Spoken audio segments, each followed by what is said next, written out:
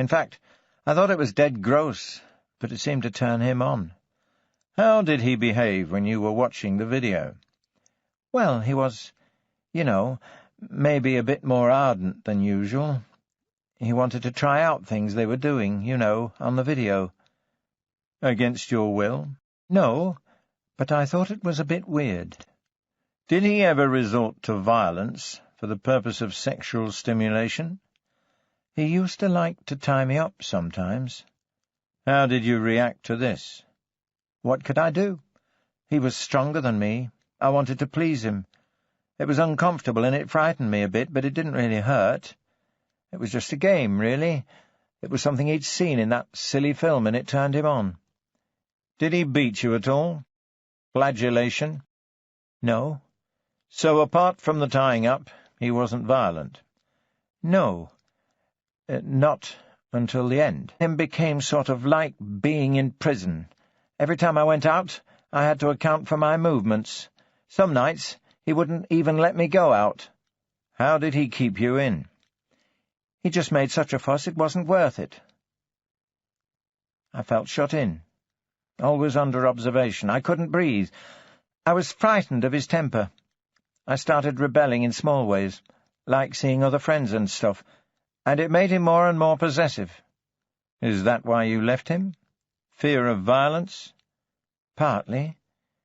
It was frightening, especially the last night, but— Can you tell us about the last night, Michelle? Michelle went on to tell about the night she claimed Owen had raped and tried to strangle her. Pale, Owen shoved the papers aside and looked at Shirley Castle. "Well?" she asked. "What do you think of it?" Owen shook his head slowly. "Say, it's not true, then?" "Some of it, maybe, but she even makes the truth sound different, sound bad for me, the way she slants it." "In what way?" "Every way. The sex, for example. She makes me sound like a pervert, but most of it was her idea. She loved it, the tying up, the talking dirty. It really got her going. And she liked the video." "Did you hit her that last night?" "I pushed her. I was protecting myself. She was berserk, out of control. She'd have killed me if I hadn't pushed her away." "And she hit her head as she fell?" "Yes." "Knocking her unconscious?" "Yes, but—" "Oh, God!" Owen held his head in his hands. "I know how it sounds, but I've never hurt anyone in my life, never on purpose." "Did you have sex with her after she'd knocked herself out?" "No, I didn't. That's a lie." "I'm just trying to get at the truth, Owen. Did you try to force her to have sex at any time that evening?" "No. I mean, yes. No, I didn't try to force her, but I suggested it. I just wanted to see how she would react. It was a test. I didn't force her." Shirley frowned. "You made advances. I'm afraid I don't understand you, Owen. You'll have to explain it to me." How could he tell her about that night?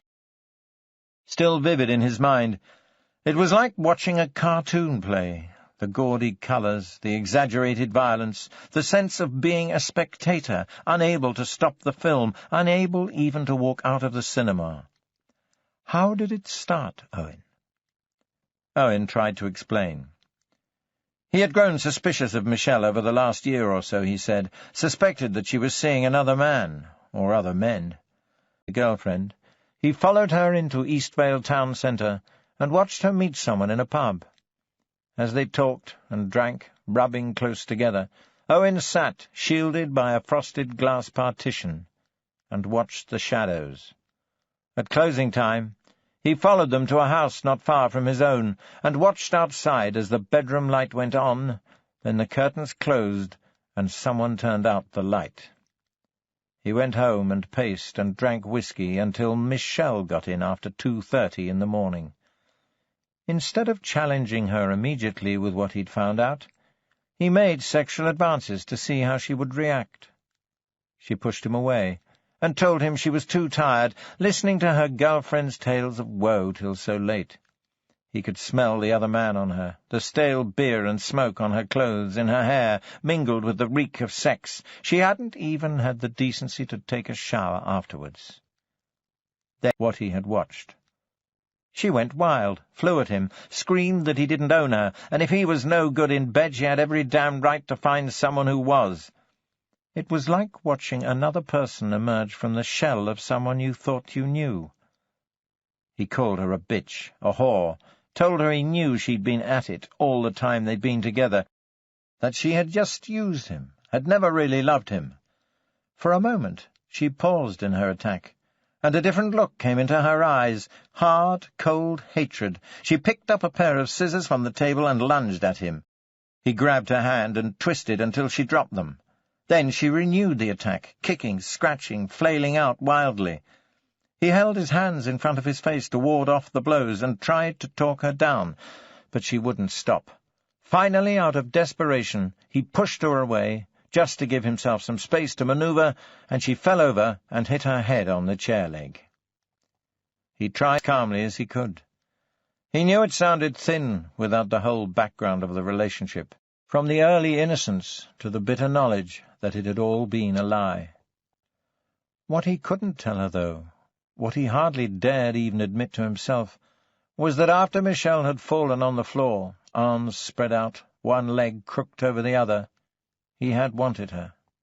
Hating her even then, he had torn at her clothing then, half mad with jealousy and hatred, had put his hands around her throat and wanted to choke the life out of her for what she had done to him, for ruining, for defiling what he had thought was the love of a lifetime. He hated himself for wanting her, and he hated her for making him. At that moment, the full power of his love turned to hate and overwhelmed him, and he knew that everything, her words, her gestures, her love-making, her promises, had all been a lie. But he let go.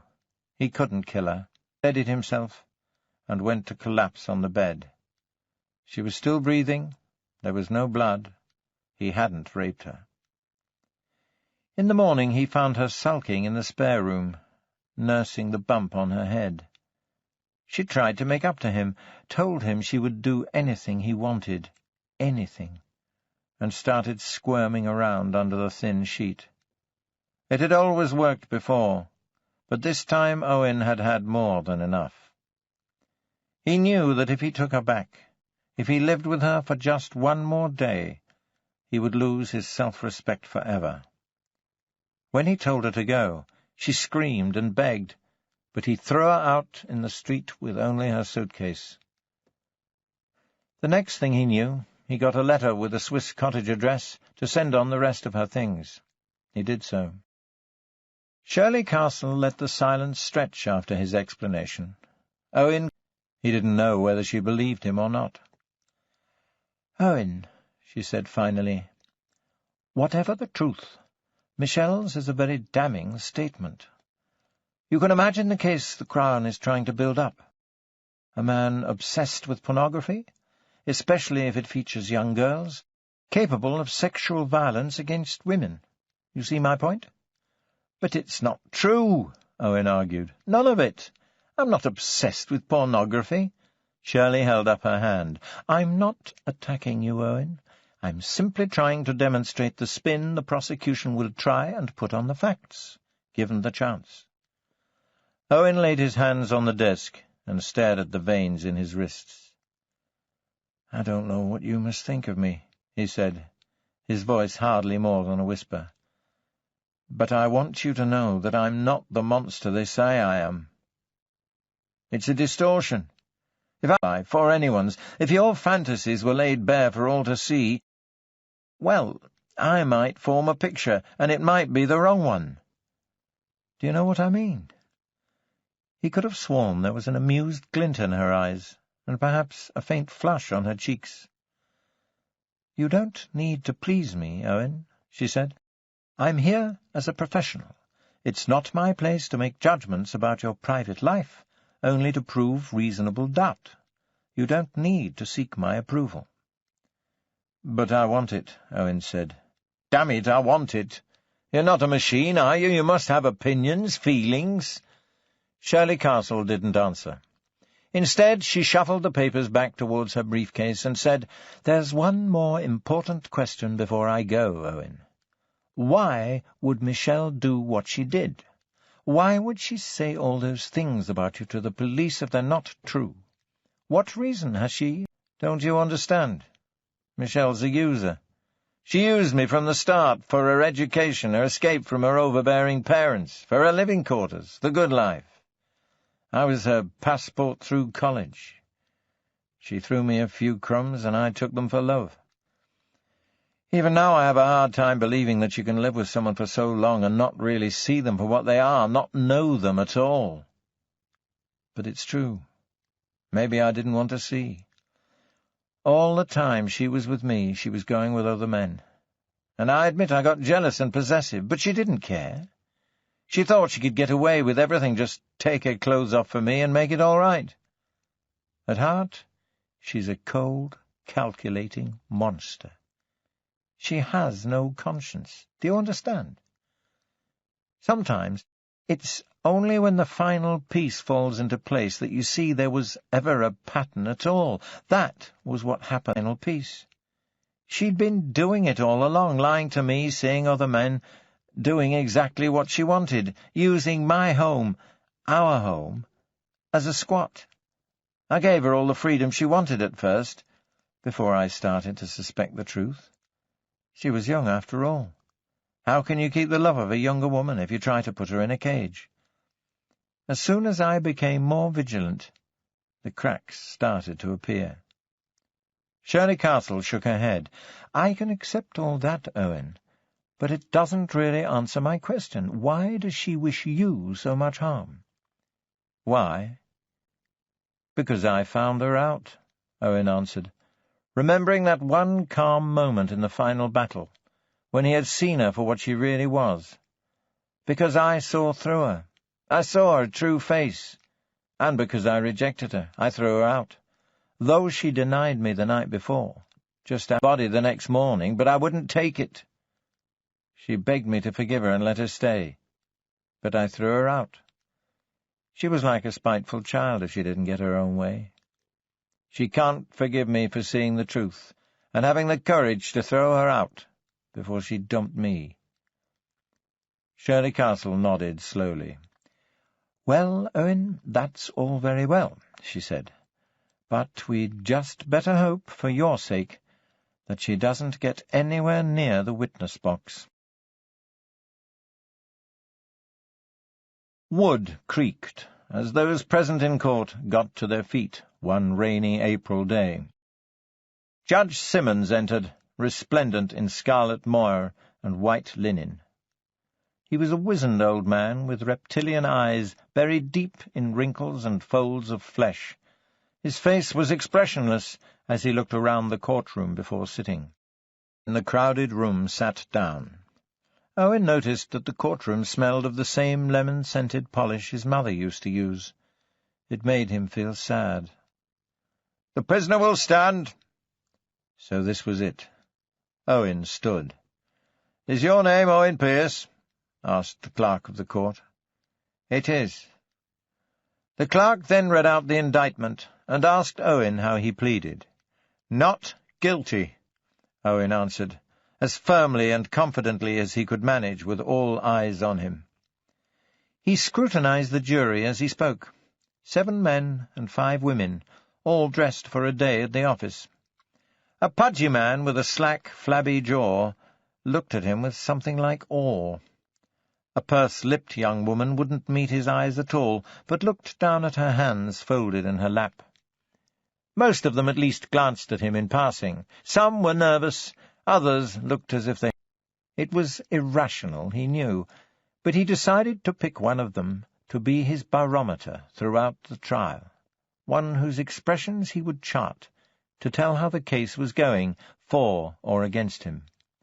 Not the frowning woman in the powder-blue suit, nor the balding chap who reminded him of his insurance agent, not the conventionally pretty girl with the page-boy cut, nor the burly wrestler type with his brick-red neck bulging out of his tight collar. It was difficult to find someone. At last he decided on a woman, For some reason it had to be a woman. She was in her late 30s, he guessed, with a moon-shaped face and short, mousy hair. She had a wide red slash of a mouth and large eyes. But it wasn't her physical appearance so much as her aura that caused him to pick her out. For some reason, he decided, this woman was good and honest. What was more, she could tell. The moment she looked puzzled and confused to find herself in such a frightening role, but she would, he knew, as soon as the trial progressed, listen carefully, weigh, judge, and decide. Her decision would be the right one, and he would be able to tell from her expression what it was. Yes, he would keep a close eye on her. He would call her Minerva. Almost before Owen realized it, Jerome Lawrence, Q.C., had launched into his opening address. Lawrence was a small, dark-complexioned man with beady, restless black eyes and a perpetual 5 o'clock shadow, shiny as shoe polish on his cheeks and chin. Somehow he seemed to fit perfectly into his robes, looking even more like a bat ready to flap its wings and take off into the night than anyone else in the room. Like Shirley Castle, he spoke with his hands a lot, and his way. "The Crown shall seek to prove," Lawrence said in his oiliest public school voice, "that the accused is guilty of the most heinous, the most despicable, brutal, inhuman crime of all, the murder of a child, an innocent, a mere 16-year-old girl with her whole life before her." And for the rest of the day, Owen could only listen, open-mouthed, to the depiction of himself as a barely human monster. Though the parade of witnesses began dramatically enough, with Rebecca Charters tearfully recounting how she discovered Deborah Harrison's body, several things became clear to him in the first days. Probably the first and foremost of these was that you could be bored even at your own murder trial. Witnesses came and went. People he had never met, people who didn't know him, vicars, shopkeepers, teachers, schoolgirls, policemen, pub landlords, was in the box for no reason Owen could think of. Jerome Lawrence or Shirley Castle questioned most of them, but sometimes their juniors took over. With unfailing regularity, one lawyer or another would raise points of law that meant the jury had to be sent out, sometimes for hours, and all sides seemed to like nothing better than the kind of delay that meant an early adjournment for the day. Also, there were 1 or 2 days off due to illness of a jury member, and another for a family bereavement. Every night, without fail, Owen was shipped back to his little cell at Armley Jail. He was becoming so used to it by now that he almost thought of it as his home. He had forgotten what his real home looked like. As far as Owen could tell, things seemed to be going quite well over the first few weeks. Shirley Castle made mincemeat of the policeman with the jug ears for not explaining why he was visiting Owen in the first place. Detective like a member of the Gestapo. By the time Detective Chief Inspector Banks was called, Owen had lost track of the days. "In the same situation, Chief Inspector, do you think you would bother to mention everyone you saw on the streets during a certain period?" Banks shrugged. It was his second day giving evidence, and Shirley Castle was cross-examining him. "I would hope I would do my duty and try to recall everything that happened around the crucial time," he answered finally. "But you are a policeman, Chief Inspector. You have special training. Such facts and fine details are part of your job. I'm sure I wouldn't even remember most of the people I passed in the street. Nor, I imagine, would most members of the jury." And here Shirley Castle paused long enough to look over at the jury. Most of them seemed to agree. "You expect Mr. Pierce to remember every face, every detail," she went on. "I ask you again, Chief Inspector, do you really think this is reasonable?" "Perhaps not on a busy thoroughfare at rush hour," said Banks. "But this was a foggy night in a quiet suburb. Yes, I think I would remember if I had seen a particular person. And Mr. Pierce remembered as soon as— "That's enough, Chief Inspector. You have answered my question." Banks couldn't help but allow himself a slight feeling of satisfaction when he saw Shirley Castle reel from his answer. She had made a small mistake. She hadn't already known the answer to the question she asked. She hurried on. "Now, as Mr. Sung, proprietor of the Peking Moon restaurant, has already testified, and as my learned friend brought out during his examination-in-chief, used his credit card to pay for his meal there. If the timing of events is correct, and I stress if, this would have occurred shortly after the murder of Deborah Harrison, would it not?" "Yes." "Now, in your professional experience, Chief Inspector, would you not say that a criminal, someone who has just committed an attack of the most vile and brutal kind, would be a little more careful to cover his tracks?" "Most criminals aren't that clever," said Banks. "That's why they get caught." The members of the gallery laughed. "But my client is not stupid," she went on, ignoring the interruption. "It is hardly likely that he would go and eat Chinese food and pay for it with a credit card after murdering someone, now is it? Not to mention do it all wearing a bright orange anorak, foolish as to draw attention to himself in such an obvious way if he had committed the crime of which he is accused." "Perhaps he was distraught," Banks answered, "not thinking clearly. Mr. Sung did say he was talking to—" "Not thinking clearly," she repeated, with exactly the right tone of disdain. "Is it not a fact, Chief Inspector, that perpetrators of such random crimes are usually, in fact, thinking very clearly indeed? That they rarely get caught, unless by accident? That they take great care to avoid discovery?" Banks fiddled with his tie. He hated having it fastened up, and could only bear it if he kept the top button of his shirt undone. "There are certain schools would say that, yes, but a criminal's behaviour is not easily predictable.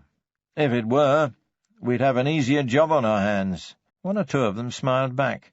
"Come on, Chief Inspector Banks, you can't have it both ways.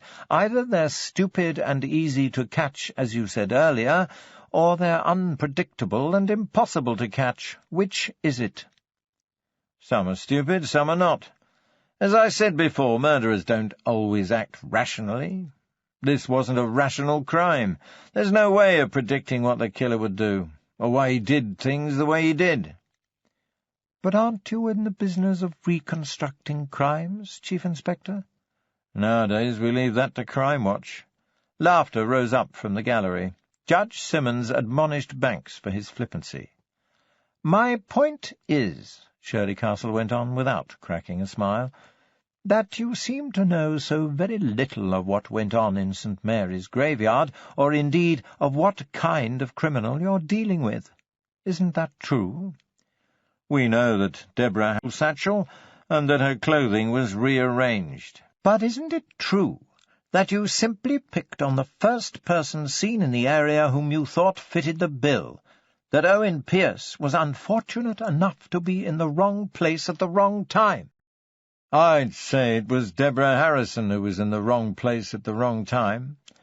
"Were there not certain elements of the crime scene that struck you as odd?" "What elements?"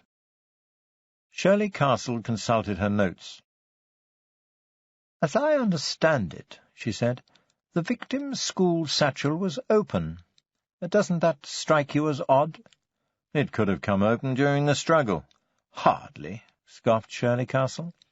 "It was fastened by 2 good-quality buckles. We've tested it, believe me, and it won't open unless someone deliberately unfastens it." "Perhaps the murderer wanted something from her." "Like what? Suggesting robbery from a schoolgirl's satchel?" "It's possible, But what money could a schoolgirl have worth stealing? I understand Deborah Harrison had £6 in her purse when she was found. If robbery were the motive, why not take that too? And wouldn't it make more sense to take the entire satchel? Why hang around the crime scene any longer than necessary? Which question do you want me to answer first? Shirley Castle scowled. Why would Deborah Harrison's killer remain at the scene and go through her satchel rather than take it with him? I don't know. Perhaps he was looking for a trophy of some kind, something personal to the victim. But was anything missing? We don't know. No one knew exactly. You don't know. We have heard a great deal of evidence, she went on, placing Mr. Pearce in the vicinity. But let me ask you this, Chief Inspector. Did anyone actually see Mr. Pearce enter St. Mary's graveyard? He was seen. A simple yes or no will suffice. Banks was silent a moment, then said, No. Is it not also possible, Chief Inspector, that Deborah went somewhere else first, and returned to the graveyard later, after Mr. Pearce had gone to the Peking Moon? It's possible, but— And that Deborah Harrison was murdered by someone she knew, perhaps because of something she was carrying in her satchel. Exactly what I thought at first, Banks agreed. I think that's a rather far-fetched explanation, he said. More far-fetched than charging Mr. Pearce here with murder? She pointed at Pearce theatrically. While you were busy harassing my investigation in other directions? We continued with our inquiries, and we didn't She sniffed. You continued with your inquiries. What does that mean? We tried to find out as much about the victim and her movements as possible. We tried to discover, through talking to friends and family, if she had any enemies, anyone who would want to kill her. We collected all the trace evidence we could find, and had it analyzed as quickly as possible. We found nothing concrete until we came up with Mr. Pearce. And after Mr. Pearce's name came up? Banks knew that most investigations tend to wind down once the police think they've got their man. And much as he would have liked to pursue other possibilities, there was other work to do, and there was also Chief Constable Riddle. I continued other lines of inquiry until it became You carry. As soon as you first interviewed him, you decided on Mr. Pearce's guilt, didn't you? Objection! Sustained. Miss Castle, please stop insulting the witness. Shirley Castle bowed. My apologies, Your Honour. Chief Inspector Banks, let me rephrase the question. What was your attitude to Mr. Pearce from the start? We decided he was a definite suspect, and in the absence of any evidence to the contrary, we proceeded to build up our case against him in the usual accepted manner. Thank you, Chief Inspector, Shirley Castle said, sitting down and trying to look bored. No further questions. Then I suggest, said Judge Simmons, that we adjourn for the weekend. Court will be in session again at 10:30 Monday morning. On Monday morning it happened. Exactly what Owen had been fearing. When he tried to reconstruct the sequence of events later, back in his cell, he couldn't be sure whether Jerome Lawrence had actually managed to call out Michelle's name before Shirley Castle jumped to her feet. Either way, Judge Simmons listened patiently to the objection, then he dismissed the jury for yet another voir dire.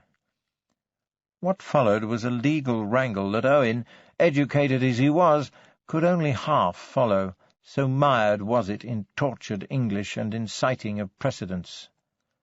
As far as he could gather, though, both sides put their points of view to the judge.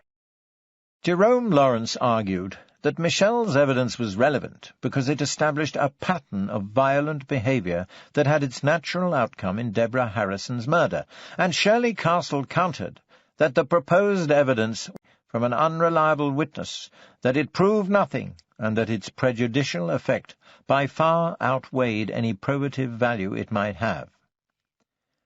Owen held his breath as Judge Simmons paused to consider the arguments. He knew that his entire future might be hanging in the balance here. His mouth felt dry, his jaw clenched, his stomach churned. If Simmons disallowed the evidence, Owen knew, there could be no reporting of what had gone on in the jury's absence. Only a very few people would ever know about what had happened between him and Michelle. If Simmons admitted it, though, the whole world would know, and the jury. He crossed his fingers so tightly they turned white. Finally, Simmons puckered his lips, frowned, and declared the evidence inadmissible. Owen let out his breath.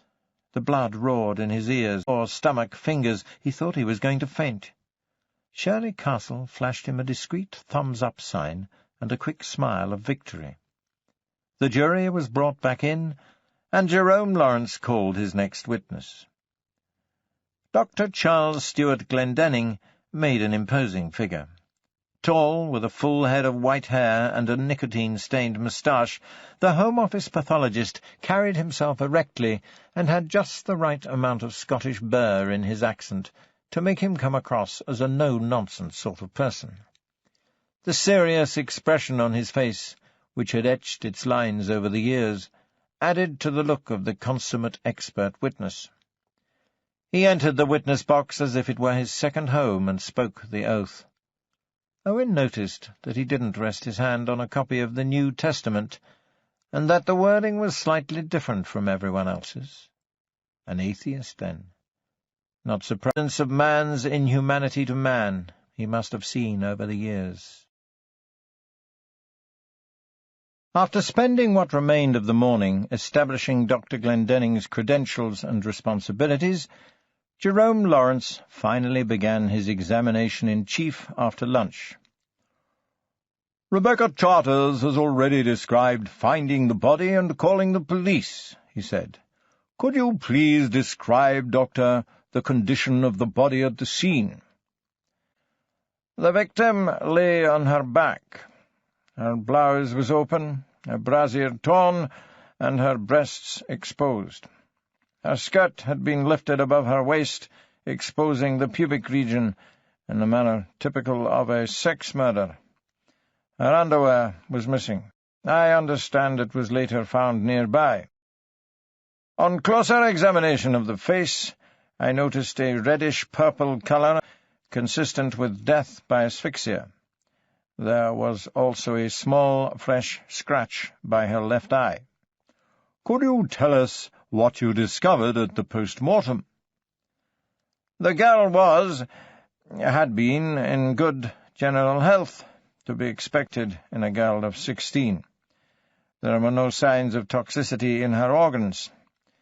On further examination, I concluded, as I had earlier, that death was caused by asphyxia due to strangulation." "Would you care to elaborate on asphyxia for the members of the jury, Doctor?" Jerome Lawrence went on. Glendinning nodded briefly. "Some strangulation victims die from vagal inhibition, which means heart stoppage caused by pressure on the carotid arteries in the neck." He touched the spot beside his jaw. "The victim in this case, however, died because and the forcing of the tongue against the back of the throat, cutting off her air intake. There are certain telltale signs. People who die from vagal inhibition are pale. Those who die from asphyxia have reddish-purple colouring. There are also petechial hemorrhages, little pinpricks of blood in the whites of the eyes, eyelids, facial skin. Contrary to popular fiction, the tongue does not protrude." Owen glanced over at Sir Geoffrey and Lady Harrison, the victim's parents, who had attended almost every day. Lady Harrison turned to her husband and let her head touch his shoulder for a moment. Both were pale.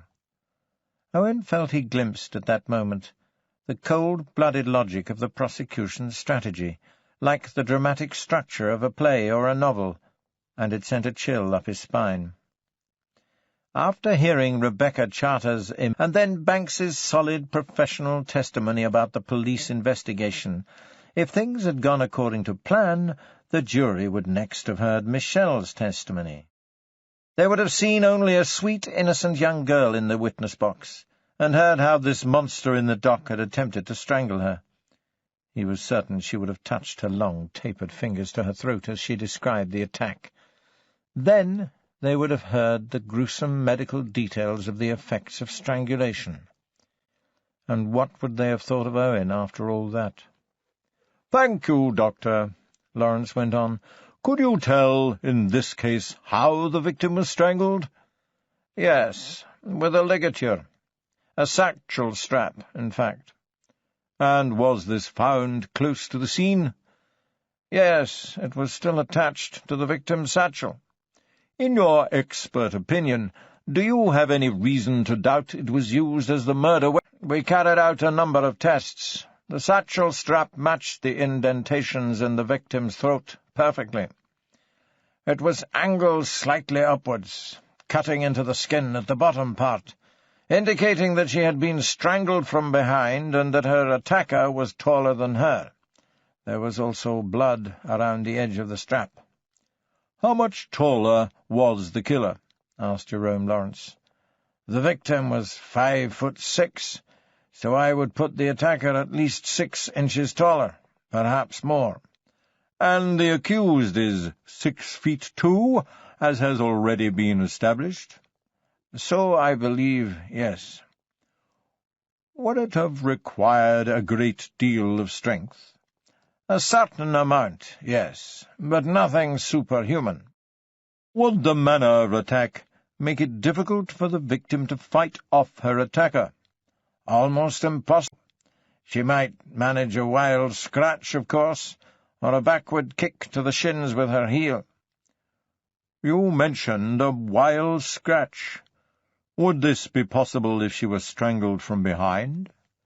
"Oh, yes, it's quite conceivable she might reach behind and scratch her assailant." "Was it possible to tell whether she had been killed in St. Mary's churchyard or elsewhere?" "Yes, by the extent of post-mortem lividity, such as it was. This," he turned to explain to the jury without Lawrence's prompting, "means that when the heart stops, the blood simply obeys the force of gravity and sinks to the lowest part of the body. It gathers and stains at points where the flesh is not in contact with the ground.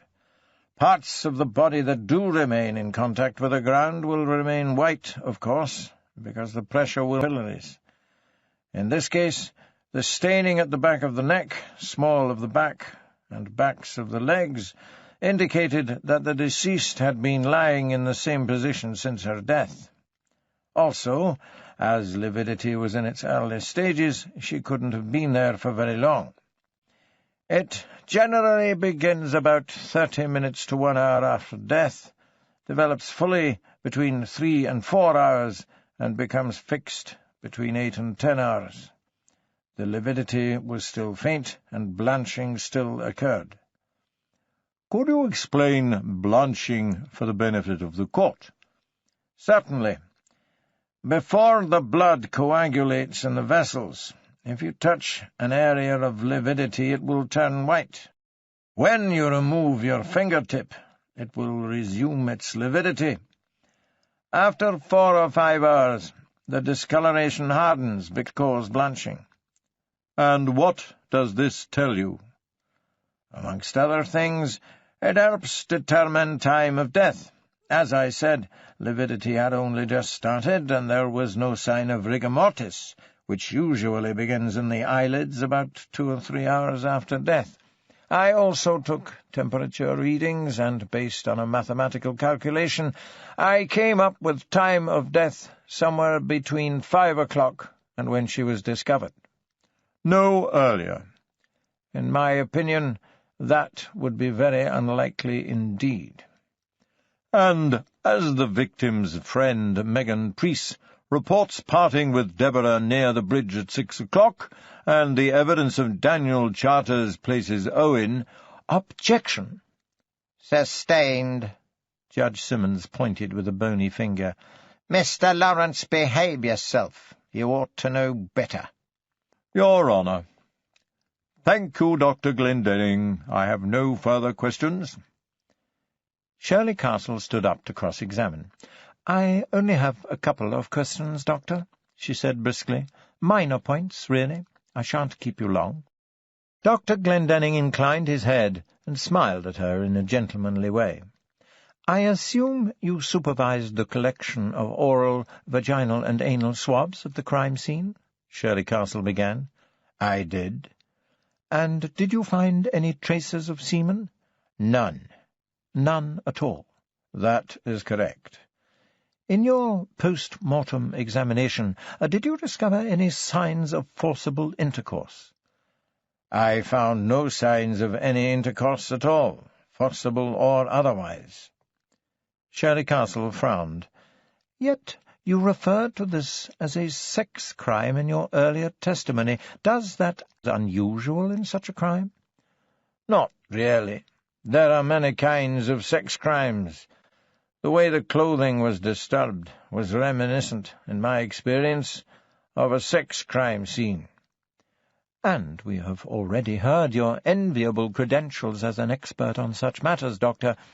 How accurate is your estimate of time of death?" "It's always an approximate business," Glendinning admitted. "There are so many variables." "Could you give the court an example of how you might determine time of death?" "Certainly.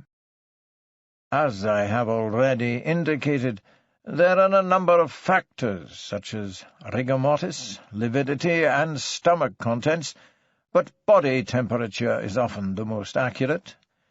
If the temperature at the time of death is normal, 37 degrees centigrade, and it takes the body after death to fall to the temperature of the environment, then one can make a back calculation to the time of death." 24 to 36 hours, said Shirley Castle, frowning towards the jury. "That's between a day and a half. That's a rather broad margin for error, isn't it?" Glendinning smiled. "I did say it was an approximate business." "Yes, but you didn't say how wildly inaccurate it was." "Objection." "Sustained, Mr. Lawrence." Shirley Castle bowed. "My apologies. Doctor, how long would it have taken Deborah Harrison's body temperature to reach that of the environment?" "Well, again, it's hard to say precisely. She was healthy, normal, slim, partially unclothed, and it was a moist evening with a temperature of, I'd say, quicker rather than later." "Say 28 hours, 26? "Around there." "Around there. Very well. Does the body cool at an even, steady rate?" "As a matter of fact, no. It falls in a sigmoid curve." "And how do you arrive at time of death from temperature?" "Glaister's formula.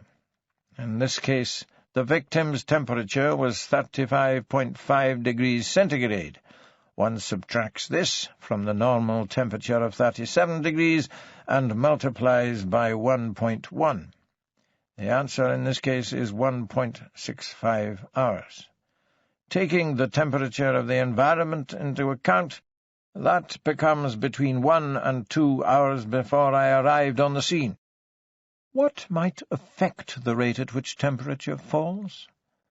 "It's hard to say." Shirley Castle took a deep breath and leaned forward. "But it is not hard to say, is it, Dr. Glendinning, that thin people cool quicker than fat ones, and Deborah Harrison was thin. On the other hand, healthy people cool more slowly than weak ones, and Deborah Harrison was healthy. Naked bodies cooled quicker than clothed ones, yet Deborah Harrison was only partially clothed. Bodies cool quicker in water than in air, yet in the humidity of the fog, Deborah Harrison was subject to both. Am I right?" "These are all relevant factors," admitted Glendinning. "According to evidence already given," Shirley Castle went on, "Deborah was last seen alive at 6 o'clock, which rules out her being murdered earlier, wouldn't you say?" Glendinning raised his eyebrows. I would say so, yes. But the body was discovered by Rebecca Charters, correct? I understand so. And the first police officers arrived at 6:59. Objection. Yes, Mr. Lawrence, Judge Simmons asked. I'd like to know where Miss Castle is going with this line of questioning, Your Honour. The defence requests Your Honour's indulgence. This will become clear in a short while. Make it fast, Miss Castle. Yes, Your Honour. Deborah Harrison was last seen at about 6 o'clock, and her body was discovered in St. Mary's graveyard at 6:45. That leaves 45 minutes during which she could have been murdered.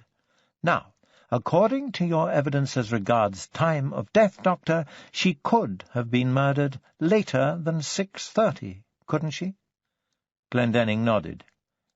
Yes, she could have been. In fact, death could 40, couldn't it?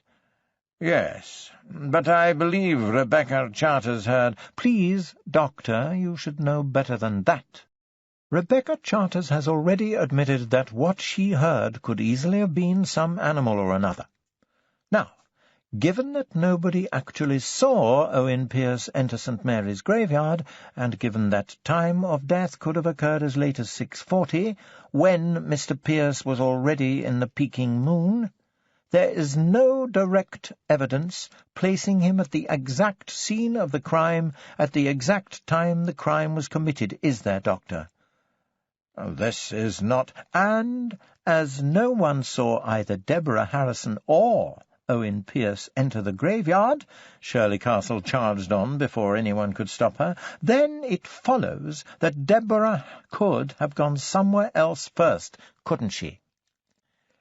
It's not my place to speculate. I'm here to testify on matters of medical fact. Ah, yes, said Shirley Castle. Facts such as time of death. It's a lot of leeway to give the definition of a fact, isn't it, Doctor? Objection. Sustained. Will you get on with it, Miss Castle? I have no further questions, Your Honour, she said, and sat down. Very clever, thought Owen. Then he turned to watch the juror, who looked like a wrestler, try to scratch an egg stain off his club tie. A week later, after more legal arguments and a succession of dull, minor scientific witnesses, from the fingerprint man to the officer responsible for keeping track of the forensic exhibits, Owen watched Shirley Castle intimidate the hair expert, who ended up retreating into— It was virtually impossible to prove beyond a shadow of a doubt that hair found on a victim's or suspect's clothing could be positively matched to its source. The final prosecution witness was Dr. Tasker, biologist and DNA expert, a thin-faced, thin-haired academic of about 40, Owen guessed. He seemed to know his stuff, but there was a tentativeness about his delivery that threw Jerome Lawrence off kilter occasionally. Owen wondered if the jury were as bored as he was by the interminable descriptions of autorads and enzyme scissors, by the testimony as to the scientific validity of polymerase chain reactions, and the meaning of short tandem repeats, by the seeming hours spent describing the extreme care taken against the possibility of contamination of laboratory samples. When Shirley Castle stood up to cross-examine the next afternoon, and if Owen were not mistaken, perhaps a mite smitten too. Maybe she realized this. Her tone as she began was relaxed, friendly, a little flirtatious even. "Dr. Tasker," she said with a smile, "I'm sure the court was most impressed yesterday with your account of DNA analysis. You would seem to have proved, without blinding us all with science, that the DNA derived from the bloodstain on Mr. Pierce's anorak was indeed the DNA of Deborah Harrison. Is this true?" Tasker nodded. "The DNA extracted from the dried bloodstain on Mr. Pierce's anorak was 50 million times more likely to be hers than anyone else's, and the DNA taken from the tissue sample discovered under the victim's fingernail was 50 million times more likely to be Owen Pierce's than anyone else's. All we can say is how rest of the population. Still, smiled Shirley Castle, those are impressive odds, aren't they? Oh, yes, Tasker beamed. I certainly wouldn't bet against them. Almost beyond a shadow of a doubt, Shirley Castle said. And that is, after all, what this is all about, isn't it? However, Dr. Tasker, there are 1 or 2 points you might be able to clarify for me. Owen swore that Tasker almost flushed with pleasure. Of course, it would be a pleasure. Shirley Castle acknowledged the compliment with a slight tilt of her head. How much of Deborah Harrison's blood did you find on my client's anorak? A small amount. Could you please give the court some sense of how much that might be? Tasker smiled. Well, not a great deal, but enough for polymers I described earlier. Yes, but how much? A thimbleful? Oh, good heavens, no, not that much. As much, then, as might smear from a small cut or scratch? About that, yes. A pinprick? Possibly. In other words, a spot of blood about the size of a pinhead, am I right? Perhaps a little bigger than... Approximately the size of a pinhead? I suppose so, about that, yes. But, as I said... Now, the court has already heard Dr. Glendenning testify that there was a small scratch beside Deborah Harrison's left eye. Is this the kind of wound that might produce a similar amount of blood if some fabric brushed against it? Tasker shifted in his seat. Well, I didn't for certain, but it was a small amount, definitely commensurate with a minor injury, such as the one you describe. Where did you find this blood? On the accused's anorak. Where on the accused's anorak? On the left arm, near the shoulder. Now, we have already heard that Deborah Harrison was 5'6" tall, and Owen Pierce is 6'2". Would this put Deborah Harrison's left eye in the region of his upper arm? Tasker shrugged. I suppose so. I couldn't say exactly. If your honour would allow me, Shirley Castle addressed Judge Simmons, I would like the opportunity to demonstrate to the court that this is, in fact, so. Owen could see her holding her breath. Most judges, she had told him, hate anything that smacks overly of theatrics. It pleased him that she was following an important line of questioning, because he granted his permission after hardly any hesitation at all. It was a simple enough thing to do. A man and a young girl were brought in. Where Shirley had found them, Owen had no idea. The girl markedly shorter than the man. They were officially measured at 5'6" and 6'2", then stood side by side. The girl's eye came level with the upper part of the man's arm.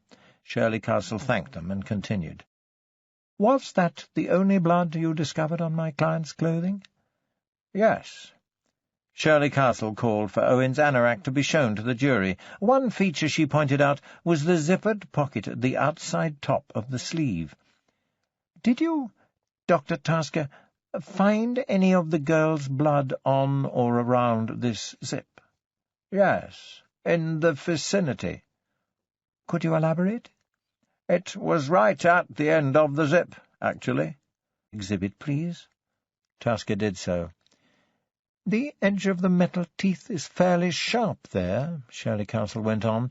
Does that not indicate to you that the girl may have scraped her cheek on the zip when she collided with Mr. Pierce after running backwards in the fog? It could have got there in any number of ways. But it could have got there in the way I suggest. Yes, but... And that was all the blood you found? I've already said that. Not very much, is it?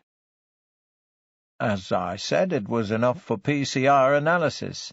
Ah, yes. PCR, STR, DNA, genetic fingerprinting. Magic words these days. And what does that prove, Dr. Tasker? That the blood on the defendant's anorak is 50 million times— Yes, that haven't we? But the defense has never denied that it is Deborah Harrison's blood. She bumped into my client and scratched herself on the zip of his anorak. Would you admit that the amount and location of the blood you found bear out that explanation? I suppose so. You suppose so. Did you find any traces of blood on the cuffs of the anorak? No. Wouldn't you expect to, if the victim were bleeding from the nose as the accused strangled her? Perhaps. So he might be expected to get blood on his cuff if he did indeed strangle her from behind with the satchel strap. Well, it's possible, yes, but— And did you find any blood lower down his sleeve? No, but she could have twisted side— Thank you, Dr. Tasker. You have answered my question. That must have taken place. It would have been difficult to avoid some contact, wouldn't it? Presumably. And did you test the rest of the anorak for blood? Yes, we carried out a thorough examination. But you found no blood other than this infinitesimal amount high on the sleeve, at the edge of the metal teeth on the zip? No. The infatuation seemed to be on the wane, Owen noticed. Tasker didn't even want to look Shirley Castle in the eye now. Owen glanced over at Minerva, who was regarding the doctor sternly. No more would she believe the scientific tests of proved commercials, if indeed she ever had. Dr. Tasker, do you know where Deborah Harrison's hairs, what we have since learned only might in fact be Deborah Harrison's hairs, were found on Mr. Pierce's anorak? No, that's not my— Then left arm, and on the upper left arm only. In fact, all 3 of her hairs were found in the teeth of Mr. Pierce's zip, by the pinpoint bloodstain. What do you have to say to that? I don't know. It's not my field. Not your field. But would you not say it's consistent with the scenario I just outlined for you? A minor collision? I have already agreed that is a possible explanation. How much blood and skin did you find under the victim's fingernail? A small amount, but enough for— Consistent with what might be deposited from a light scratch? Yes. If Deborah Harrison had— Wouldn't you have expected to find more in your professional judgment? Possibly, but again, it's not my— I understand that, Dr. Tasker, but we can't have it both ways, can we? Either she did get the opportunity to defend herself by scratching, in which case she came away with a pitiful amount of skin, or she didn't. Which is it to be, in your opinion? This ends CD 7. CD 8. Innocent Graves. Owen saw Lawrence on the verge of an objection, but he seemed to think better of it and sank down again. It could have been just a lucky strike, said Tasker. I don't know. You don't know. Very well. Would you at least agree that the presence of a small amount of Mr. Pierce's skin under one of her fingernails a minor collision, if she put out her hand to steady herself? Yes. Then would you also agree that it is possible that Deborah Harrison's killer could have been someone other than my client? Objection. Overruled, Mr. Lawrence. Witness will please answer the question. Tasker fiddled with his tie. Well, theoretically, yes, of course. He gave a nervous titter. I mean, theoretically, anything's possible. I wasn't there. I can't tell you exactly what happened. The DNA was a good match to the defendant, so he can't be excluded. I submit that the DNA match is irrelevant. Is your answer to my question yes? I suppose so. Is it? Yes. Shirley Castle turned to the judge and threw her hands in the air. Your Honour, she said, that the prosecution's case is based on so little and such flimsy evidence. No further questions. For the first time, Jerome Lawrence stood up to re-examine. It must be because it's his last witness, Owen thought. He wants to leave a positive impression. "Just 2 questions, Dr. Tasker," he said. "You are fully aware of the nature of the crime, the nature of the victim's injuries. Would you say, in your expert opinion, that the amounts of the victim's blood left on the accused's clothing were in any way too little for him to have committed such a crime?" "No, I wouldn't," said Tasker. "And could the exchange of blood and tissue have taken place during a struggle for her life?" "Indeed it could." Jerome Lawrence gave an oily bow. "Thank you very much, Dr. Tasker." Nothing could have prepared Owen for the shock of seeing Michel sitting in the gallery, when he glanced nervously around the courtroom before going into the witness box. His heart thudded against his rib-cage. He felt as if a large bird had somehow found its way inside him, and was scratching and plucking at his chest and throat, beating its wings, trying to get out. She was still beautiful. She still had the power to make his heart ache and yearn. If anything, Owen thought, Michel looked even younger than she had when they had been together. About 15 or 16. She wore no make-up to mar her delicate alabaster complexion. A maroon blazer and a simple white blouse, very much like the St. Mary's school uniform. Her blonde hair, the same colour and length as Deborah Harrison's, hung over her shoulders in exactly the same way Deborah's had in the newspaper photographs. Her lips were fixed in a childish pout, and the implication of innocence and immaturity permeated her entire bearing. Owen wondered if people knew who she was. She was sitting next to a man he had seen there often before. A reporter, Owen thought. He tried to avoid looking at her. Why was she here? Had the Crown lured her in to upset him? He had already realized that he was participating in a drama, a theatrical event more than anything else, and that the awards would be handed out in a few days' time. Did Michel have a part to play, too? She wasn't going into the box. Shirley Castle had taken care of that. So what was she doing in court? He was so distracted by her presence that he didn't hear Shirley Castle calling him to give evidence at first. Then the judge called him to the box. Shirley Castle spent more than a day taking him through the events of that fateful Monday in November as a view room near his cell. He felt calm as he spoke, and he hoped the jury wouldn't interpret this as lack of emotion. Minerva, as far as he could tell, listened to him objectively, a slight furrow of concentration in her brow. Most of the others, he noticed, appeared to be paying attention too, but a couple had disbelieving sneers etched around their lips, that "come on, tell us another one" look he had become so adept at perceiving of late. Occasionally he sneaked a glance at Michel. Once in a while she turned and spoke behind her hand to the reporter next to her. The next day, after Shirley Castle had finished eliciting a reasonable and believable account of events from Owen, or so he thought, Jerome Lawrence dragged himself to his feet. There hardly seems any point. Lawrence's weary, long-suffering movements seemed to be set. As you and I know he's guilty, ladies and gentlemen of the jury, but duty demands we go through the motions. Owen looked at the gallery and saw Michel was in court again. Lawrence asked what seemed a lot of dull questions for most of the morning, and after lunch he finally began to zoom in on the crime.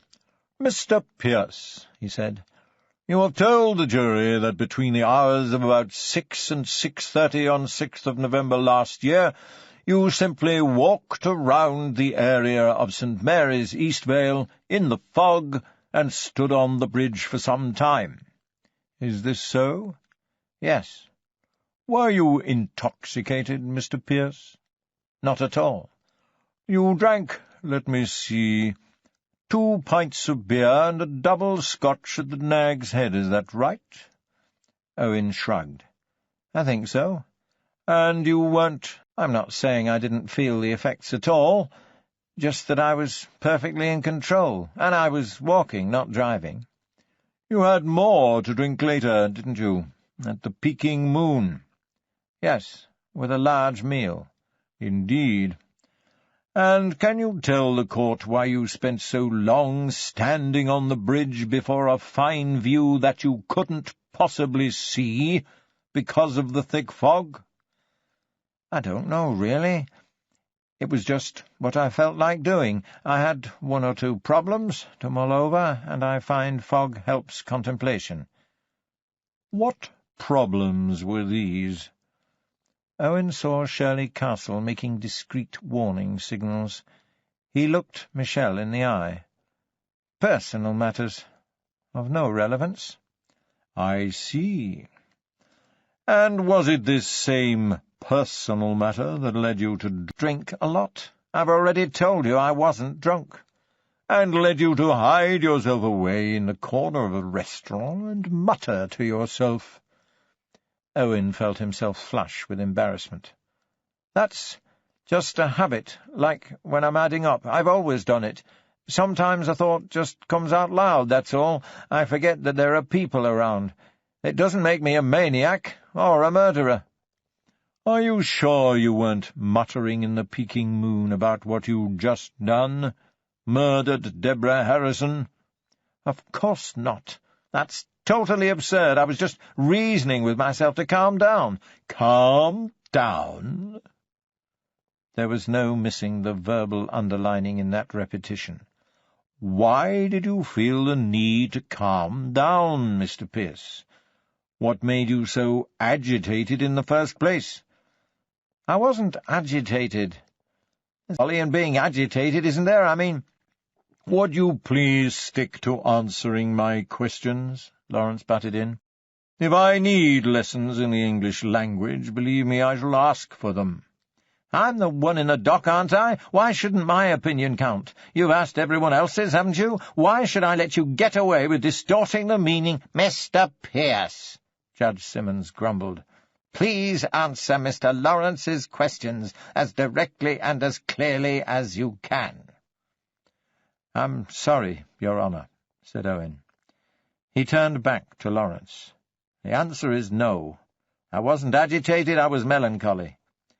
Is it not true that you were upset and dejected about your break-up with a young lady, some— Objection. Sustained. Mr. Lawrence. I apologize, Your Honour. What the hell was that little— his heart jumping. He glanced at Michelle again. Lawrence was trying it on. He knew damn well that evidence had been ruled inadmissible. The bastard was trying to slip it in regardless. He thanked his lucky stars Shirley Castle was so quick. Still, something had been lodged with the jury, no matter how much the judge might tell them to disregard it. He looked at Minerva. She seemed puzzled. Owen's breath came a little quicker. "Let us, then, move on to the scientific evidence," Lawrence continued. "You don't deny that Deborah Harrison's hair and blood were found on your clothing?" "It's not for me to accept or deny," Owen said. "I'm not a scientist. If your experts have identified these things, that's their business." "And when faced with this fact by Detective Chief Inspector Banks, you gave him some story about bumping into the girl?" Plain enough that Lawrence intended cock and bull to come before story. "I didn't bump into her," Owen said. "She bumped into me as I was turning from the wall." "Answer the question." "I would answer it if it were correctly posed." Lawrence sighed and made a long-suffering gesture to the jury. "Very well, then, Mr. Pierce. You told the police that the girl bumped into you. Is this correct? I told them exactly what happened. Why didn't you tell them earlier? It didn't seem important. Come on, Mr. Pierce. The police had already told you how important everything that happened that day was the second time they interviewed you. You knew you were in a serious situation. Why didn't you tell them earlier? I've already told you. I didn't tell them about the time I had to base either, or about stopping at the newsagents for an evening paper, which, by the way, they didn't have. It just didn't seem important. Yet you remembered it well enough later. In fact, as soon as you were challenged with evidence of your physical contact with the victim, you suddenly came up with an explanation. Lawrence laughed and flapped like a bat. As if by magic. Really, Mr. Pierce, do you expect the court to believe that? Objection. Sustained. The witness's opinion on such matters of what the court should or should not believe is not required, as you well know, Mr. Lawrence. I am sorry, Your Honour. I submit to you, Mr. Pierce, that you saw Deborah Harrison part from her companion, that you followed her into the graveyard, and that you— Mind, Owen cut in. And that you strangled Deborah Harrison with her own school satchel strap. Owen clenched his fists and kept them out of sight. I did not, he said quietly, with as much dignity as he could muster.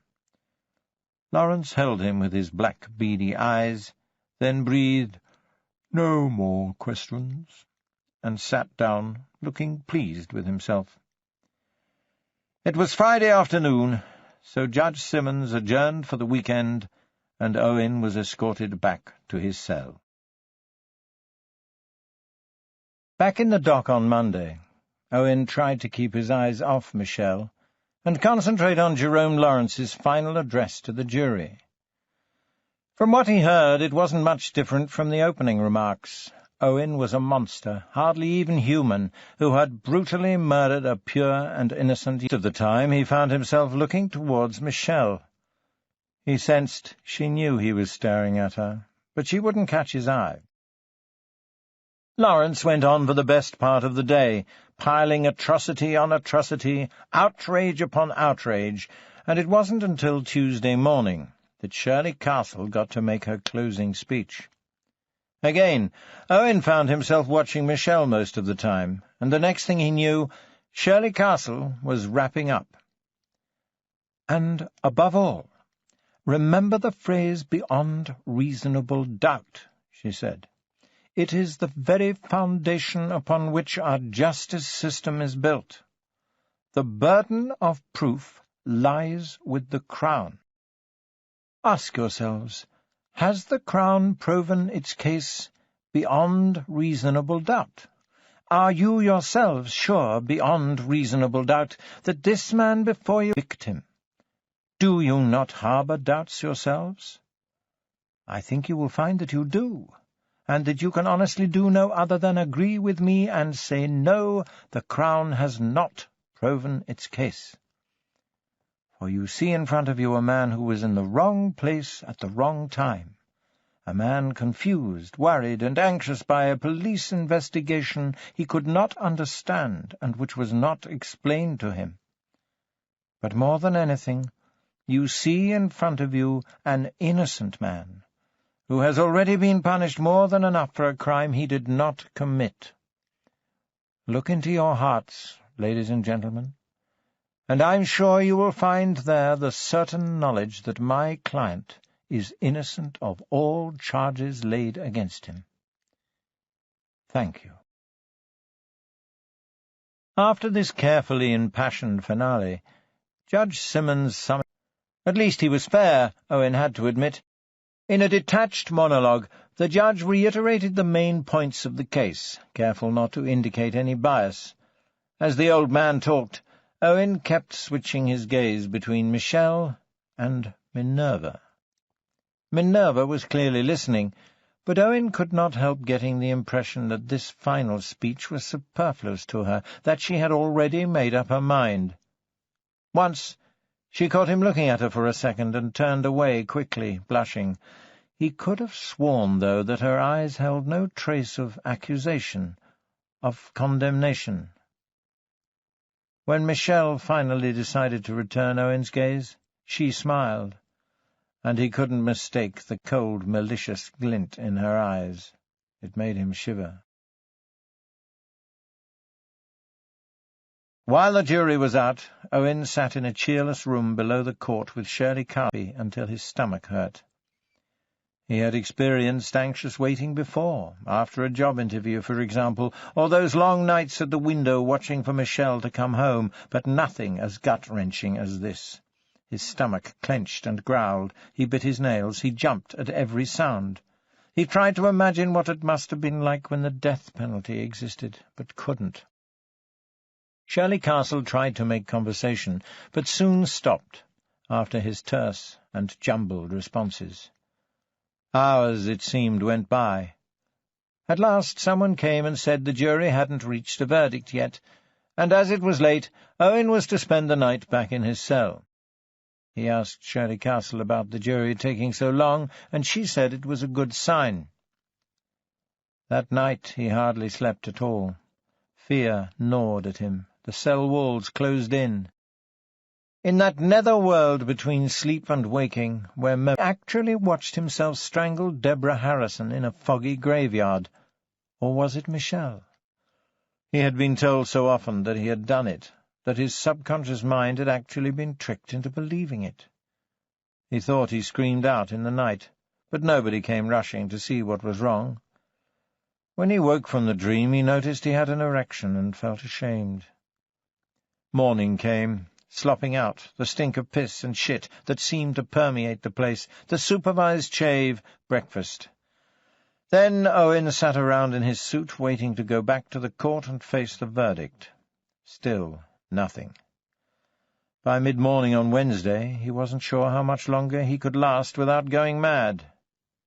Just before lunch, his cell door opened, and the warder said, "Come on, lad. It looks like they're back." In court, Owen gripped the front of the dock until his knuckles turned white. Michelle leaning forward, thumbnail between her front teeth, as she often did during thrillers or when she was concentrating hard. The Harrisons, two of the detectives, Stott and Banks, the vicar, Daniel Charters, and his attractive wife, Rebecca. Reporters, morbid members of the public. They were all there. The jury filed back in. Owen looked at Minerva. She didn't glance in his direction. He didn't know what to make of that. After the hush came the legal rigmarole about charges, then the question everyone had been waiting for.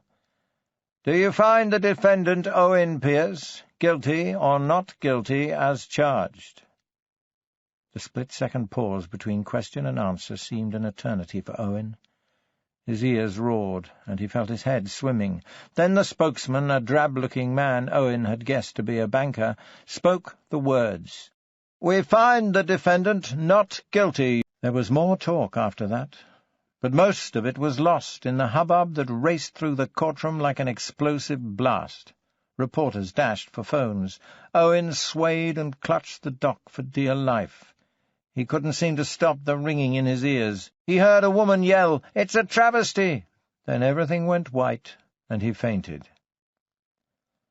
Owen came to in a room below the court, a cool, damp cloth pressed to his brow, with Shirley Castle and Gordon Wharton standing over him. As he recovered, he felt the stirrings of joy, like the first tentative shoots of a new plant in spring, overtake the gnawing anxiety that had burdened him before. He was free. Surely it would sink in soon. Shirley Castle was talking to someone, but when she stopped and walked towards him, he could feel the muscles in his face form a smile for the first time in what seemed like years. Curled her fist and thumped the air triumphantly. "We did it!" "You did it," Owen said. "I don't know how to thank you." "Winning is thanks enough." She held out her hand. "Congratulations, Owen, and good luck." He shook it, the first time he'd touched a woman in months, and he was conscious of the soft warmth under the firm grip. He felt her give a little tug and released her, embarrassed to realize he had held on too long. He wanted to kiss her, and not only because she had won his case. Instead he turned to Wharton. "What now?" he asked. "What? Oh!" The solicitor glanced away from the disappearing figure. "Wonderful woman, isn't she? I told you if anyone could do it, Shirley Castle could. It was a majority verdict, 10-2. That's what— Well, you're free, that's what." "But what do I do? I mean, my stuff and—" "Tell you what." Wharton looked at his watch. "I'll drive you back over to the prison if you like, and you can pick your stuff up. Then I'll take you back to Eastvale." Owen nodded. "Thanks. How do we— do we just walk out of here?" Wharton laughed. "Yes," he said. "Yes, that's exactly what we do. Hard to get used to, eh? But I think there'll be a bit of a mob out front. We'd better leave by the back way." "A mob?" Wharton frowned. "Yes, well, you've seen the papers. Those sly innuendos about the evidence they couldn't present in court.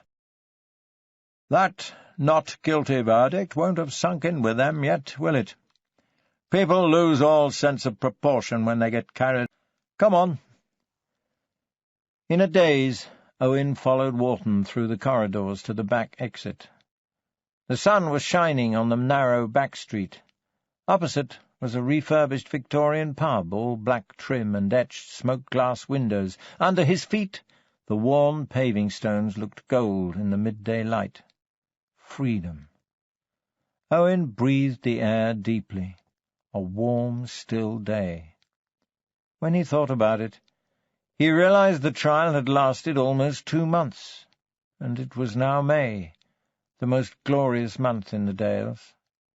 Back up near Eastvale, the woods, fields, and hillsides would be ablaze with wild flowers, bluebells, wild garlic, celandines, cowslips, violets, and primroses, and here and there would be the fields of bright yellow rapeseed. As they walked towards Wharton's car, Owen could vaguely hear the crowd outside the front, voices mostly, he thought, chanting, "Guilty! Guilty! Guilty!" "Fuck it," said Barry Stott loudly. Then he said it again, banging his fist on the arm of the bench for emphasis. "Fuck it." A couple standing by the pub door gave him a dirty look. "Sorry," he said to Banks, blushing right up to the tips of his jug ears. "I just had to let it out." Banks nodded in sympathy. It was the first time he had ever heard Barry Stott swear, and he had to admit he didn't blame him. They were sitting on the long bench outside Whitelock's, in the narrow alley called Turk's Head Yard, drinks and food propped on the upturned barrel that served as a table. Along with his pint of Younger's Bitter, Banks had a Cornish pasty with chips and gravy, and Stott with a half of shandy to wash it down. They had just left Leeds Crown Court after the Owen Pierce verdict. It was a beautiful May day. The pub had lured students from their studies and encouraged office workers to linger over their lunch hours. Not much light penetrated Turk's Head Yard because of the high walls of the buildings on both sides, but the air was warm and full of the promise of summer. Men sat with their jackets off and shirt-sleeves rolled up, while bare-legged women opened an extra button or two on their blouses. Banks took a sip of beer before tucking into the pasty. He watched Stott pick at the Scotch egg, dip little pieces in the sauce, chew and swallow, too distracted to taste the food. It was obvious that he had no appetite. He had only eaten half when he pushed his plate away. Banks finished his own lunch quickly and lit a cigarette. "I just can't believe it." "I'm just as pissed off as you are, Barry, but it happens," said Banks. "You get used to it. Don't take it personally.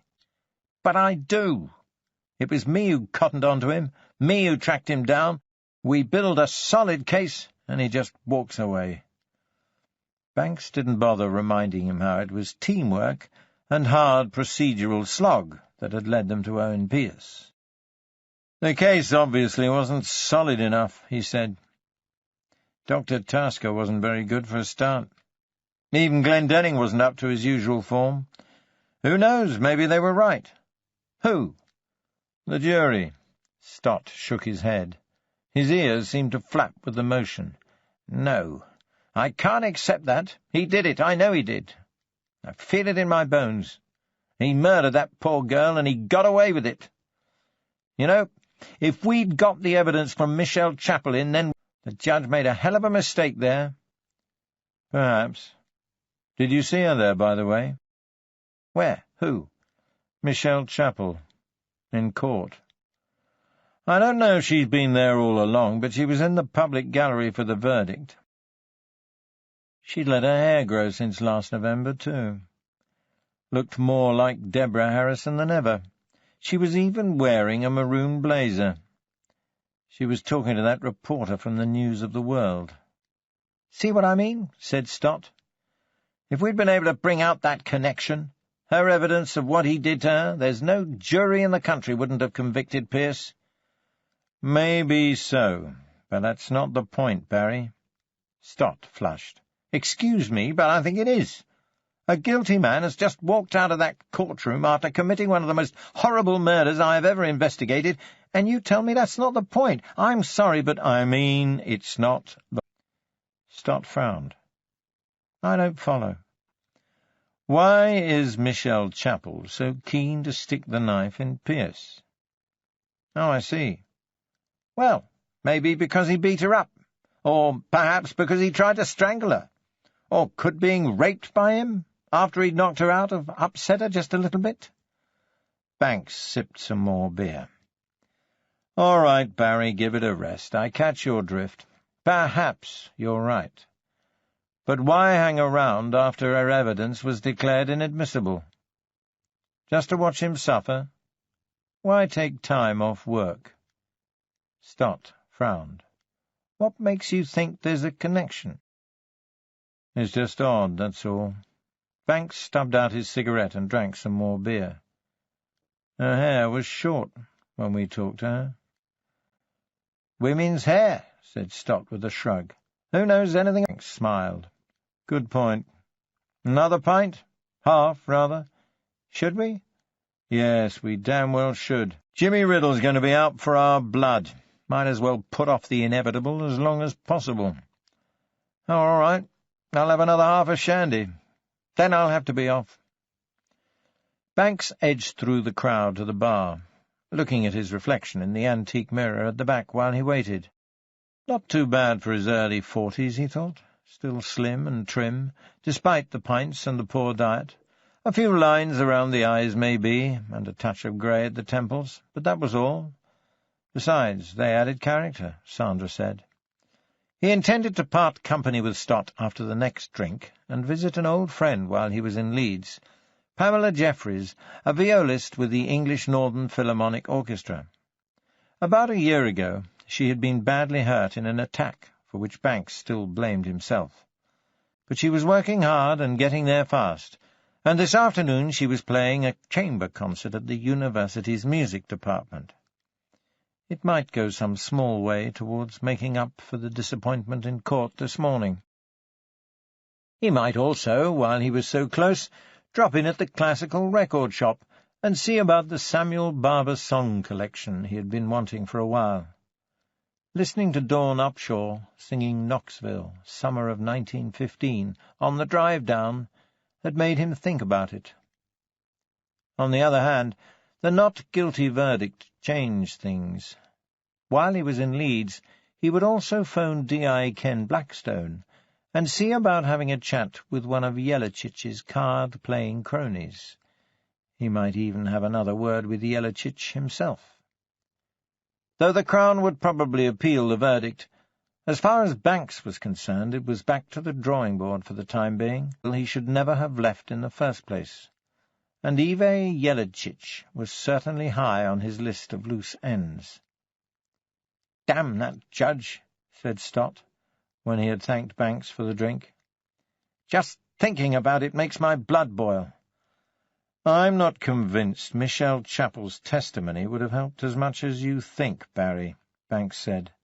"Why not? At least it proves he had homicidal tendencies towards young women of Deborah Harrison's physical type." "It proves nothing of the kind," said Banks. "OK, I'll admit I was as excited about the psychological possibilities it opened up as you were. And yes, I was bloody annoyed that Simmons excluded it. But now I think about it, looking at her in court, I'm not so sure." Stott scratched the back of his left ear and frowned. "Why not?" "Because I think that defense lawyer smeed of her, that's why. In the final analysis, she'd have had the jury believing that Michelle Chappell was lying, that she did what she did out of pure vindictiveness towards Pierce, for revenge, because she harboured a grudge for the way he treated her. And rightly so, after what he did to her. But don't you see how it would discredit her testimony, Barry? Make her seem like a lying bitch? Especially with such criticisms coming from another woman. That could be pretty damning. She's good as Miss Castle. I've been up against her before.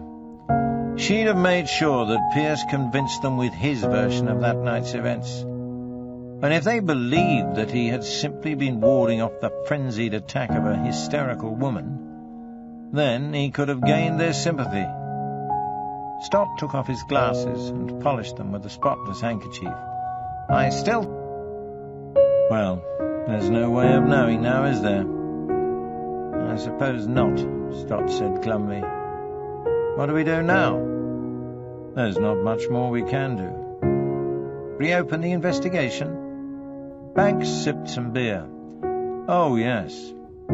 I think so, don't you?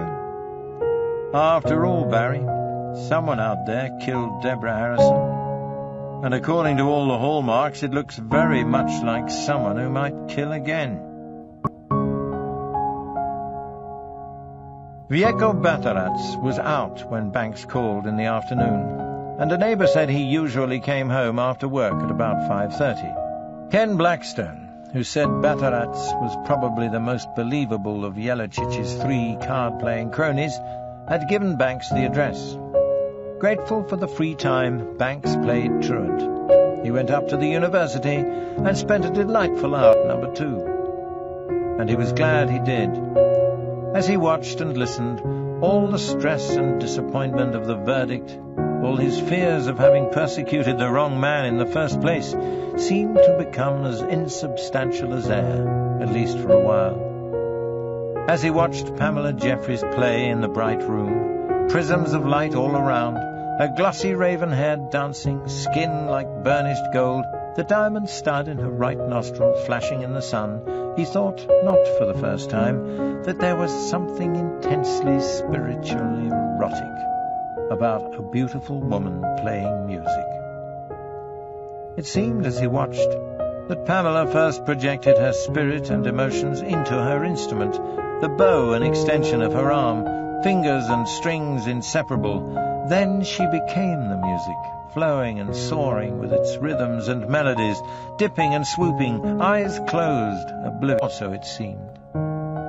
Though he had taken a few hesitant steps towards learning the piano, Banks couldn't actually play an instrument, so he was willing to admit he might be romanticizing. Maybe she was thinking about her paycheck. Erotic fantasies aside, it was all perfectly innocent. They had coffee and a chat afterwards. Then Banks headed back to Batarats's house. Vieco Batarats lived in a small pre-war terrace house in Sheepscar, near the junction of Roseville Road and Roundhay Road, less than a mile from Yelichich's Bermontofts flat. There was no garden. The front door, which looked as if it had been freshly painted, opened directly onto the pavement. This time, a few minutes before 6 o'clock, Banks's knock was answered by a slight, hollow-cheeked young man with fair hair, wearing oil-stained jeans and a clean white T-shirt. Frowning. "Mr. Batterats?" Banks asked, showing his warrant card. "I wonder if I might have a word. Do you speak English?" Batterats nodded, looking puzzled. "What is it about?" "Ive Yelicich." Batterats rolled his eyes and opened the door wider. "You'd better come in." The living room was sunny and clean, and just a hint of baby smells mingled with those of cabbage and garlic from the kitchen. What surprised Banks most of all was the bookcase that took up most of one wall, crammed with English classics and foreign titles he couldn't read. Therbocuration, he guessed. The 6 o'clock news was on Radio 4 in the background. "That's quite a library you've got." Batterats beamed. "Hvala lipo." "Thank you very much. Yes, in my own country I was a school teacher. I taught English, so I have studied your language for many years. I also write poetry." "What do you do here?" Batterats smiled ironically. "I am a garage mechanic." "Fortunately for me, in Croatia you had to be good at fixing your own car." He shrugged. "It's a good job. Not much pay, but my boss treats me well." A baby started crying. Batterats excused himself for a moment and went upstairs. Banks examined the titles in more detail as he waited. Dickens, Hardy, Keats, Austen, Balzac, Flaubert, Coleridge, Tolstoy, Dostoevsky, Milton, Kafka. Many he had read, but many were books he had promised to himself to read and never got around to. The baby fell silent, and Batterats came back. "We have a friend takes care of little Yelena during the day while we work. When she comes home, how do you say this? She misses her mother and father." Banks smiled. "Yes, that's right. She has missed you." "Has missed, yes. Sometimes I get the tenses wrong. What is it you wanted to see me about? Sit down, please." Banks sat. This didn't look or smell like the kind of house where one could smoke, especially with the baby around, so he resigned himself to refraining. It would no doubt do him good. "Remember," he asked, "a few months ago when the local police asked you about an evening you said you played cards with Ive Yelicich?" Batterats nodded. "Yes, it was true. Every Monday we play cards. Tradjitsa, my wife, she is very indulgent. But on Mondays only. Do not have to go to work, so sometimes we talk and play until late." "And drink?" "Yes.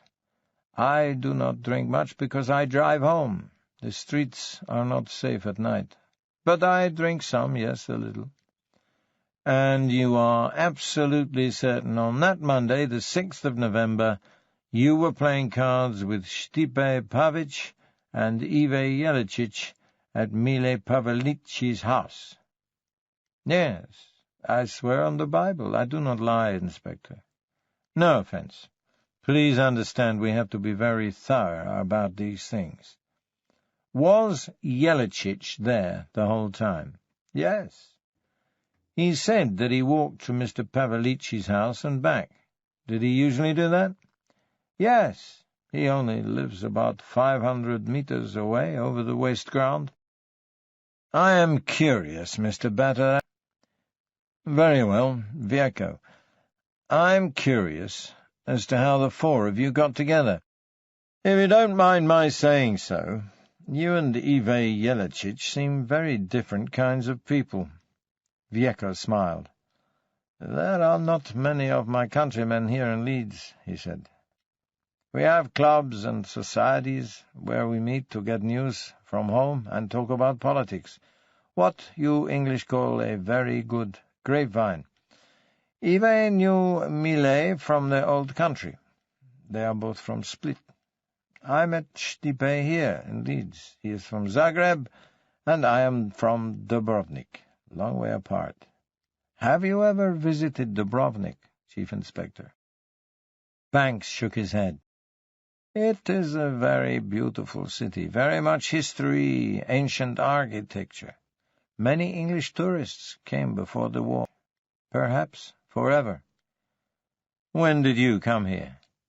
In 1991, after the siege. I could not bear to see my home destroyed. He tapped his chest. I am a poet, not a soldier, Chief Inspector. And my health is not strong. I have only one lung. Vieko shrugged. When Ive came from Eastvale, he came into contact with us. He told us his parents were both killed in the fighting. Many of us have lost friends and relatives in the war. I lost my sister 2 years ago, raped and butchered by Serb soldiers. It gives us a common bond, the kind of bond that transcends, is that right? Yes, that transcends personality. After that, we just started meeting to talk, and he smiled. Not for money, you understand. My Traditsa would not be so indulgent about that. Almost on cue, the front door opened, and a pretty, petite young woman with dark hair and sparkling eyes walked in. "What would your Traditsa not be so indulgent about?" she asked with a smile, going over and kissing Vieko affectionately, before turning to glance curiously at Banks. Vieko told her who Banks was and why he was there. "I said you would not be indulgent if I played cards for money." Traditsa thumped him playfully on the shoulder and perched on the arm of the sofa. "Sometimes," she said, "I ask myself why you must stay up most of the night playing cards with those people, instead of keeping your wife warm in bed and getting up when little Yelena cries. Ive Jelicic, particularly, is nothing but a useless pianist," Banks repeated. "What is that?" "Drunk," said Vieko. "Yes, Ive is. He does drink too much. He is not a pleasant man in many ways, Inspector. You must not judge my fellow countrymen by Ive's example. And I do not put forward the tragedy in his life as an excuse for his behavior. He lies, he boasts, most of all he is greedy. He often suggests that we play cards for money, and I know he cheats. With women he is bad, too. Traditsa cannot bear him near her." "That is true," Traditsa told Banks, shuddering at the thought and hugging her slight frame. "He undresses you with his eyes." Banks remembered Susan Gay's reaction to Jelicic's ogling and nodded. "Please excuse me, Traditsa Yelena," and she went upstairs. "He is rude, too," Vieko went on, "ill-mannered. And I have seen him behave violently in pubs, picking fights when he is drunk." He laughed. "When I put it like that, I wonder why I do spend time with him. It is a mystery to me. But one thing I can tell you is that Ive wouldn't kill a young girl that way, never. Perhaps in a fight in a pub he could kill, but not like that. Not someone weaker than himself. It is a joke with us that Ive always picks on people bigger than himself, and he usually comes off worst." "Do you know why Mr. Jelicic left Eastvale?" Banks asked. "He told us that a svechenik, a man of God, made homosexual advances towards him." "You said he was a liar," he said. "No, I do not think it is true. I have listened to him talk about it, and I think he did what he did to get revenge for losing his job." "If that's so," said Banks, "then he's caused Daniel Charters an awful lot of grief." Vieko spread his hands. "But what can anyone do? I did not know Ive back in Eastvale when all this happened, and I do not know this father Daniel Charters. Perhaps he is a good man, perhaps he is not. But I do think that Ive is tired with his revenge. He has had enough." The problem is that he is mixed up with lawyers and human rights campaigners among our own people. It is not so easy for him to turn around and say to them it was all a lie, a mistake, or a joke. He would lose face. And face is important to him? Yes. Carrying a sleeping Jelena in her arms, and said something in Croatian. Vieko nodded, and she went into the kitchen.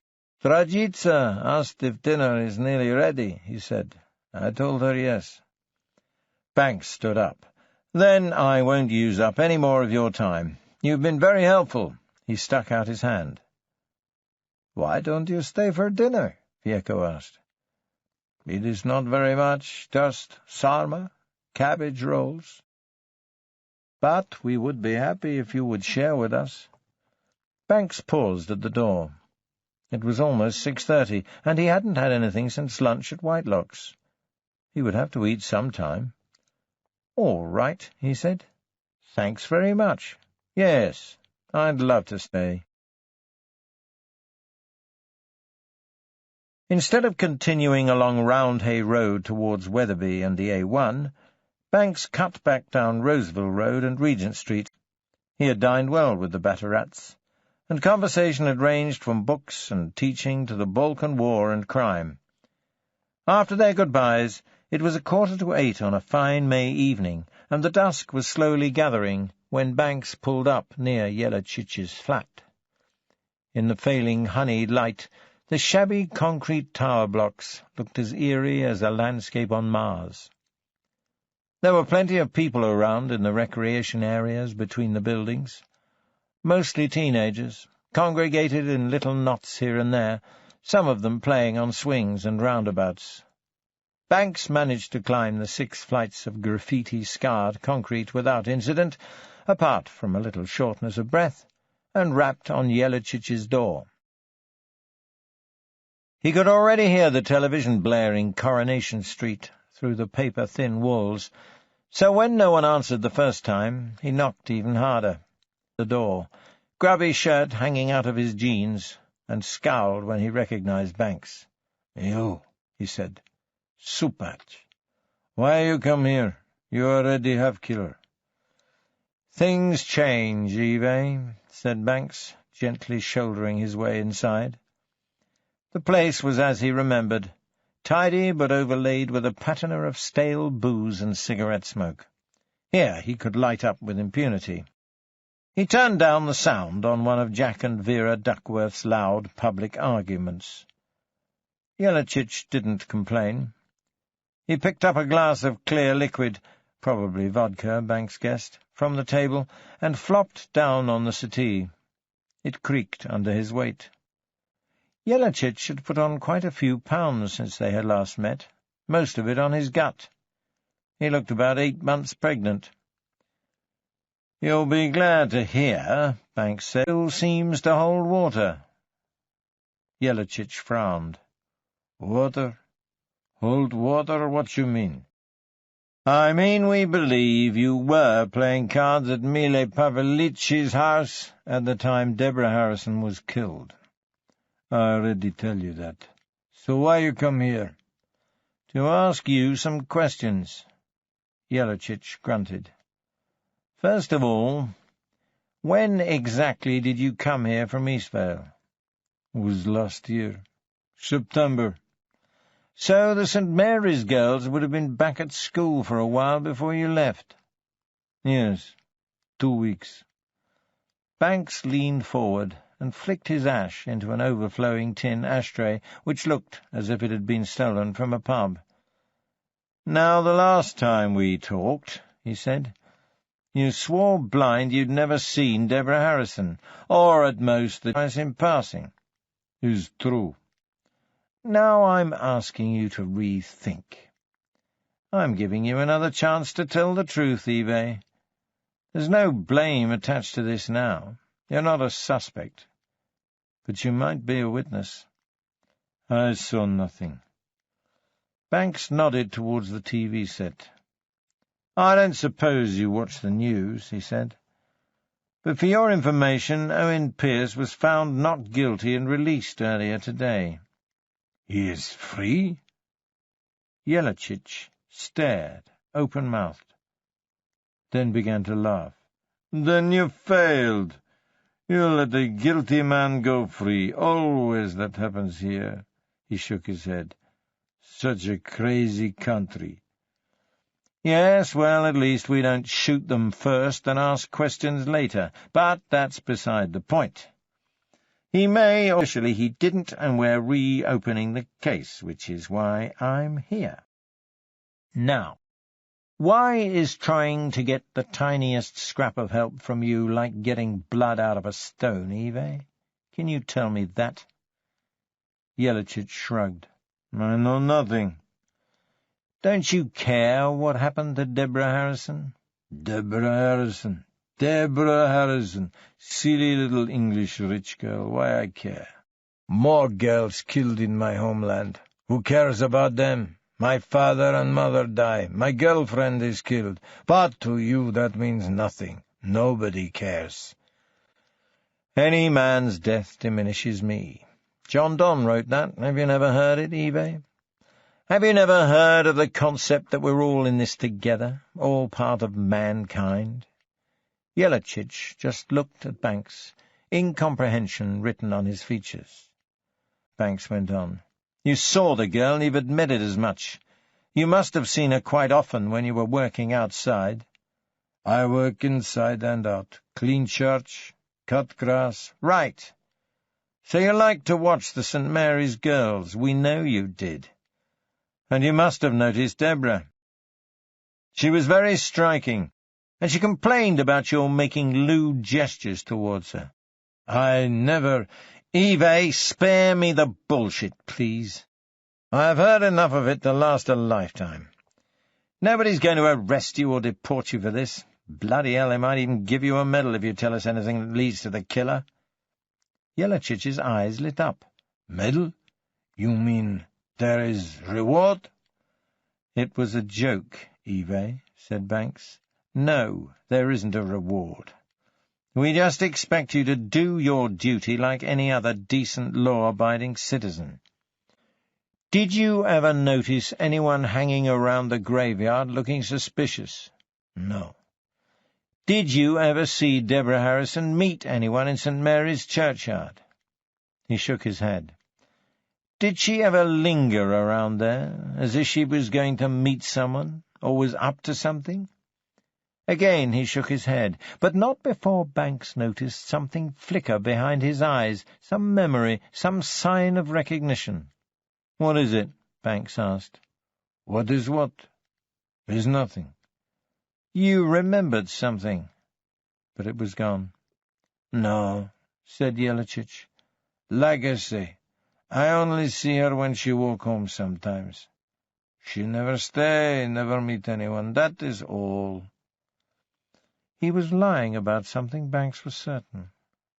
But he was equally certain Jelacic was too stubborn to part with whatever he had remembered. Right, would have to find more leverage. Sometimes he wished he had the freedom and power of certain other police forces in certain other countries, the freedom and power to torture and beat the truth out of Jelacic, for example. But only sometimes. There was no point going on. Banks said goodbye and opened the door to leave. Before he had got 10 feet away from the flat, he heard the sound on Jelacic's television shoot up loud again. It was late that Wednesday evening when Owen finally got home.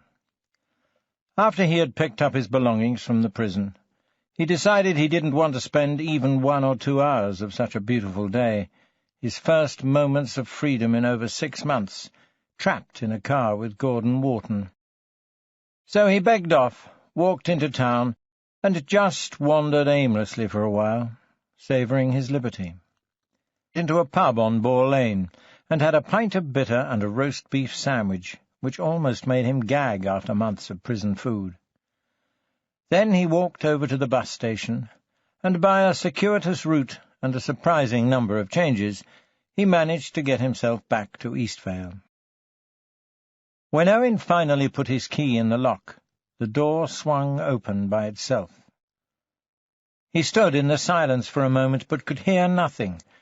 That seemed wrong. He knew there should have been a familiar sound, even if he couldn't right now remember what it was. His house had never been in such complete silence. No place ever is, and there was an odd smell. Dust, he had expected, after so long away. Perhaps mildew, too. He couldn't expect Ivor or Siobhan next door to do his cleaning for him. But this was something else. He stayed by the door, listening for a while. It looked like the aftermath of a jumble sale. Someone had pulled the books from the shelves, then ripped out pages and tossed them on the floor. Some of the torn pages had curled up, as if they had been wet and had dried out. Compact disc cases lay strewn, shattered and cracked along with them.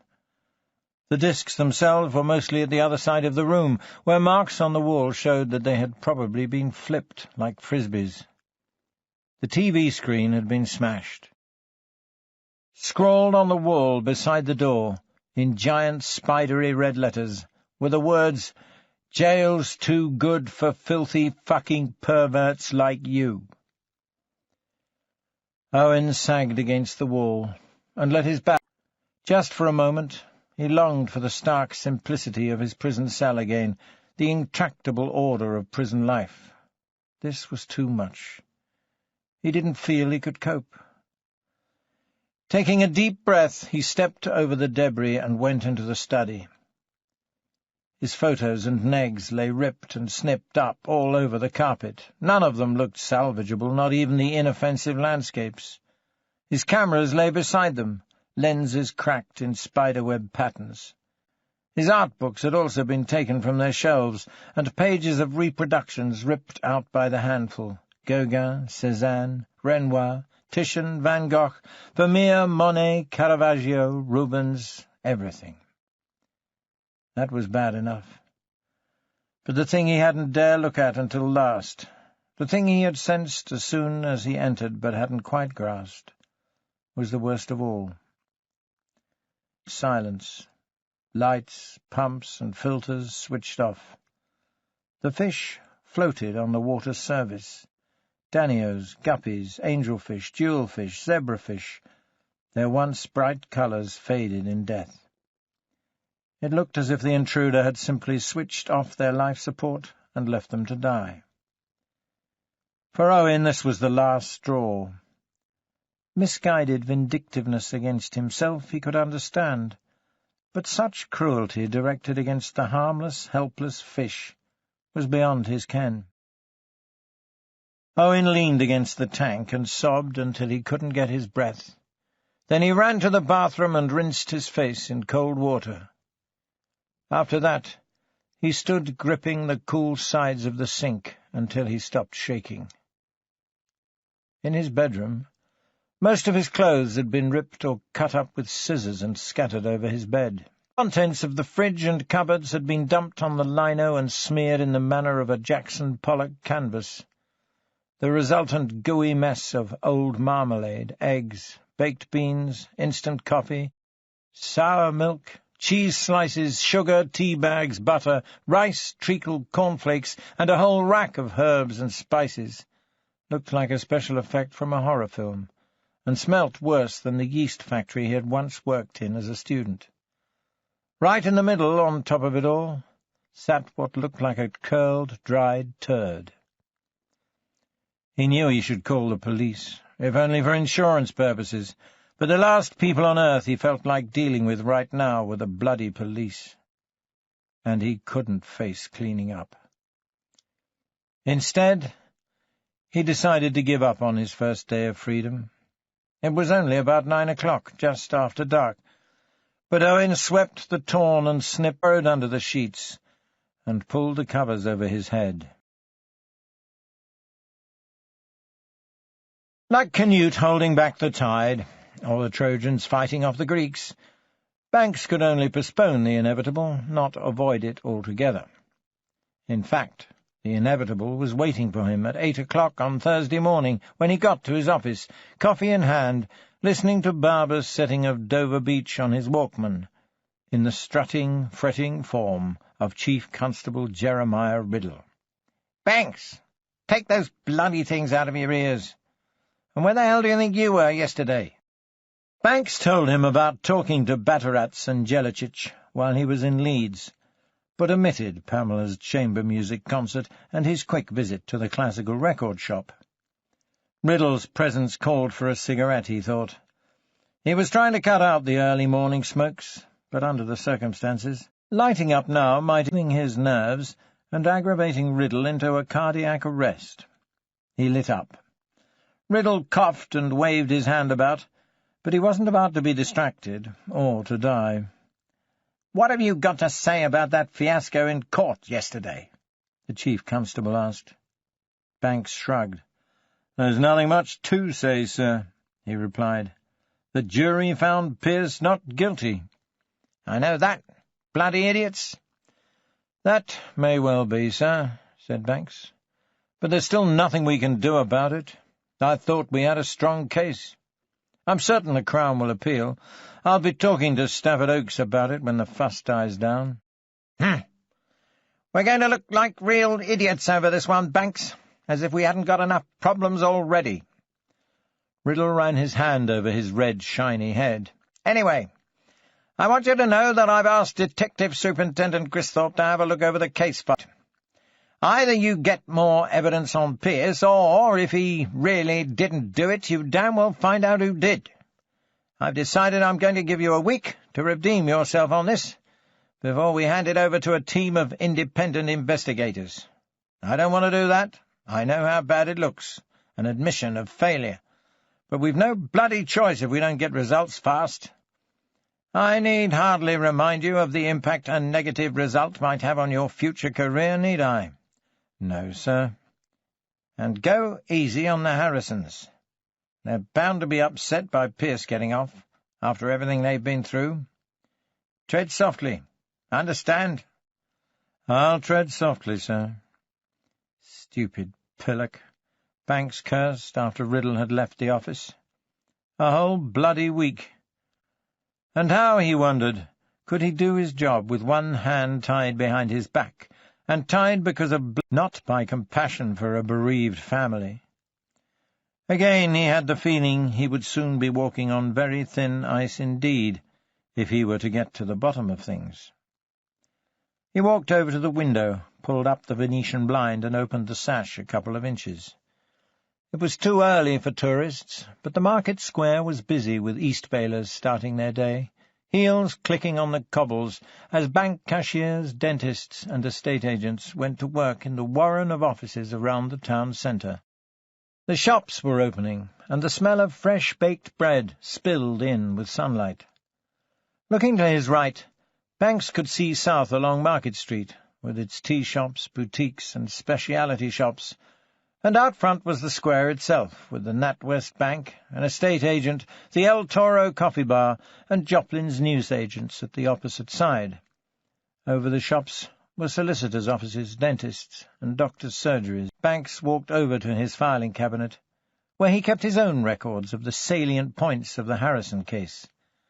The tons of paperwork and electromagnetic traces that a murder case generated couldn't possibly be stored in one detective's office, but most detectives had their own ways of summarizing and keeping track of the cases they worked on. Banks was no exception. His filing cabinet contained his own notes on all the major cases he had been involved with since coming to Eastvale, plus a few he had brought with him from the Met. The notes might not mean much to anyone else, but with the use of his keen memory, Banks was able to fill in all the gaps his shorthand left out. His own notes also contained the hunches and accounts of off-the-record conversations that didn't make their way into the official files and statements. It was time, he thought, to clear his mind of Owen Pearce for the moment, and go back. Possibilities remained. Either Deborah Harrison had been murdered by someone she knew, or a stranger other than Owen Pearce had killed her. Putting the second possibility aside, Banks picked up the names and strands of the first. Before the Pearce business, he had believed that Deborah might have arranged to meet someone on her way home from the chess club. He would spend the morning reading his notes and thinking, he decided. Then, after lunch, he would go back to where it all started, St. Mary's Graveyard. This ends CD 8. CD 9. Innocent Graves. Siobhan would bloody well kill me if she knew I was here with you now, Ivor said. You don't understand what it's been like, mate. She's still convinced you did it. Queen's Arms on Thursday lunchtime, after Owen had spent the entire morning cleaning up his house. That's ridiculous, said Owen. I know she never really liked me, but I thought she had more sense than that. Is that why you didn't report the break-in? I told you. It only happened the other day. You don't know what it's been like for us. Tell me. Ivor sighed and took a swig from his pint. You should have seen some of the things you got through your letterbox for a start. What things? Shit. Hate letters, used Johnnies, death threats. Something that looked like a lump of kidney or liver. I had to go in and clean it all up, didn't I? I'm sorry. Did you report it to the police? Of course I did. They sent a man round, but he didn't do anything. What can you expect? The police thought I was guilty. They still do. Along with a bill, Ivor said. You weren't living next door. You didn't have to put up with it all. Right. I was safely locked up in prison, all nice and comfortable in my little cell, fucking luxury. You don't have to be so sarcastic, Owen. I'm just trying to explain what it was like on the outside, so you can understand people's attitudes, like Siobhan's. Yes. And yours? Ivor shrugged. What exactly is your attitude? Owen asked. What's it matter? You're out now. Not just out, Ivor, but not guilty, remember? Well, he mumbled, you know what people say.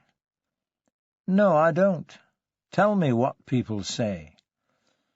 You know, guilty people get off all the time because the system's biased in their favour. We bend over backward to help criminals and don't give a damn for their victim. Yeah, Ivor? Owen thrust his thumb at his own chest. Me!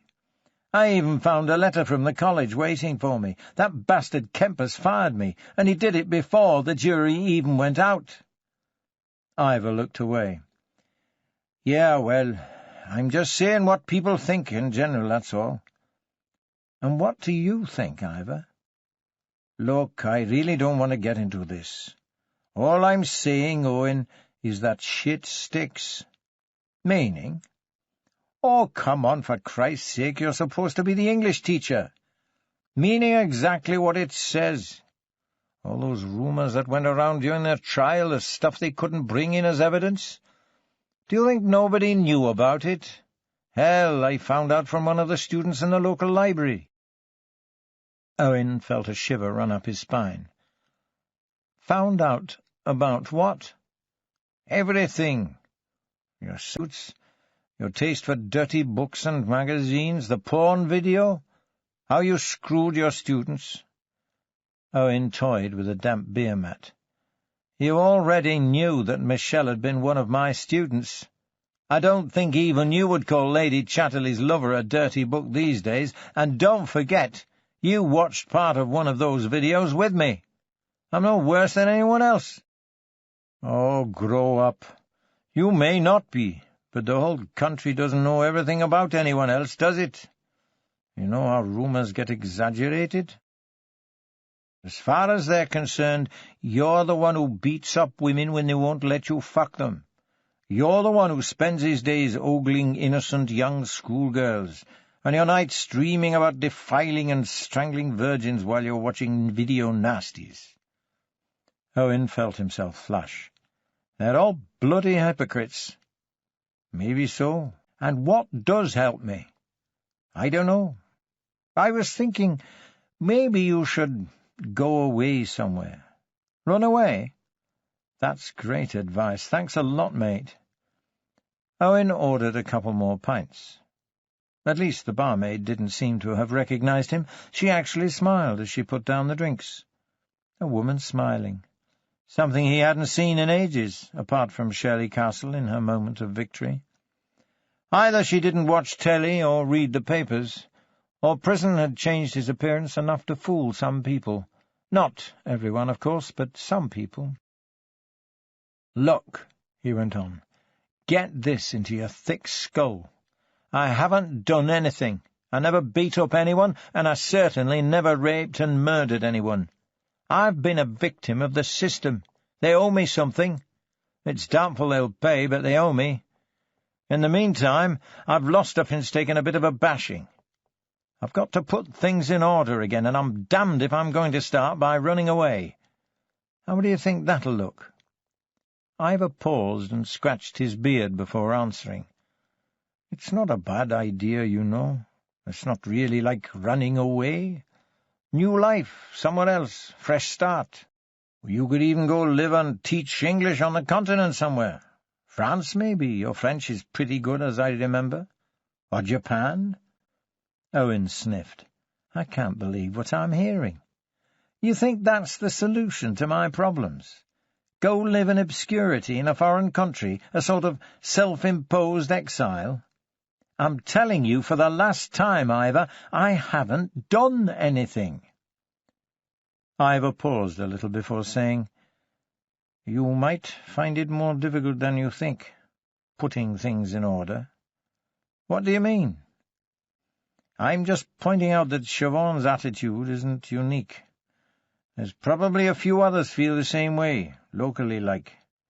Feelings can get pretty strong." "Are you telling me I'm in danger? A lynch mob or something?" "All I'm saying is that when people get frightened, they lash out."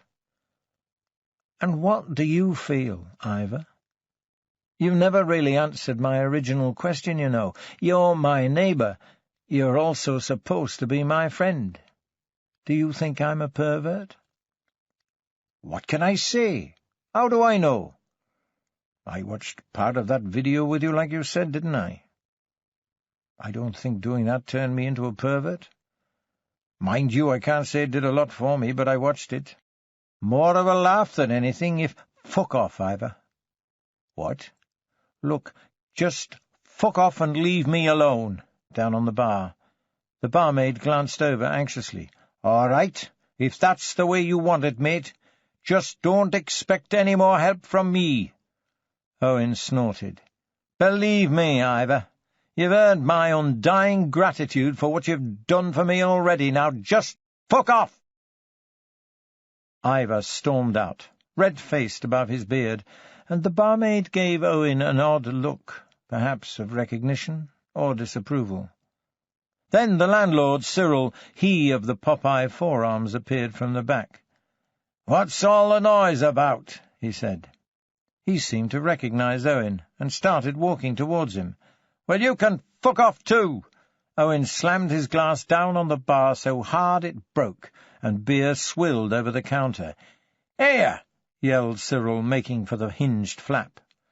But Owen shot out of the door and down the street, the base of his thumb stinging and bleeding. He hurried along North Market Street, head down and hands thrust deep in his pockets, fists clenched. Ivor, that slimy, back-peddling little turd. And Michelle, just what was she trying to do to him? But perhaps Ivor was right about moving. The thought wasn't quite as upsetting as it might have been a year or so earlier. Somehow the mess he had found on his release from prison had soured the house for him anyway. There were also, he realized, still too many memories of Michelle there. And moving would be a project, something to do, start looking for a new place, perhaps somewhere a little cheaper in a different part of the country. Not abroad, but in Devon, maybe, or Cornwall. He had always liked the southwest. As he walked down the street, head bowed, Owen felt like an outsider, as if they were in a huge tank, and he was knocking on the glass, unable to find a way in. One or two people gave him strange looks as he passed, and he realized he must have been mumbling to himself. Or maybe they recognized him. "Shit sticks," Ivor had said. People would see him the way the rumours had depicted him, and would perhaps move aside and whisper to one another, "Here comes the East Vale Strangler, you know, the one that got off." When he finally looked up to see where he was, he saw he was in St. Mary's. Despite all his resolutions, he had walked there, as if by instinct. He stood at the church gate, uncertain what to do. Then, on an impulse, he decided to go in. It was a beautiful day, and the few hawthorn trees scattered among the yews bore white, yellow, or pink blossoms. Wild flowers pushed their way through the grass around some of the decomposing remains, Owen thought fancifully, before he noticed that most of the graves were from the 18th and 19th centuries. There were some recent ones, but not many. The graveyard was peaceful. The muffled sounds of traffic on North Market Street and Kendal Road formed only a distant backdrop to the bird-songs. Owen followed the tarmac path where it curved past the church and arrived at the Kendal Road exit. There he walked up to the bridge and stared down at the swirling water, the colour of a pint of bitter, from the peat it picked up on its way through the dale. Ahead, facing south, he could see the formal gardens, the riverside willows, and the castle high on its hill, dominating the town.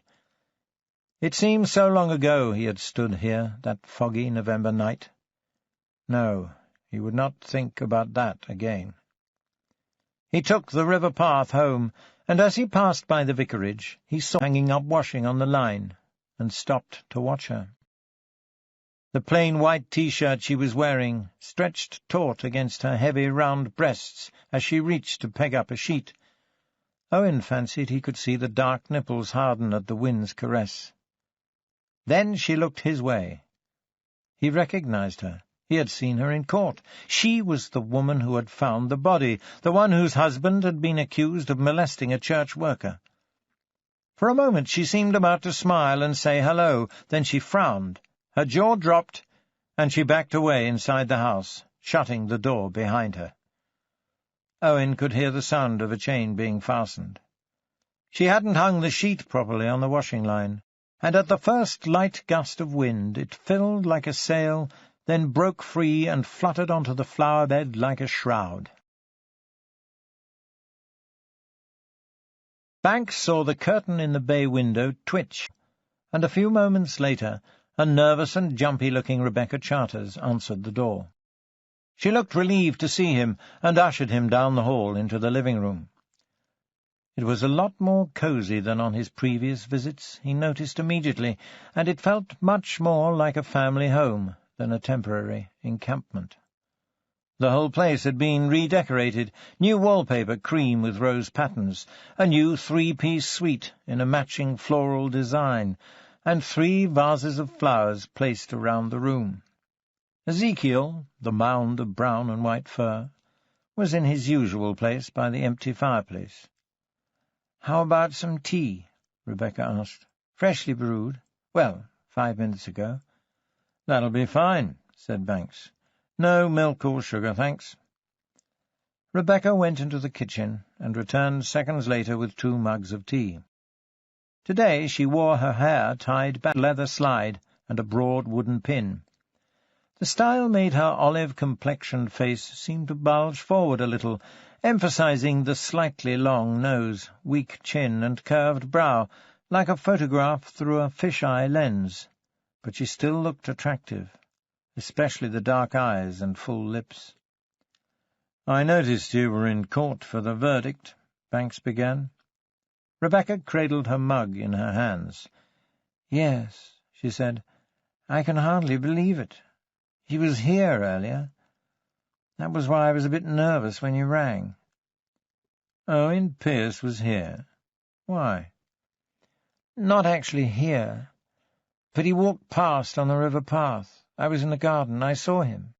"It's a free country, I suppose," Banks said, "and he's a free man." "But isn't he dangerous? I mean, people still think he did it, even if he did get off." "I don't think you have anything to worry about, though. Easy for you to say. Perhaps. Keep your doors and windows locked if it makes you feel better. I'm sorry, Rebecca said. I don't mean to be sharp. It's all right, said Banks. You're worried. You think there's a killer been set free and he's got his eyes on you.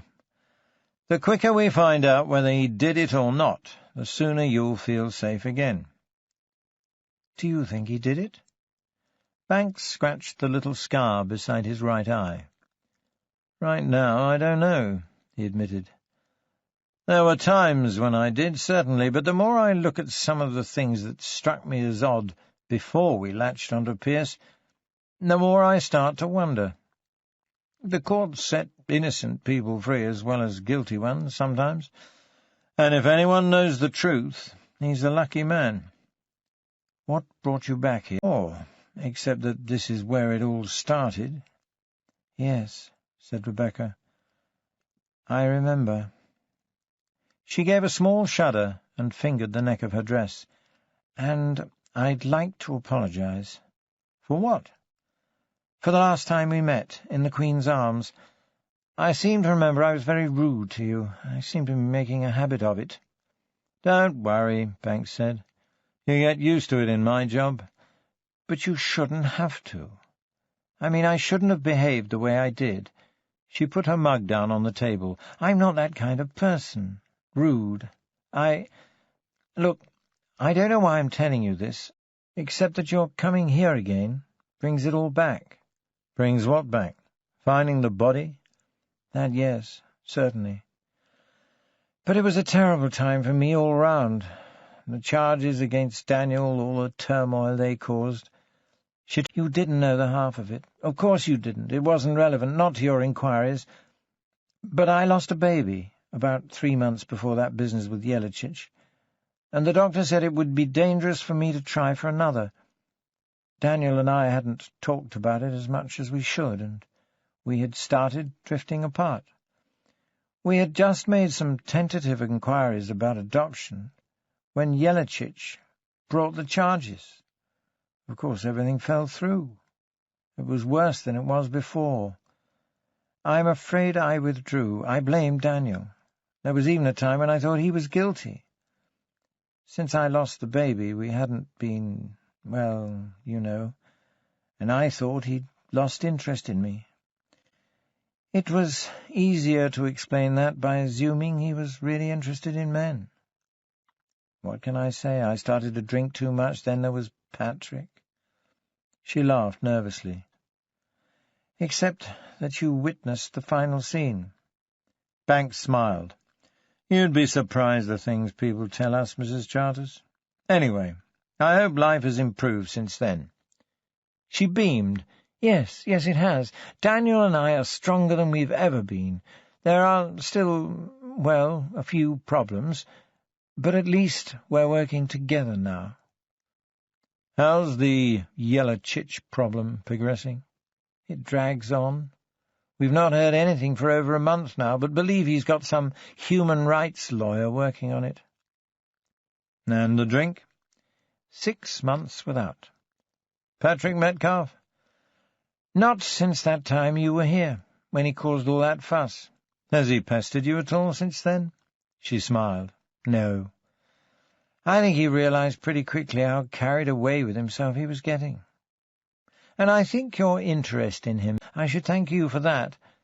You don't still suspect him, do you? He's not off the hook yet, Banks said. Anyway, that's not why I came. Actually, I was hoping for another look at the area where the body was found. Surely you don't have to ask my permission to do that. No, but it's partly a matter of courtesy, and you know the area better than I do. Will you come with me? Certainly. To retrace Deborah's steps, they walked first along the riverside path from the vicarage towards the Kendal Road Bridge, where worn stone steps led up to the pavement. It was another beautiful day, and over the road in St. Mary's Park, lovers lay entwined, students sat reading in the shade of the trees, and children played with balls and frisbees. "This is where she would enter," said Rebecca, holding the wooden gate open for Banks. It was a lich gate, with a coffin would await the arrival of the clergyman in days gone by. 17th century, Rebecca said. Isn't it superb? Banks agreed that it was. This is the main path we're on now, Rebecca explained. It was about 1.5 yards wide, and had a pitted tarmac surface. Ahead it curved around slightly in front of the church, separated from the doors only by a swathe of grass, across which led a narrow flagstone path. It leads to North Market Street, Rebecca said, near the zebra crossing where Deborah would cross to go home. And this path, she said, taking Banks by the elbow and diverting him to the right, where the entrance to the path was almost obscured by shrubbery, is the path that leads to the Inchcliffe Mausoleum. It was the gravel path Banks remembered from last November. After a couple of yards, the shrubbery gave way to yews and lichen-stained grey through the greenery, and flying insects buzzed around the dandelions and forget-me-nots. Some of the graves were above-ground tombs with heavy lids and flowery religious epitaphs. By far the most impressive and baroque was the Inchcliffe Mausoleum, to the right. "Now," said Banks, "we were assuming that Deborah reached the junction between the main path and this one, when someone either grabbed her and dragged her up here, or persuaded her to go with him of her own free will." "But why couldn't she have come this way herself?" Rebecca asked. "Why should she? It's out of her way." "She had done before. I noticed her do it once or twice." Banks raised his eyebrows. "You never mentioned this before." Rebecca shrugged. "You never asked. And it didn't seem relevant." "But didn't it strike you as odd?" "It wasn't something I was paying a lot of attention to. I suppose I assumed that she liked graveyards as I do. And this is where the most interesting old tombs are, and the Inchcliffe Mausoleum, of course." She blushed. "Maybe she went to talk to the angel like I did." "When did she start using the path?" "I've no idea.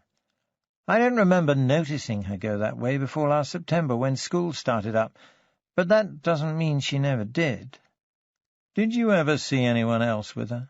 Or anyone going along the path before or after her?" "No. You did ask me about that before, and I would have told you if I'd seen her meeting anyone. I would have noticed something like that. Do you think it's important that she took this path?" Banks paused. "From the start," he explained, "I'd been working on the theory that if Owen Pearce or someone else hadn't followed Deborah into the grave and killed her, then she might have been meeting the person who did. Now you're telling me you've seen her take this path before. I'm wondering if this is where she arranged the meeting." "By the mausoleum. Her friend Megan Priest said Deborah had a morbid streak, that she liked spooky things. A rendezvous in the depths of a foggy graveyard beside an old mausoleum might have appealed to her." "To meet someone she knew?" "Yes.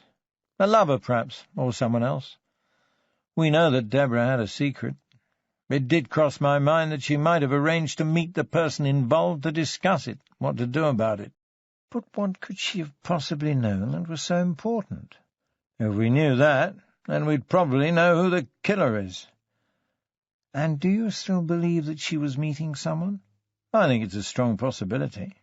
She didn't tell Megan, but perhaps she wanted to be really secretive. Ive Yelachich, but he's a pathological liar. On the other hand, you just told me yourself that you never saw anyone else around." "It doesn't mean that there couldn't have been someone," Rebecca said. "The woods are quite deep here, and it was a foggy night. I just wish I could be of more help." Banks stood and looked around. Rebecca was right. You could just about see the church through the trees to the south, but to the north, between the Inchcliffe Mausoleum and Kendal Road, it was a different matter. There the yews were thicker, the undergrowth denser. It would be an ideal place for a secret meeting. And if he had learned anything from returning to the scene, it was that Deborah might have taken the gravel path of her own accord, and that she had done so before. He looked up at the Inchcliffe Mausoleum. It could have been the angle he was viewing it from, or perhaps a trick of the light. But he could have sworn the marble angel. "Let's assume Pierce didn't do it, just for the moment," said Banks. "That'll make things easier." It was the first Friday in June, and the rays of late-morning sunlight flooded the market square. Banks sat in Gristhorpe's office, trying to get a fresh perspective on the Deborah Harrison murder. Gristhorpe, a bulky man with a pock-marked face and bushy eyebrows, sat sideways at his large teak desk, one leg stretched out and propped up on a footstool. He insisted that the broken leg had healed perfectly, but he still got the odd twinge now and then. Given that it was the same leg he had also been shot in, not so long ago, that wasn't surprising, Banks thought. Banks took a sip of coffee. "On the generous side, I'd say we've got maybe 5 or 6 suspects. If Deborah did, and I don't think she did, then the key to it all might lie in the secret she had. And if Deborah knew something about someone, she might easily have misjudged the importance of what she knew, underestimated the desperation of that person. Adults can have some pretty nasty secrets. The Pierce trial redirected all our time and energy towards proving that the killer didn't know her, that she was a random victim, or became a victim because she had the misfortune of resembling Pierce's ex-girlfriend Michelle Chappell." "What's happening with that now?" "I talked to Stafford Oakes about an hour ago," Banks said, "and he's 99% certain the Crown will appeal the verdict on the basis of the similar fact evidence being declared inadmissible. If they get a judge who allows it in, another trial could be disastrous for Pierce, whether he did it or not." Gristhorpe scratched his chin.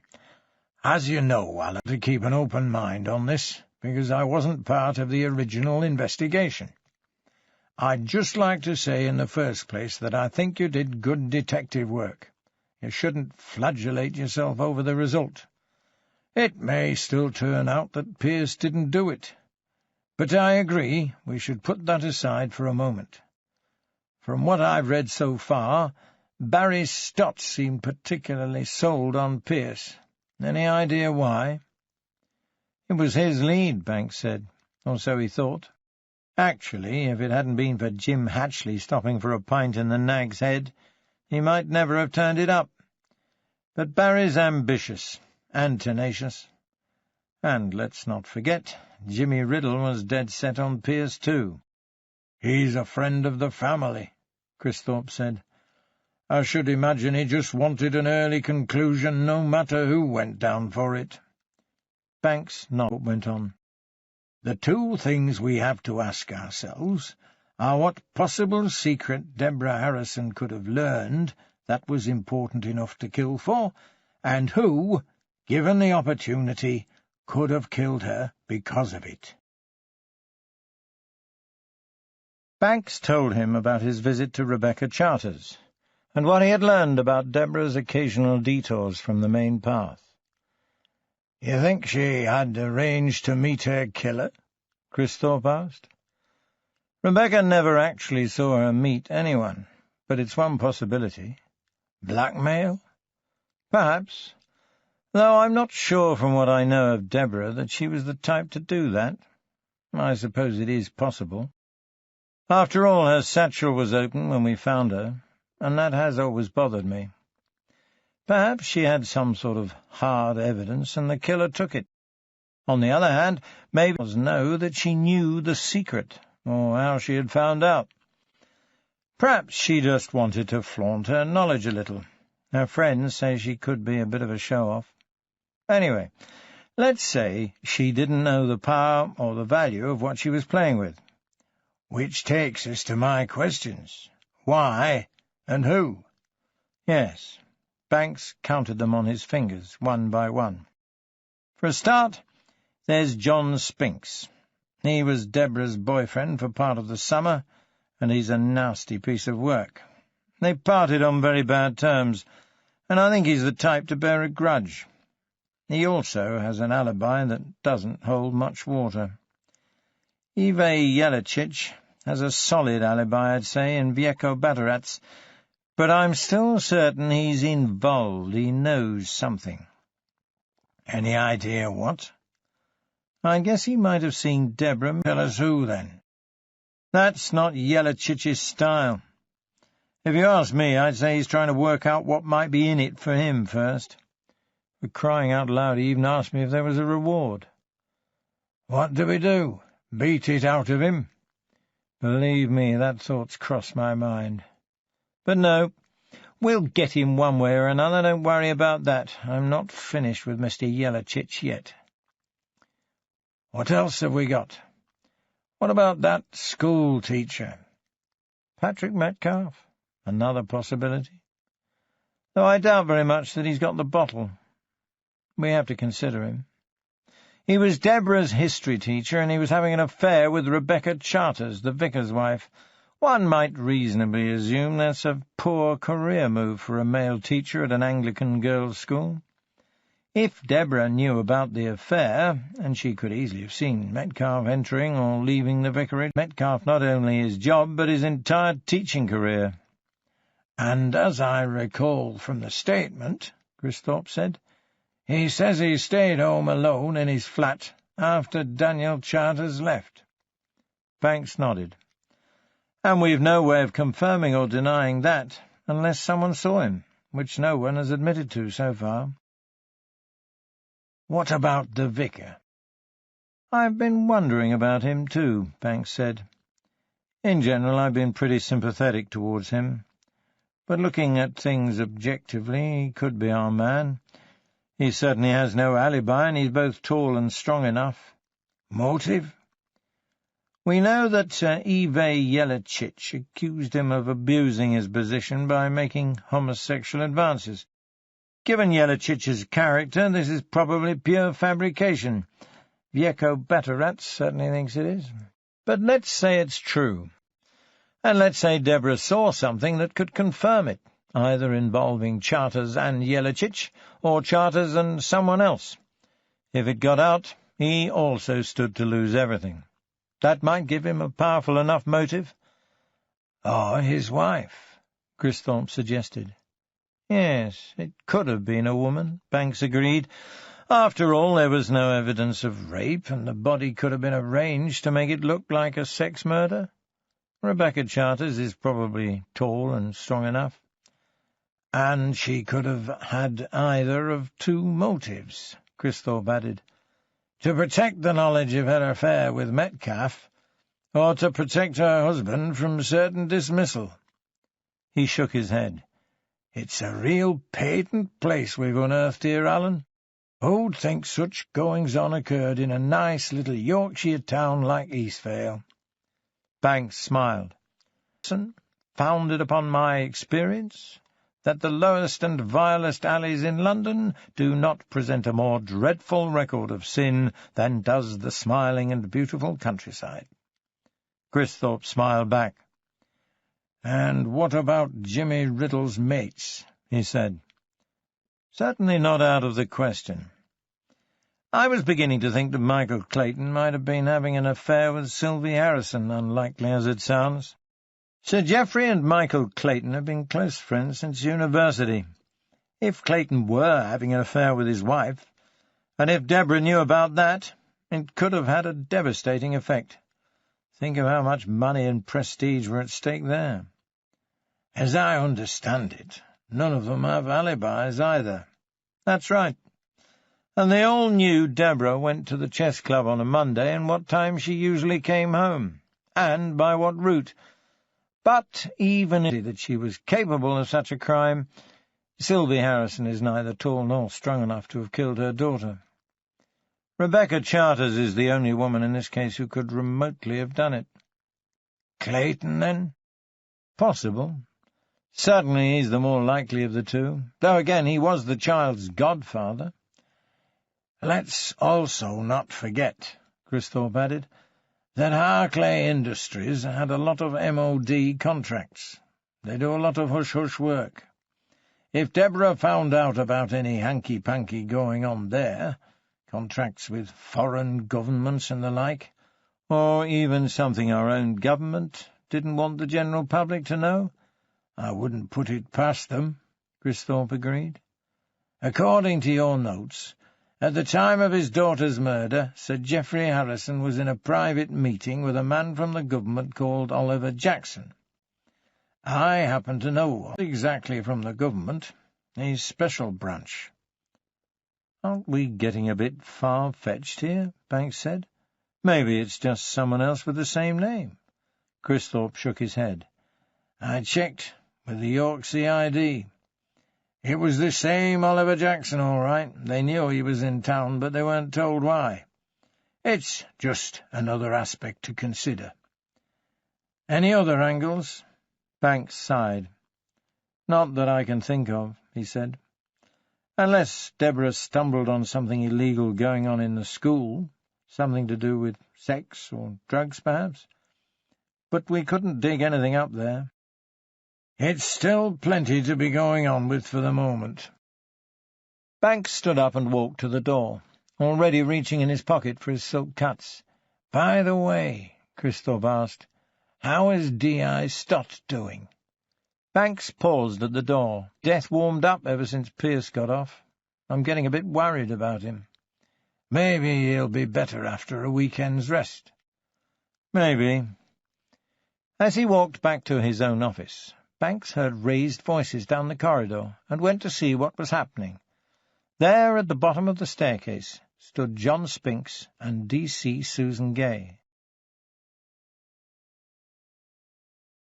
The problem is not with your teaching ability, Owen. You have demonstrated that to us quite clearly over the years. Then I don't understand, Owen said. Why can't I have my job back? He was sitting in the chairman's book-lined office. Peter Kemp, with his rolled-up shirt-sleeves, his freckles, and ginger hair like tufts on a coconut, sat behind the untidy desk. Kemp the Unkempt, the staff members had nicknamed him. To one side, a computer hummed, white cursor blinking in anticipation. Kemp leaned back in his chair and linked his hands behind his head. Owen could see a dark patch of sweat under each arm. Technically, Owen, Kemp said, you can't demand back a job you never had. Remember, you were employed purely on a term-to-term basis, no guarantees. We simply can't use you next term. As he spoke, Kemp looked at Owen down his nose, under the tortoiseshell rims of his glasses, as an entomologist might regard an especially interesting but ugly new bug. The office smelled of polo mints and fresh paint. Owen longed to let in some air, but he knew from experience that none of the windows opened. "I was depending on you," Owen said. "You've always renewed my contract before." Kemp sat forward and rested his hairy forearms on the desk.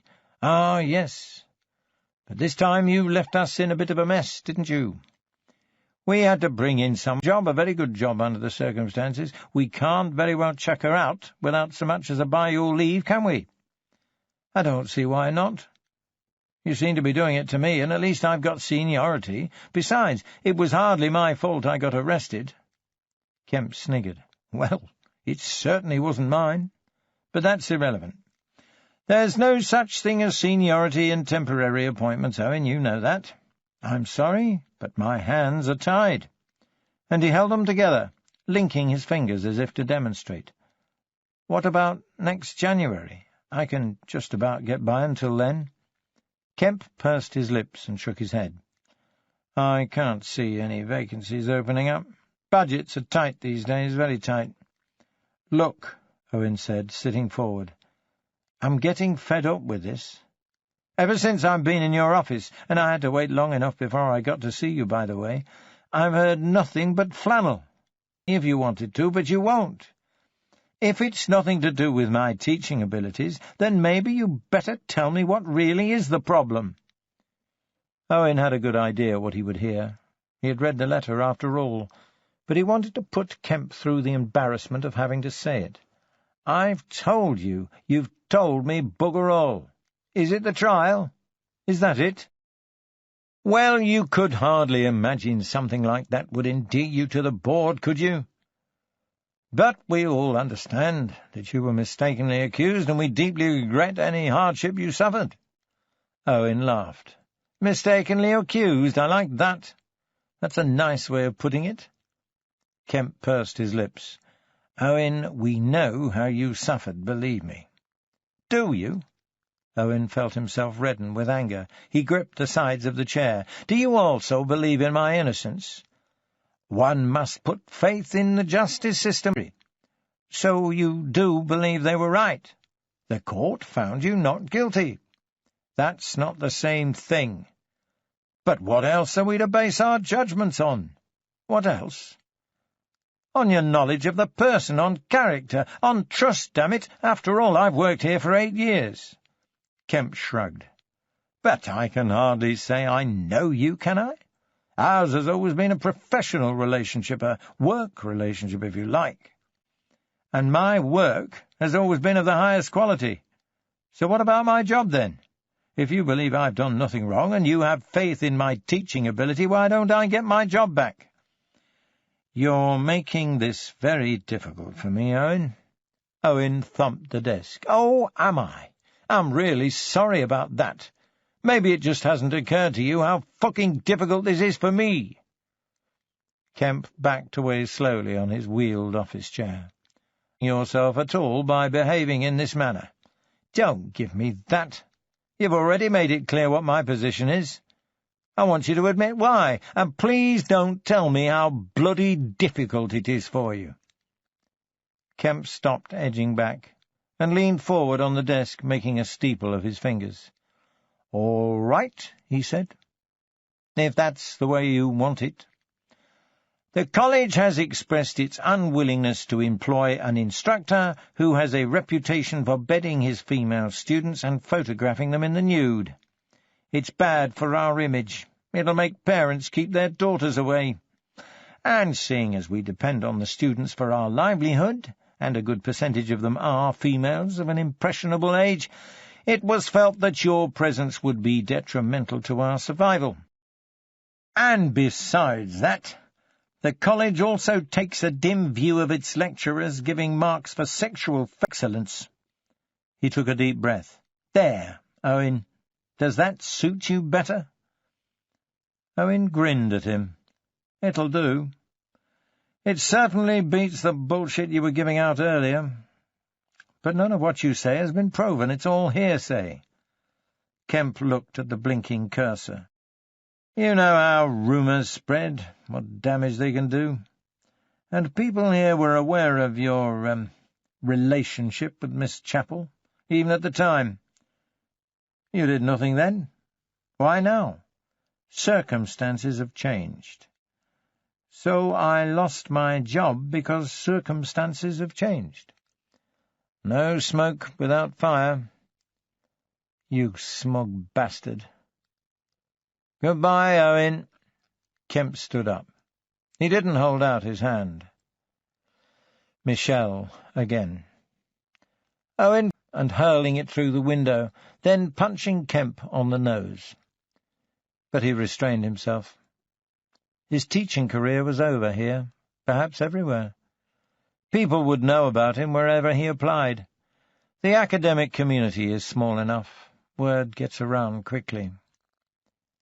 Instead of hitting Kemp, Owen contented himself with slamming the door. Striding down the corridor, he almost bumped into Chris Lorimer. "Owen!" Chris had a pile of essays under his arm, and seemed to be struggling to hold on to them. It's... Kemp won't take me back." Well, I suppose you can understand his position." Lorimer shifted from one foot to the other, as if he desperately wanted to go to the toilet. "Can you?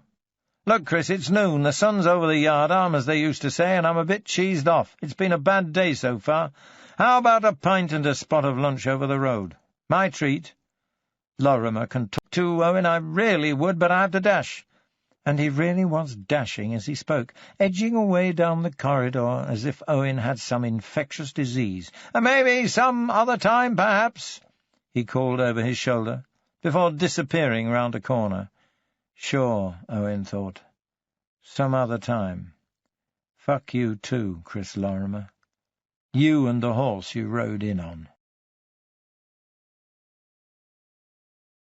"Well, well, well," said Banks, standing at the top of the stairs overlooking the open-plan ground floor.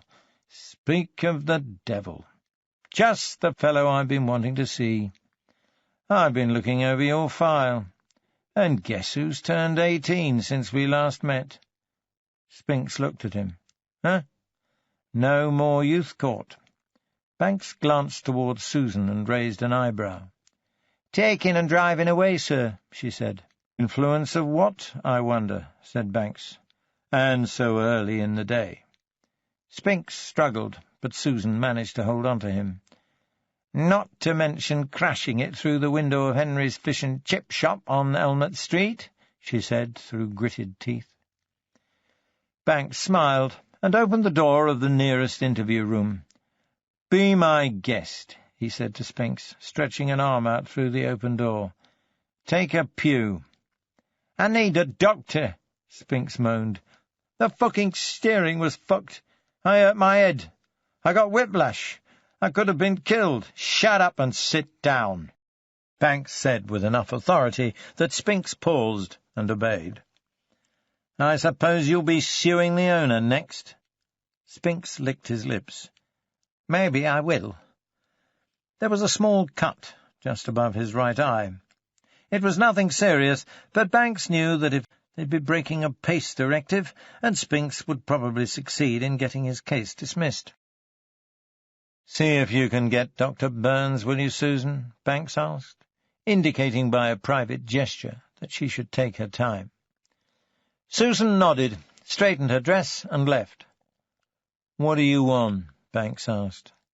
Spinks looked away. "I don't know what you mean."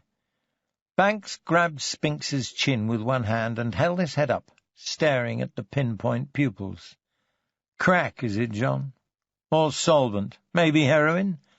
"I don't do drugs." "Like hell you don't. You know taking and driving away is an arrestable offence, don't you, John?" Spinks said nothing. "Do you know what that means?" Spinks gave a lopsided grin. A little drool had formed at the side of his mouth. "It means you can arrest me for it," he giggled.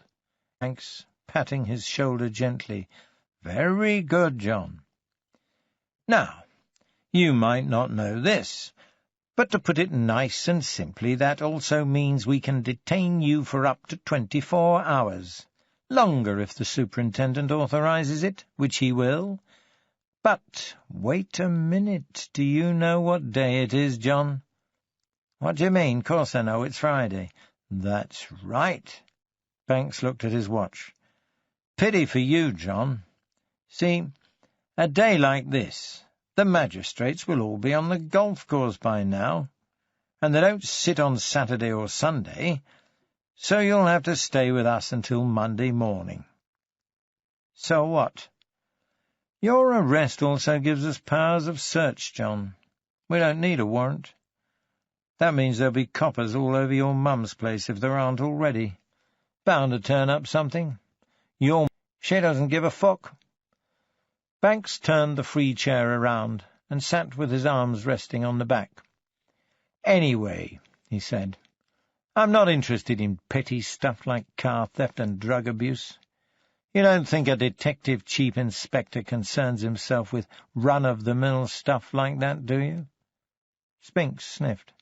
"Can't say I care one way or another." "No, of course not. I don't suppose you do." "Well, I'm not doing this by the book, John. I want you to know that. Like I said, I'm not really interested in some gormless, pill-popping pillock who steals a car and can't even drive it straight." Spinks bristled. "I can't fucking drive it. Fucking owner ought to be locked up." "Know what they say about a poor workman, John? He always blames his tools. Fuck off. Look, I'm getting sick and tired of your severely limited vocabulary. Know what I think we ought to do with people like you instead of community service or jail? I think we ought to have compulsory education for gobshites like you. who spend so much time blitzed on model airplane glue that they never set foot in school more than a couple of weeks a year. Know what I'd do? I'd make you read the dictionary for a start, at least 10 new words a day, and spelling tests, every morning, first thing, after slopping out. A dozen lashes for every word you get wrong. Literature, too, lots of it. Austen, Hardy, Dickens, Trollope, George Eliot. Long books. Poetry as well. Wordsworth, Shelley, Dryden, Milton, and Shakespeare, John. Tons and tons of Shakespeare. Long, lovely speeches, analysing the imagery in Macbeth and Othello. Sound like fun? I'd rather be in fucking jail. Banks sighed. You will be, John. You will be. It's just a fantasy of mine. Now, I'd like you to travel back in time through that addled, worm-eaten brain of yours. I'd like you, if you can negotiate through that lump of Swiss cheese you call a mind, to go back to last summer.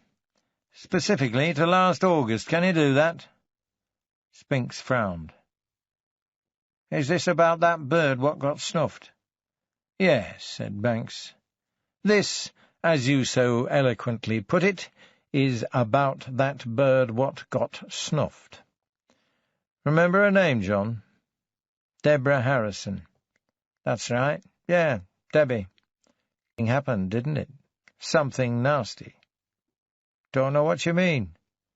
Her mother and her godfather warned you off, didn't they? Oh, right. Stuck-up motherfuckers. Look, what's this got to do with— I told you, John. I'm not doing this by the book. This is unofficial, off the record, okay? Spinks nodded, a look of suspicion forming in his glazed eyes. One day you went around to ask Lady Sylvie Harrison to give you money to leave her daughter alone, right?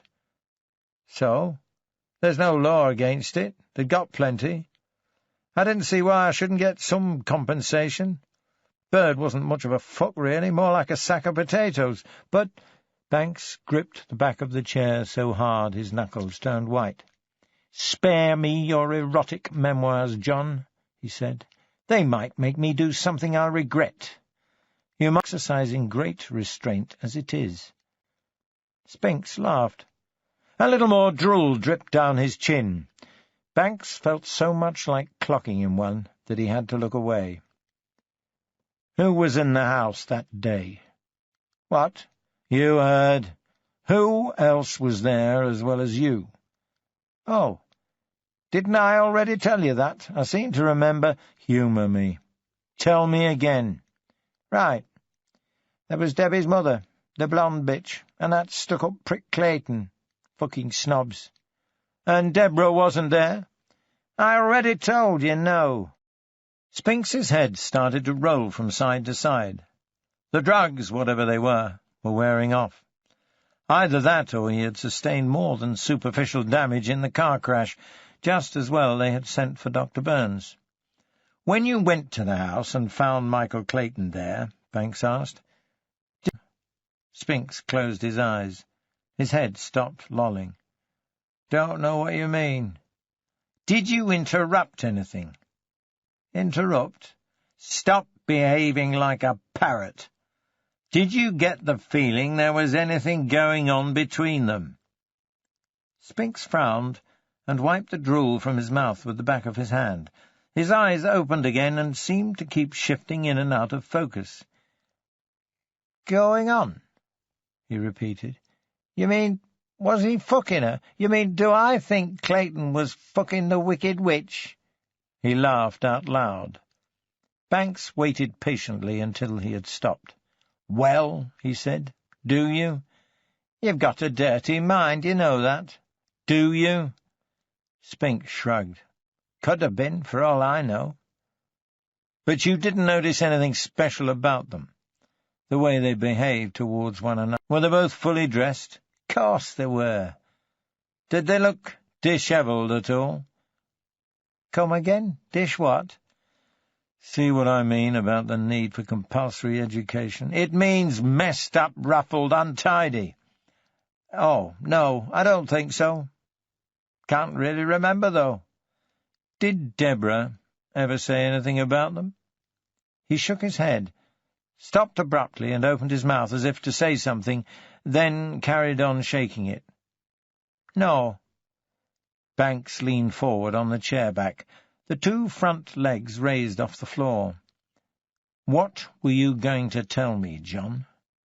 Nothing. She never said nothing. He coughed, and a mouthful of yellow vomit dribbled down his chin onto his T-shirt. The smell was terrible. Booze, cheese and onion crisps, and tacos. At that moment there was a knock on the door, and Susan Gay came in, followed by Dr. Burns, the police surgeon, whose surgery was just across the market square. "Sorry, sir," Susan said, "but the doctor's here." "Right," said Banks, shaking hands with Burns. "He's all yours. I've had enough. Take good care of him, Nick. I might want to talk to him again." And as he walked back to his own office, he had the strange feeling that not only had Spinks been holding back, hiding something, but that he himself hadn't even been asking the right questions. Something was eluding him, and he knew from experience that it would drive him around the bend until he thought of it. Banks took a deep breath outside Michael Clayton's house on Saturday morning. Then he got out of his car and walked up the garden path. If Chief Constable Riddle found out about this, Banks's life probably would. Clayton's house wasn't quite as large as the Harrisons', but it was an impressive enough construction, solidly built of red brick and sandstone, detached and surrounded by an unkempt garden. The lawn looked as if it hadn't been trimmed yet this year, and weeds choked the flower beds. After he rang the doorbell the first time, Banks heard nothing but silence, and began to suspect that Clayton was out. He tried again. About 30 seconds later, just as he was about to head off down the path, the door opened and Clayton stuck his head out. "Yes, what is it?" he asked crossly. "Oh, it's you, Chief Inspector." He moved aside and opened the door fully. "You'd better come in. Sorry about the mess." Banks followed him through a door from the hallway into a room full of computer equipment. At least 3 computers, state-of-the-art by the look of them, sat on their desks, 2 of them displaying similar graphic images. They looked like a cross between circuit diagrams and the molecular structures he remembered from school chemistry.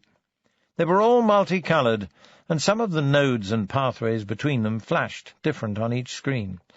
The third VDU showed a deck of cards set out in what Banks recognized as the solitaire pyramid fashion. "I always have a game going when I'm working," Clayton said, smiling. "It helps me concentrate. Don't ask me why." The floor was a mass of snaking cables, and Banks trod carefully not to trip over any of them. He could almost feel the room vibrating with the electrical hum running through them. Clayton cleared a stack of computer magazines from a hard-back chair. Banks almost asked him what the diagrams on the screens were, but he knew that either Clayton wouldn't tell him, or he wouldn't understand anyway. Best not start off looking like an ignoramus. Sheets of paper hissed as they slid out of a laser printer. One of the pulsating beep. Clayton excused himself while he went over and hit a few keys. "Diagnostic programs," he said when he got back. Well, that was clear enough, Banks thought. Even he knew what diagnostic programs were, though what they were supposed to diagnose was another matter entirely. "Computers," Clayton went on. "They've changed the world, Chief Inspector. Nothing is the same as when you and I were children, and they're still changing it. Believe me, in a not-too-distant future, nothing will be the same as it is now. But I don't suppose you came here to talk technology with me, did you? Are you coming to apologize?" "What for?" "For letting the bastard who killed Deborah slip through the cracks. I was there, you know, in court with Jeff and Sylvie. They're devastated, and I've hardly been able to concentrate on my work since then. How could you let it happen?" "Seen it happen more often than you have. We're not living in a perfect world." "You can say that again. I don't know what the procedure is now, but if I can help in any way—" Clayton scratched his smooth chin. "Look, I've heard one or two disturbing rumours about this Pierce fellow beating up young girls and raping them. Is that true?" "I can't comment on that," said Banks.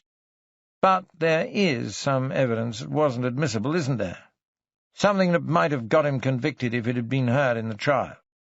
"The judge rules on matters of law," Banks said, "so there might be a strong basis for the appeal. That's really all I can tell you at the moment." Clayton paused and glanced quickly around at the computer screens. "Well, Chief Inspector, thank you for bringing me up to date. Can I help in any way?" Banks leaned forward. "As a matter of fact, there is something. Decision is that we have decided to reopen the case and examine some of the other angles again." Clayton frowned. "I don't understand. Did you get the right man, or didn't you?" "The jury thinks we didn't. But what about you? You know more about him than you're ever allowed to tell the jury. What do you think?" Banks was getting sick of that question. Now he knew what defence barristers felt when people kept asking them how they could possibly defend people they knew must be guilty. "I didn't see him do it," he said. "So there's always room for doubt." Clayton snorted. "So just because the justice system fouls up yet again, you're going to run around reopening old wounds?" "I hoped you might look at it as cooperation," Banks said. "About what?" "John Spinks, for a start." "That moron who caused all the trouble last summer. That about him?" "Yes, and I talked to him again yesterday." "You surely don't think he could have done it?" "It's possible," Banks said. "He doesn't have either the guts or the brains."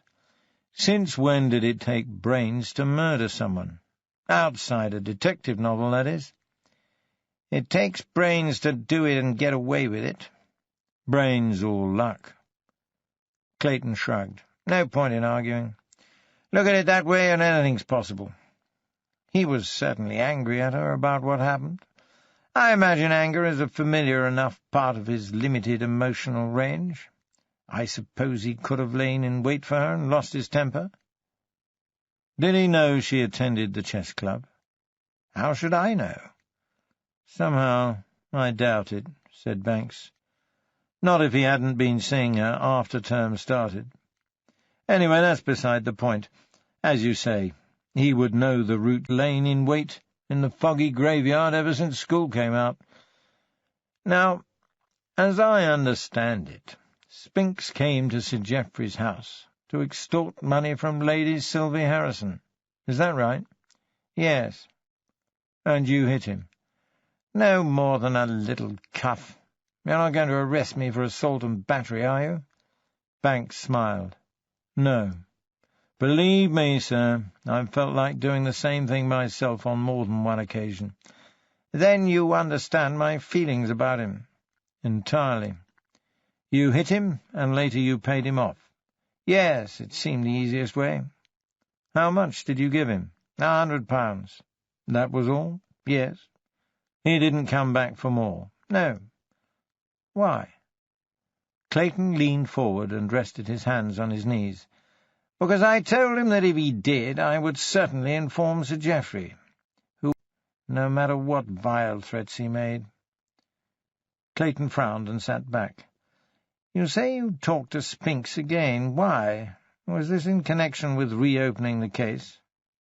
"Not really, no. It was a coincidence. He stole a car and crashed it. Pity he didn't break his neck. Serves the little bastard right." "I suppose so," Banks said. He paused, feeling his heartbeat speed up. "What were you doing there when Spinks came?" "What do you mean?" "I got the impression that you're there an awful lot, especially when Sir Geoffrey is out and his wife is at home." Clayton's mouth dropped open, and he started shaking his head very slowly. "My God, you've got a mind like a sewer," he said. "I don't believe it. On the basis of what you're suggesting—" He put his fingertips to his temple. "Your theory is that Sylvie and I were having a torrid affair, and Deborah found out and threatened to tell her father. Instead of allowing that to happen, I waited for Deborah, my own goddaughter, in the graveyard after her school chess club one day and strangled her. Is that your theory?" "I hadn't thought it out that far," Banks said. "I was just trying to get the lie of the land, that's all. But I must admit you've got a way of reducing things to their essentials. Thank you for putting it so succinctly." Clayton stood up. His face was red. "This is insane, Banks. You're clutching at straws. I think you'd better leave now." "I was just on my way. But I do have one more question." Clayton gritted his teeth. "Very well." "About the kind of work Harclay Industries. Highly secret, isn't it? MOD stuff?" "Yes. So? Is there any chance that Deborah might have stumbled across something she shouldn't have? Say in her father's papers?" Clayton shook his head. "First, you practically accuse me of murder. Then you bring up all this James Bond stuff. No, Chief Inspector, Deborah couldn't have stumbled across any government secret that got her killed. I think you already had the killer and you let him get off. Now you're casting about wildly for some sort of scapegoat." Banks stood up to leave. "Maybe," he admitted. "And for your information," Clayton went on, "I've known Jeff and Sylvia for years. I was there when they met. I was at university with Jeff. I have never had, nor am I having now, any other sort of relationship with Sylvia Harrison than that of a close friend. Am I making myself clear?" Banks quickly. "And just for this one time, I'm willing to forget that this meeting ever took place. But if you ever dare come here again with your—" Banks held his hand up. "I get the message, sir. If I ask any more questions, you'll go tell the Chief Constable. Fair enough." When Banks got outside and back into his car, his hands were shaking as he lit his first cigarette of the day. This ends CD 9. CD 10. Innocent Graves. Rebecca Charters hadn't known what to do at first, when Owen Pearce surprised her in the garden on Thursday.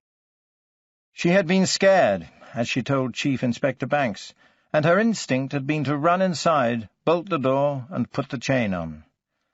Even though he must have known she was alone in the house, but she had looked through the window and watched him stand by the garden gate for a moment before walking off. Her heart had beat fast. After Banks had left, she rationalized her fear away. Pearce hadn't done anything, after all, or even said or threatened anything. Perhaps she was overreacting. Pearce might not be guilty of anything. Certainly Inspector Banks had his doubts, and his idea of Deborah having arranged to meet the person who ultimately turned out to be her murderer made sense. But when Owen Pearce came and knocked at her door on Saturday afternoon, while Daniel was out visiting the terminally ill patients in Eastvale General Infirmary, she felt afraid all over again. Because it was a warm day, and she liked the way the scents of the flowers drifted into the living room, Rebecca had opened the bay window. "Before moving to go away, or I'll call the police."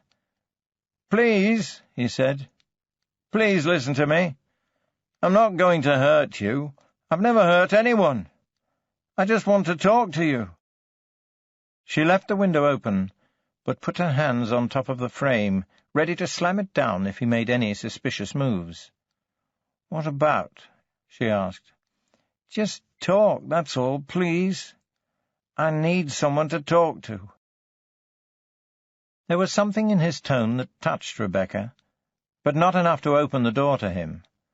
"Why me?" she asked. "You don't even know me." "But I know about you. I know what you've been through. You're the vicar's wife. I've read about the accusations and everything. I just felt— I'm not trying to say I'm especially religious or anything. I don't want to lie to you about that. Please, Will you just let me come in and talk? Treat me like a human being, please?" Rebecca could see tears in his eyes. She still didn't know why he had come. She couldn't let him in, but nor did she feel she could turn him away. After all, she was a Christian and a minister's wife. "Stay there," she said. "I'll come out." She would feel safer outside in the garden, with the constant flow of people on the river path. Why was she doing it? She asked herself as she went outside. She knew part of the answer. Not too long ago, she had allowed herself to doubt Daniel, her own husband. Instead of offering him her unqualified support and devotion, she had turned to liquor and carnality to escape her obligations. More than that. It wasn't just her obligations she was running away from, but the horrible realization that she had doubted Daniel, she had believed him guilty. And found not guilty by a jury, and presumed guilty by the rest of the world. Call it pity, compassion, Christian charity, or mere folly, but she couldn't turn him away. Daniel had put out a couple of folding chairs in the garden. When the weather was nice, he liked to sit and watch the river as he composed his sermon. There was also a beautiful view of St. Mary's Hill, the fine old houses above the gentle slope of grass and trees. Here I am, Rebecca thought, sitting in the garden with a possible murderer on a warm June afternoon. "I still don't understand why you're here," she said. "I told you. I need a friend, or friends. Everywhere I go, people turn their backs. I'm lonely and I'm scared. I heard somewhere about what your husband's been going through. But you have obviously stood by him, however hard it's—" Rebecca almost laughed out loud at the irony of it. Instead she said, "Yes, it has been hard. But the court found you innocent. You're free now." Owen sniffed. "Not innocent. Just not guilty as charged. It's a different thing. Anyway, it doesn't matter. I'm not really free. Everyone believes I'm guilty." "Are you? Will you believe me, if I promise to answer truthfully?" Rebecca felt her heart speed up.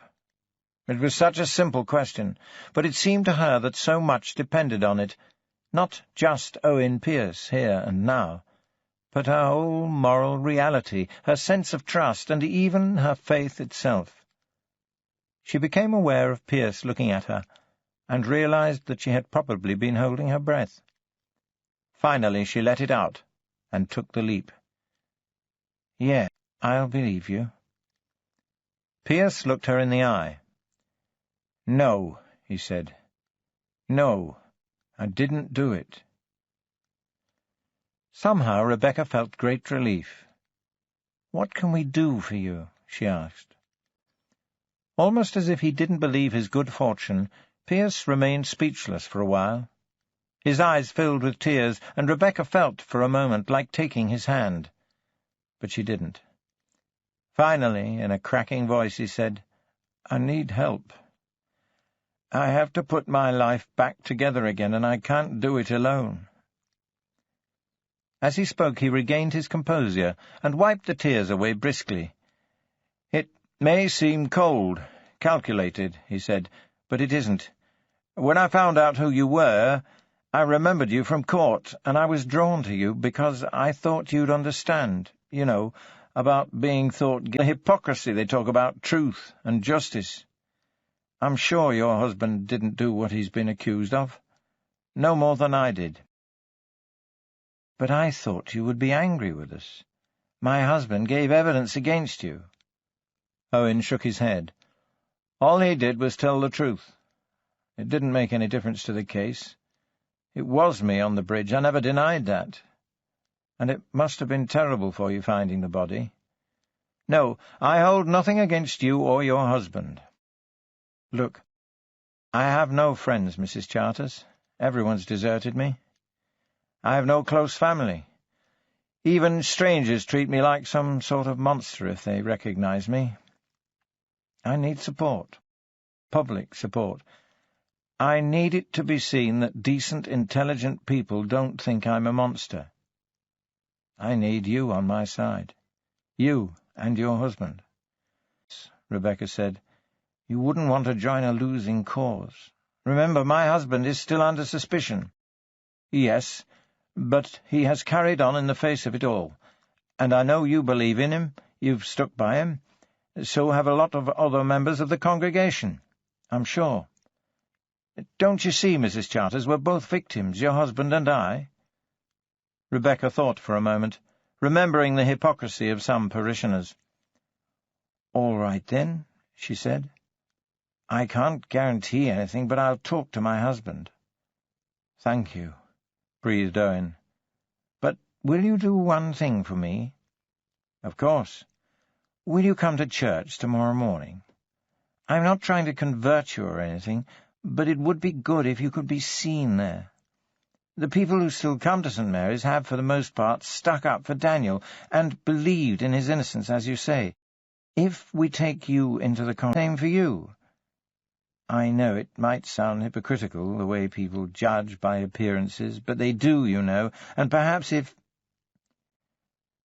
Why are you laughing? I'm sorry, Mrs. Charters, I really am. I just can't help it. Of course I'll come to church. Believe me, it seems a very small price to pay. It was just after 2 o'clock in the morning, and Banks kept waking up from disturbing dreams. He and Sandra had been out to a folk night in the Dog and Gun in Helmthorpe, with some old friends, Harriet Slade and her husband, David. The star of the evening was Penny Cartwright, a local singer who had given up fame and fortune to settle back in Helmthorpe a few years ago. Banks had first met her while investigating the murder of Harold Stedman, a local historian, and he had seen her once or twice in the intervening years. They chatted amicably. There was a tension between them, and Banks was glad when the chit-chat was over. Her singing was something to be relished, though. Alto, husky on the low notes, but pure and clear in the higher range, her voice also carried the controlled emotion of a survivor. She sang a mix of traditional and contemporary, from Anon to Zimmerman, and her version of the latter's I Dreamed I Saw St. Augustine had made Banks's spine tingle and his eyes prickle with tears. But now, after a little too much port and Stilton back at Harriet and David's, Banks was suffering the consequences. He had often thought that the blue bits in Stilton, being mowed, had mild hallucinogenic properties and actually gave rise to restless dreams. It didn't matter that he hadn't yet found a scientist to agree with him, he was sure of it, because every time he ate Stilton, it happened. These weren't satisfying you feel you've had a good night's sleep, but abrupt and disturbing transformations just below the threshold of consciousness. Computer games turned into reality, cars crashed through monitor screens, and the ghost of a young woman walked through a foggy graveyard. In one, he had terminal cancer and couldn't remember what his children looked like. All the while, voices whispered about demon lovers, and crows picked bodies clean to the bone. Thus Banks was not altogether upset when the phone rang. Puzzled, but relieved in a way to be rescued from the pit of dreams. At the same time, apprehension gripped his chest when he turned over and picked up the receiver. Sandra stirred beside him, and he tried to keep his voice down. "Sir?" "Yes," Banks mumbled. It was a woman's voice. "This is D.C. Gay, sir. I'm calling from the station." "What are you doing there? What's happened?" "Looks like there's been another one." "Another what?" "Another girl disappeared, sir. Name's Ellen Gilchrist. She went to a school dance at Eastvale Comprehensive tonight and never arrived home. Her mum and dad are climbing up the walls." Banks sat up and swung his legs from under the covers. Sandra turned over. "Where are they?" he asked. "They're here, sir, at the station. I couldn't keep them away. I said we're doing all we can, but—" "Have you called her friends? Boyfriends?" "Yes, sir. That's all been done. Everyone her mum and dad and her friends from the dance could think of. We've woken up half the town already. As far as I can gather, She left the dance alone just after 11 o'clock. Had a headache. Her parents only live on the Leaveview estate, so it's not more than a quarter of a mile down King Street. They got worried when she hadn't turned up by midnight, her curfew. Sir? Yes? They said normally they'd have given her till 1, more likely, then given her a good talking to and packed her off to bed. But they said they'd heard about that killer who got off, Owen Pearce. That's why they called us so soon. Sitting on the edge of the bed, Banks rubbed his eyes, trying once and for all to rid himself of the Stilton dreams. He sighed. From one nightmare to another. "All right," he said. "Get someone to put on a strong pot of coffee, will you, Susan? I'll be right over."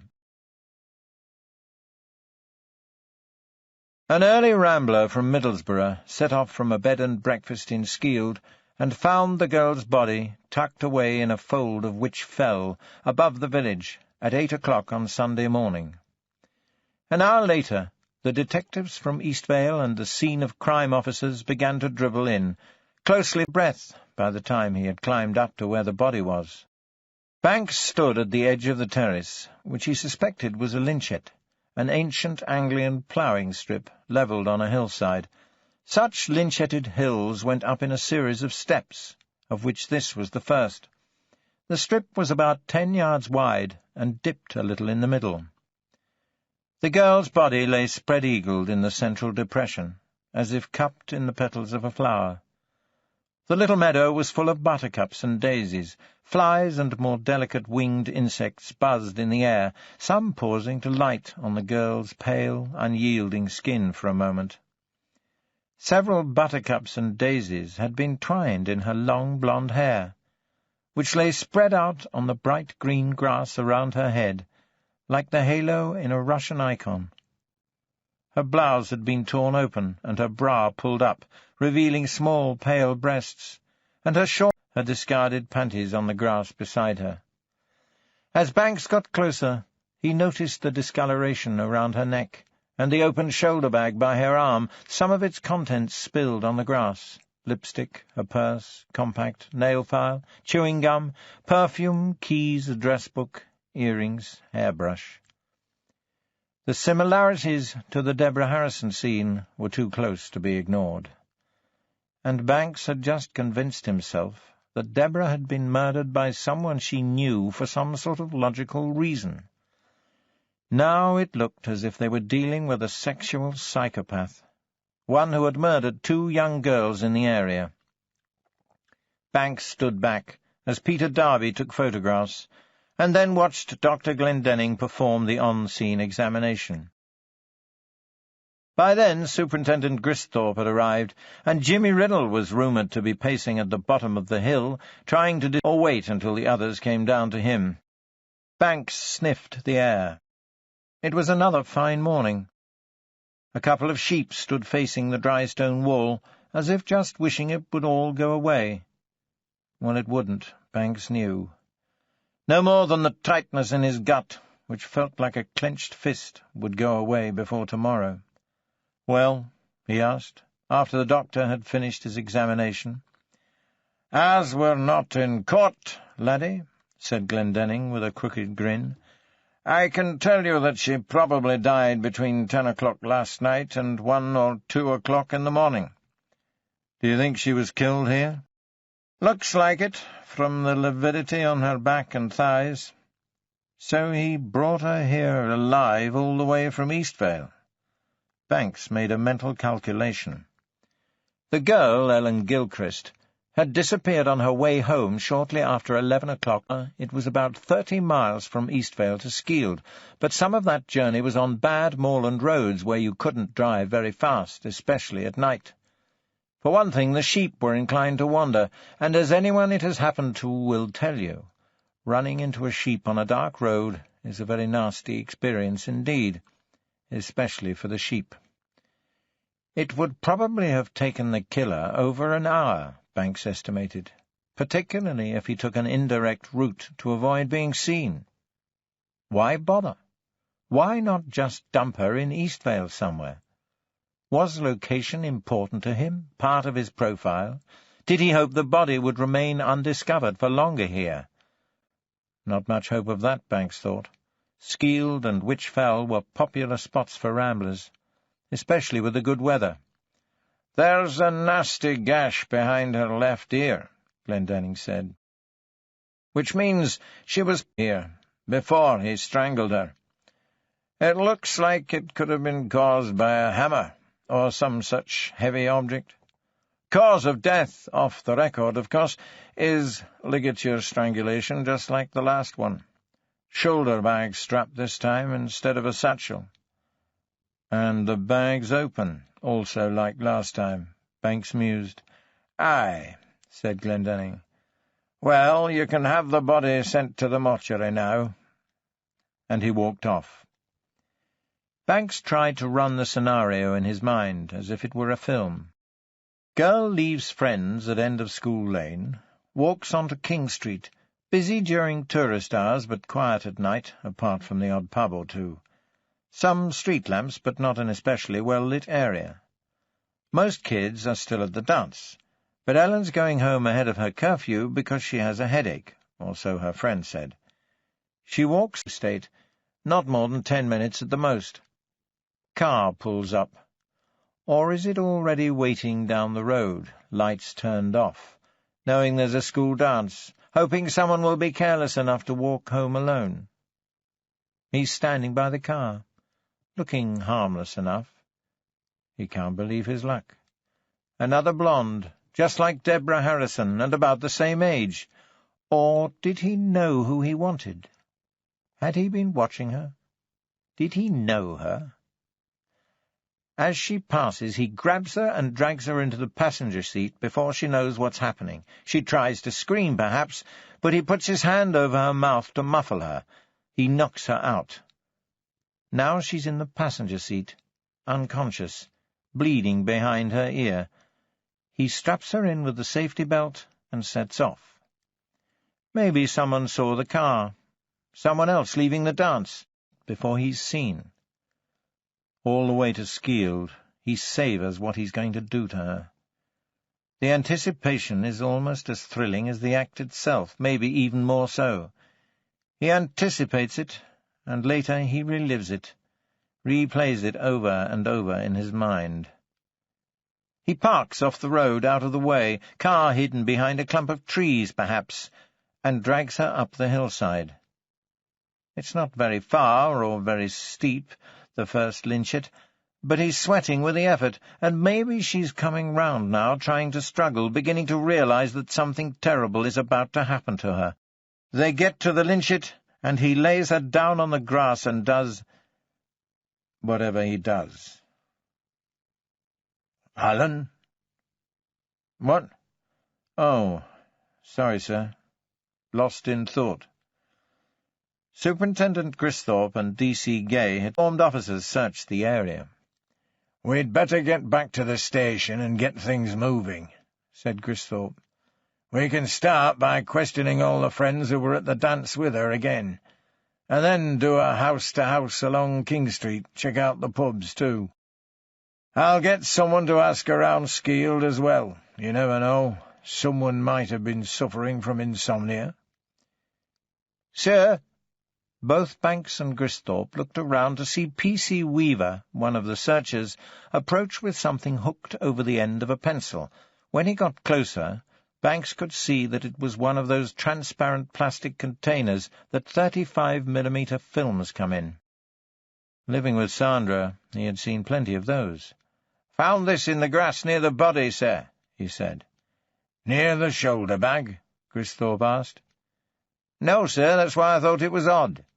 It was on the other side of her, a couple of yards away." "It could be anyone's, lad," Gristhorpe said. "A tourist's, maybe. But we'd better check it for prints as quickly as we can."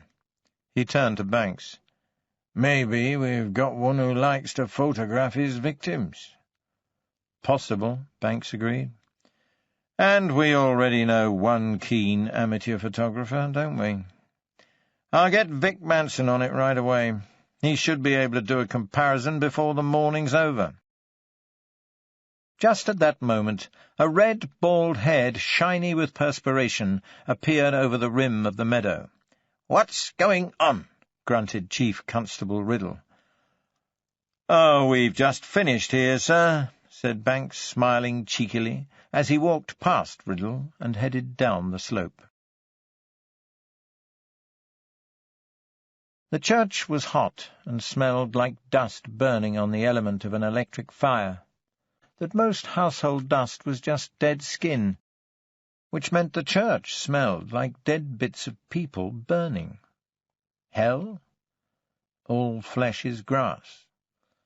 The heaps of dead, dry grass burning in allotments, or autumn stubble burning in the country fields, fast rolling carpets of fire spread out in the distance, palls of smoke hanging and twisting in the still twilight air. Owen took off his jacket and loosened his tie. He had never been comfortable in churches. His parents were both dyed-in-the-wool atheists, and the only times he had really been in church were for weddings and funerals, so he always wore a suit and tie. Of course, it was all right when you were a tourist, checking out the Saxon fonts and Gothic arches, but a different story altogether when there was a vicar up front prattling on about loving thy neighbour. Owen had always distrusted, feeling that the church offered a public aura of respectability to many who pursued their perversions in private. But the vicar in this case was Daniel Charters, now one of the few allies Owen had in the entire world.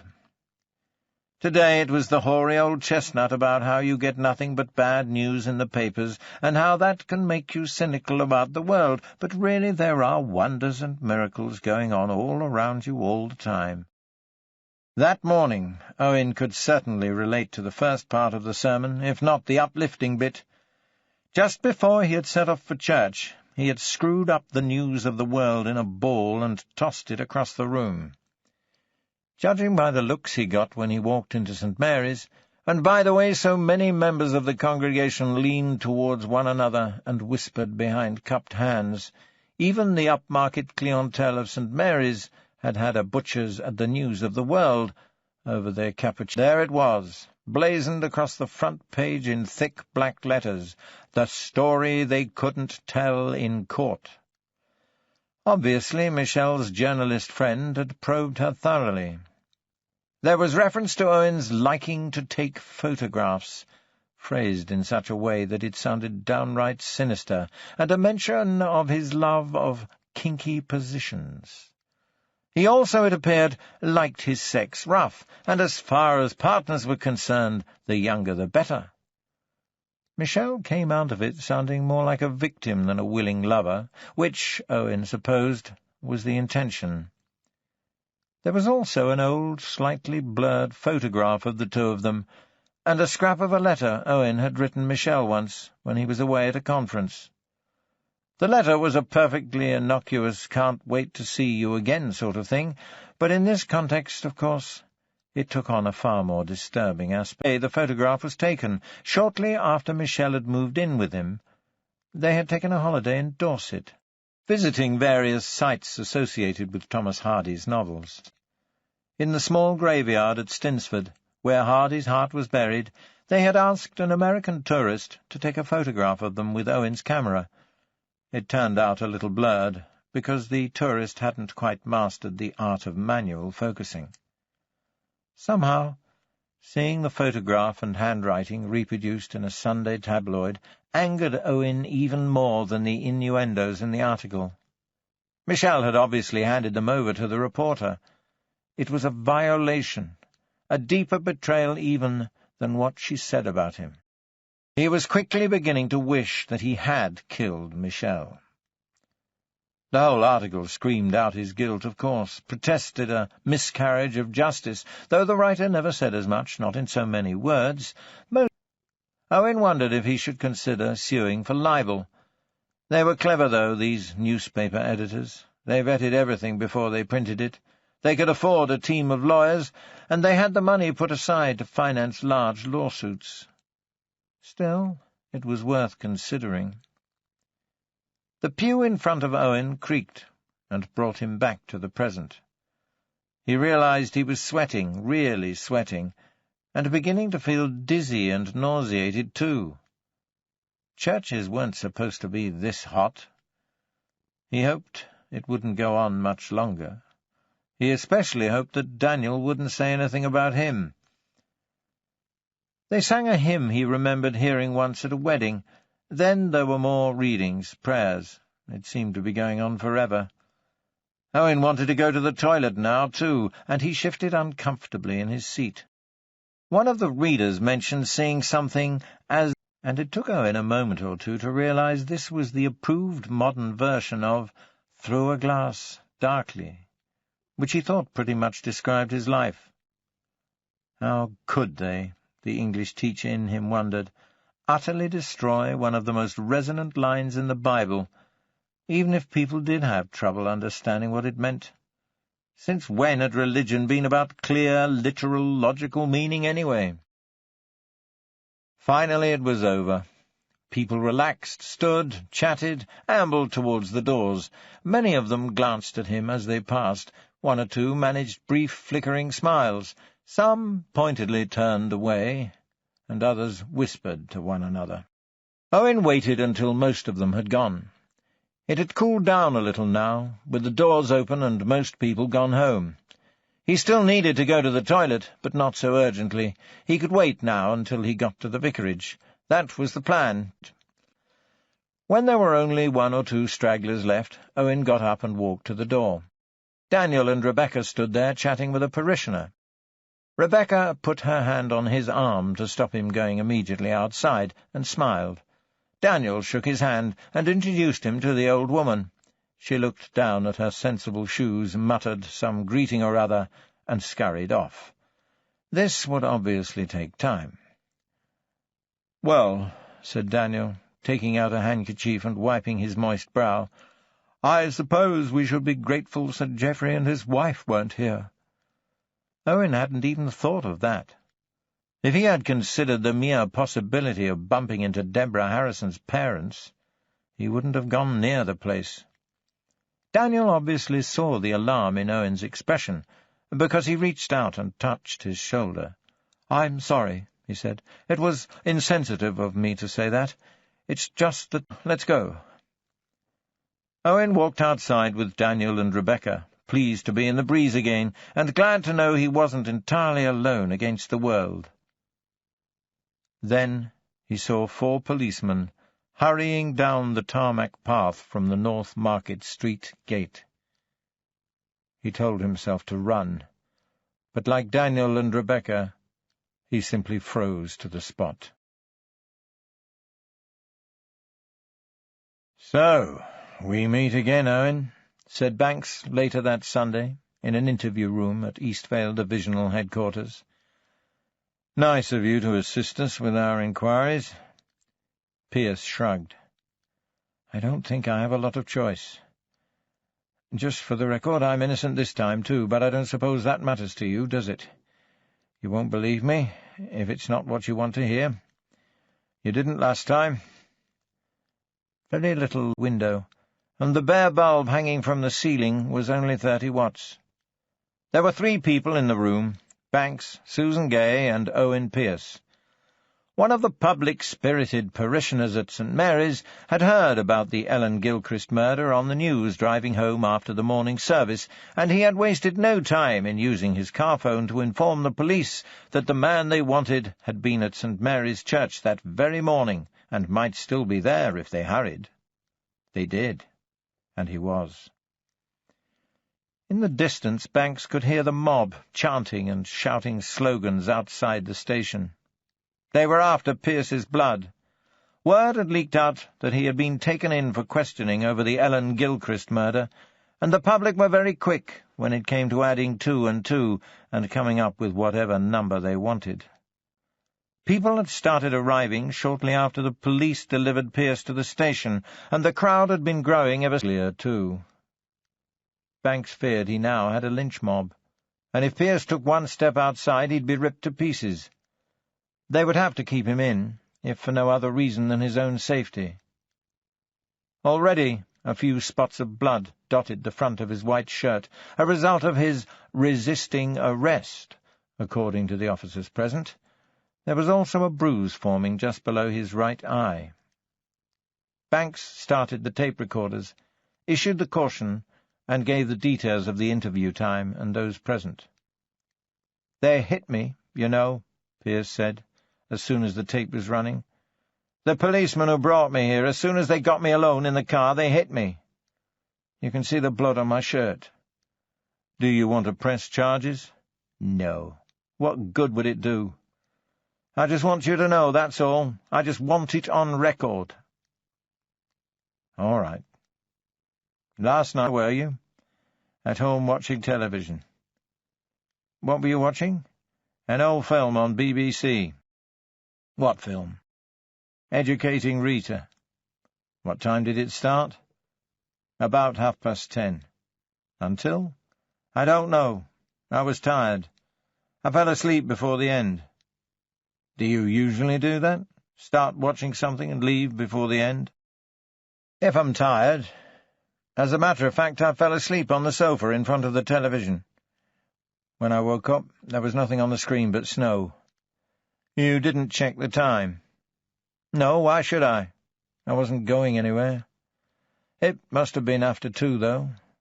The BBC usually closes down then. His voice was flat, Banks noticed.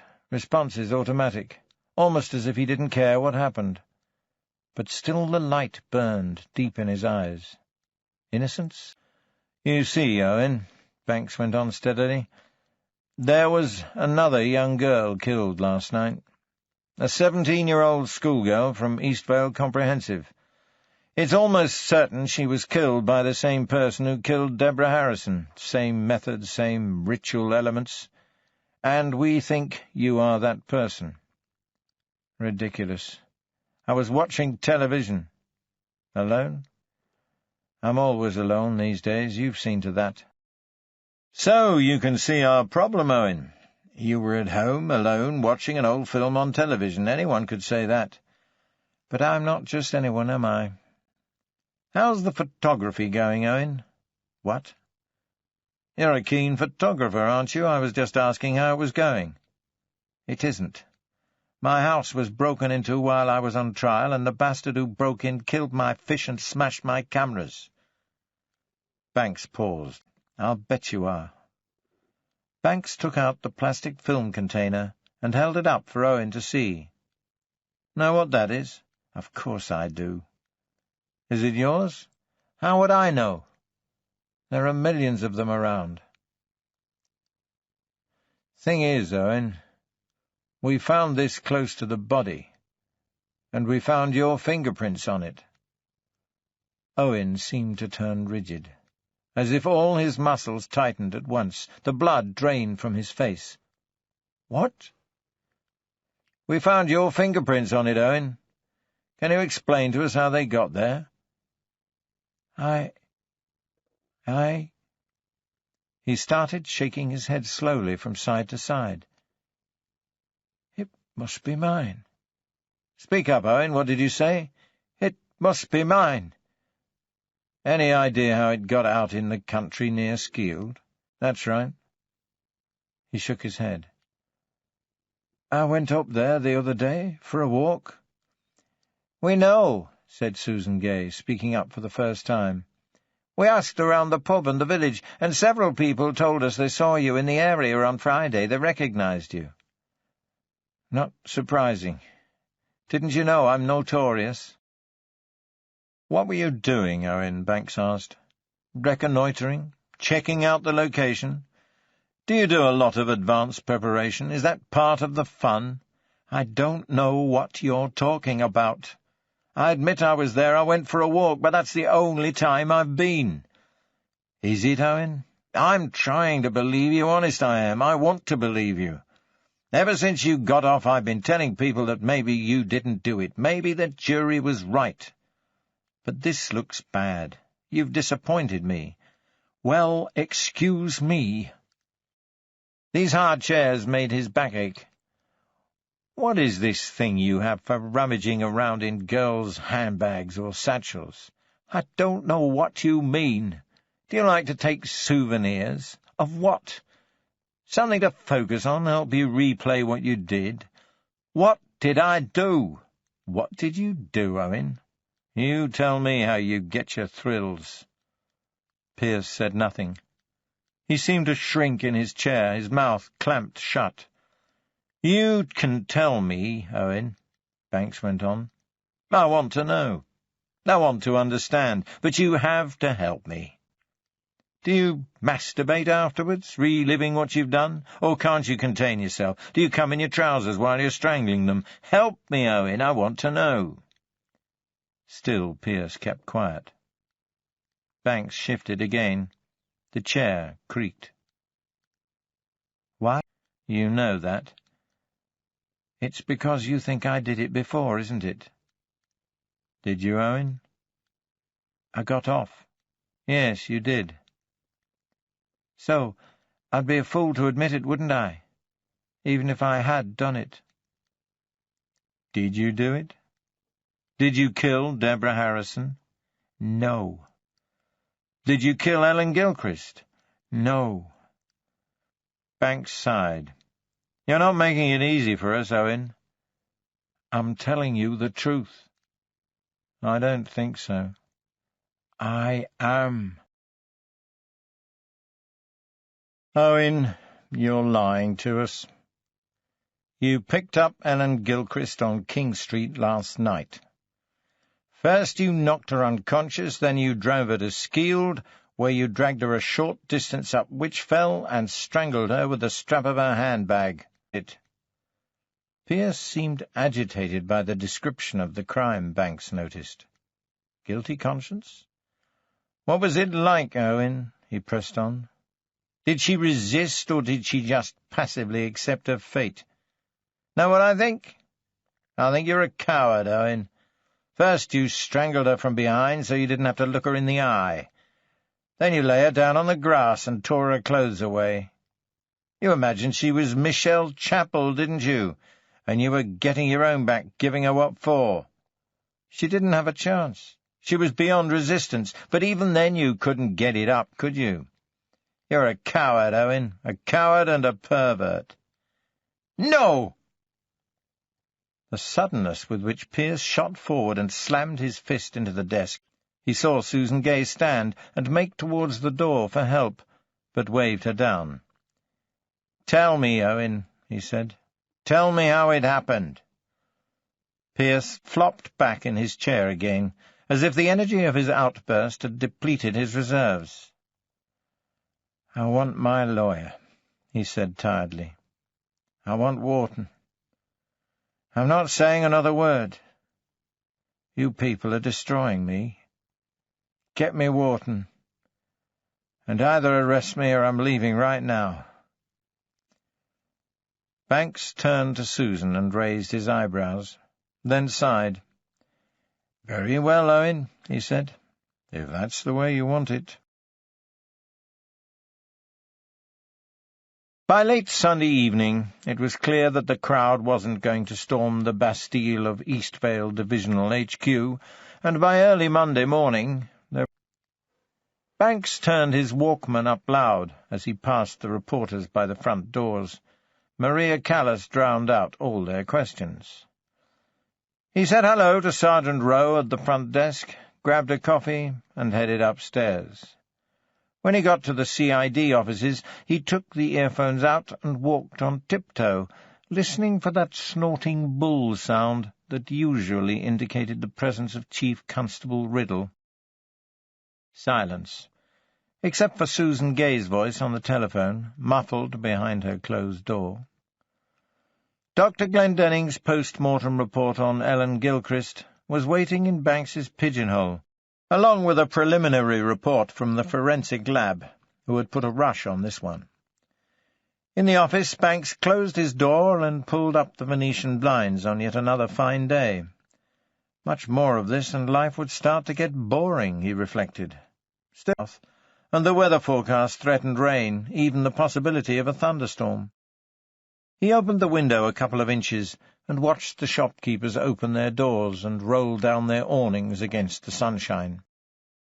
Then he stretched until he felt something crack pleasantly in his back and sat down to study the report.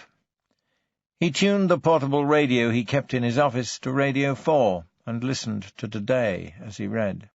Glendenning had narrowed the time of death to between 11 and 1, confirmed that the victim had been killed in the place where she was found, and matched the strap of her shoulder bag to the wheal in her throat.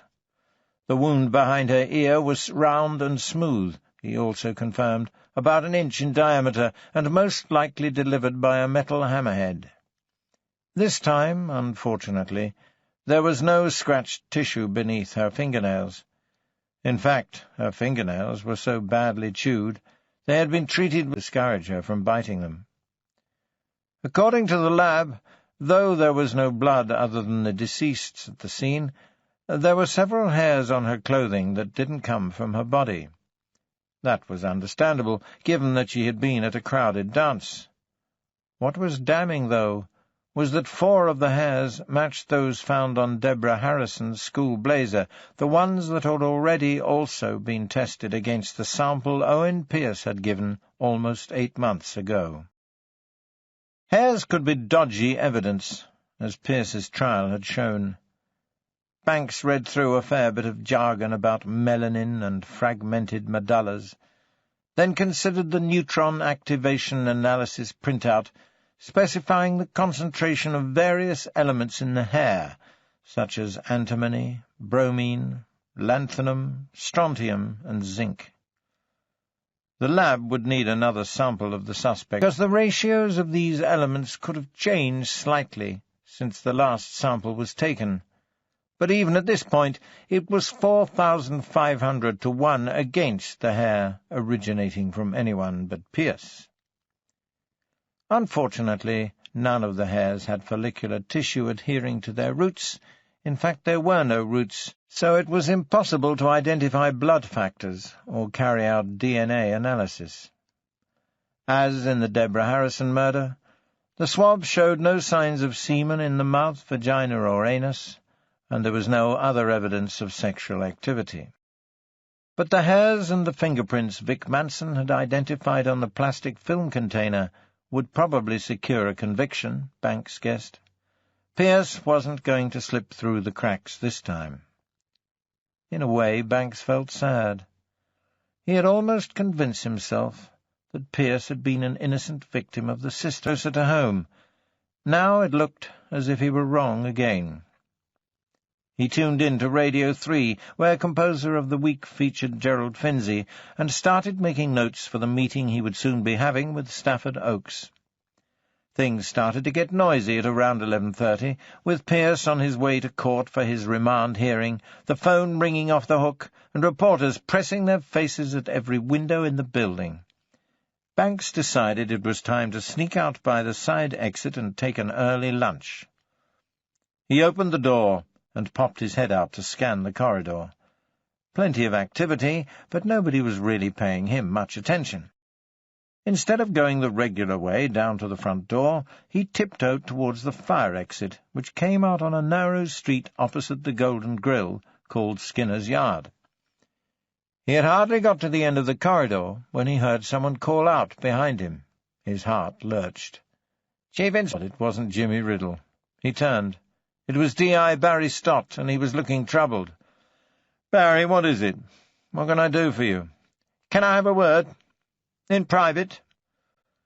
Banks glanced around to see if anyone else was watching them. No, the coast was clear. "Of course," he said, putting his hand on Stott's shoulder and guiding him towards the fire door. "Let's go for a drink, shall we, and get away from the melee." It was a long time since Rebecca had been to talk to the angel, but that Monday she felt the need again, and this time she wasn't drunk. As she turned off the tarmac path onto the gravel, she wondered how she could have been so wrong about Owen Pearce. She remembered how scared she was when she first saw him after his release, then how like a little boy lost he had been when he came to talk to her. When she had asked him the all-important truthfully, she had believed him. Now it looked as if he had lied to her. How could she be sure of anything any more, of anyone, even Daniel? The air around the Inchcliffe Mausoleum was warm and still. The only sound was the drone of insects and the occasional car along Kendall Road or North Market Street. The angel continued to gaze heavenward. Rebecca wished she knew what he could see there. Sober this time, and feeling a little self-conscious, she couldn't quite bring herself to speak out loud. But her thoughts flowed and shaped themselves as she stood there, feeling silly. She wondered what the policeman, Chief Inspector Banks, would think of her. The police had claimed that Owen Pearce had killed another girl. That meant they also believed he had killed Deborah Harrison. There could be no way out for him now, Rebecca thought. It was against him. But he had visited her at the vicarage only that Saturday afternoon, full of talk about his innocence, the need for support and understanding. She couldn't get over that, how convinced she had been. Was that the behaviour of someone who was intending to go out later that night, pick up a teenage girl, and murder her? Rebecca didn't think so. But what did she know? Experts had done studies on these kinds of people, serial murderers, they called them, though she didn't know if having killed only 2 people qualified Owen for that designation. She had, however, seen enough television programs about psychopaths to know that some could appear perfectly charming, live quite normal lives outside their need to kill. Ted Bundy, for example, had been a handsome and intelligent man who had killed God knew how many young women in America. The boy next door, the message seemed to be, not the raggedy man with the cruel eyes muttering to himself in a corner.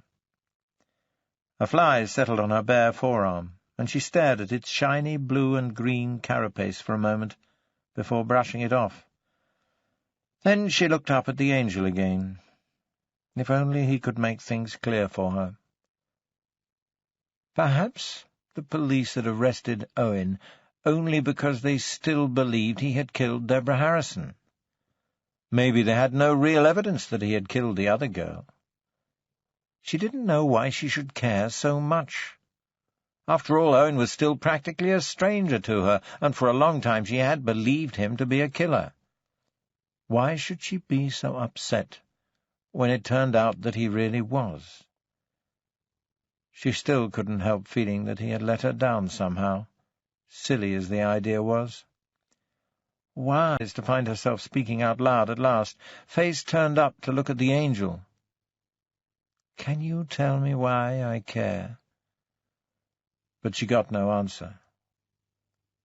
She already knew part of the answer. Talking to Owen, taking him under her wing, had been a test for her. In a way, his presence had challenged her faith, her Christian feelings. For when it came to Christianity, Rebecca was a humanist, not one of these cold-fish theologians like some of the ministers she had met. Perhaps a better existence did await us in heaven, but to Rebecca Christianity was useless if it forgot people in the here and now. Faith and belief, she felt, were no use without charity, love, and compassion. Religion was nothing if it focused entirely on the afterlife. Daniel had agreed. That was why they had done so well together. Up to last year.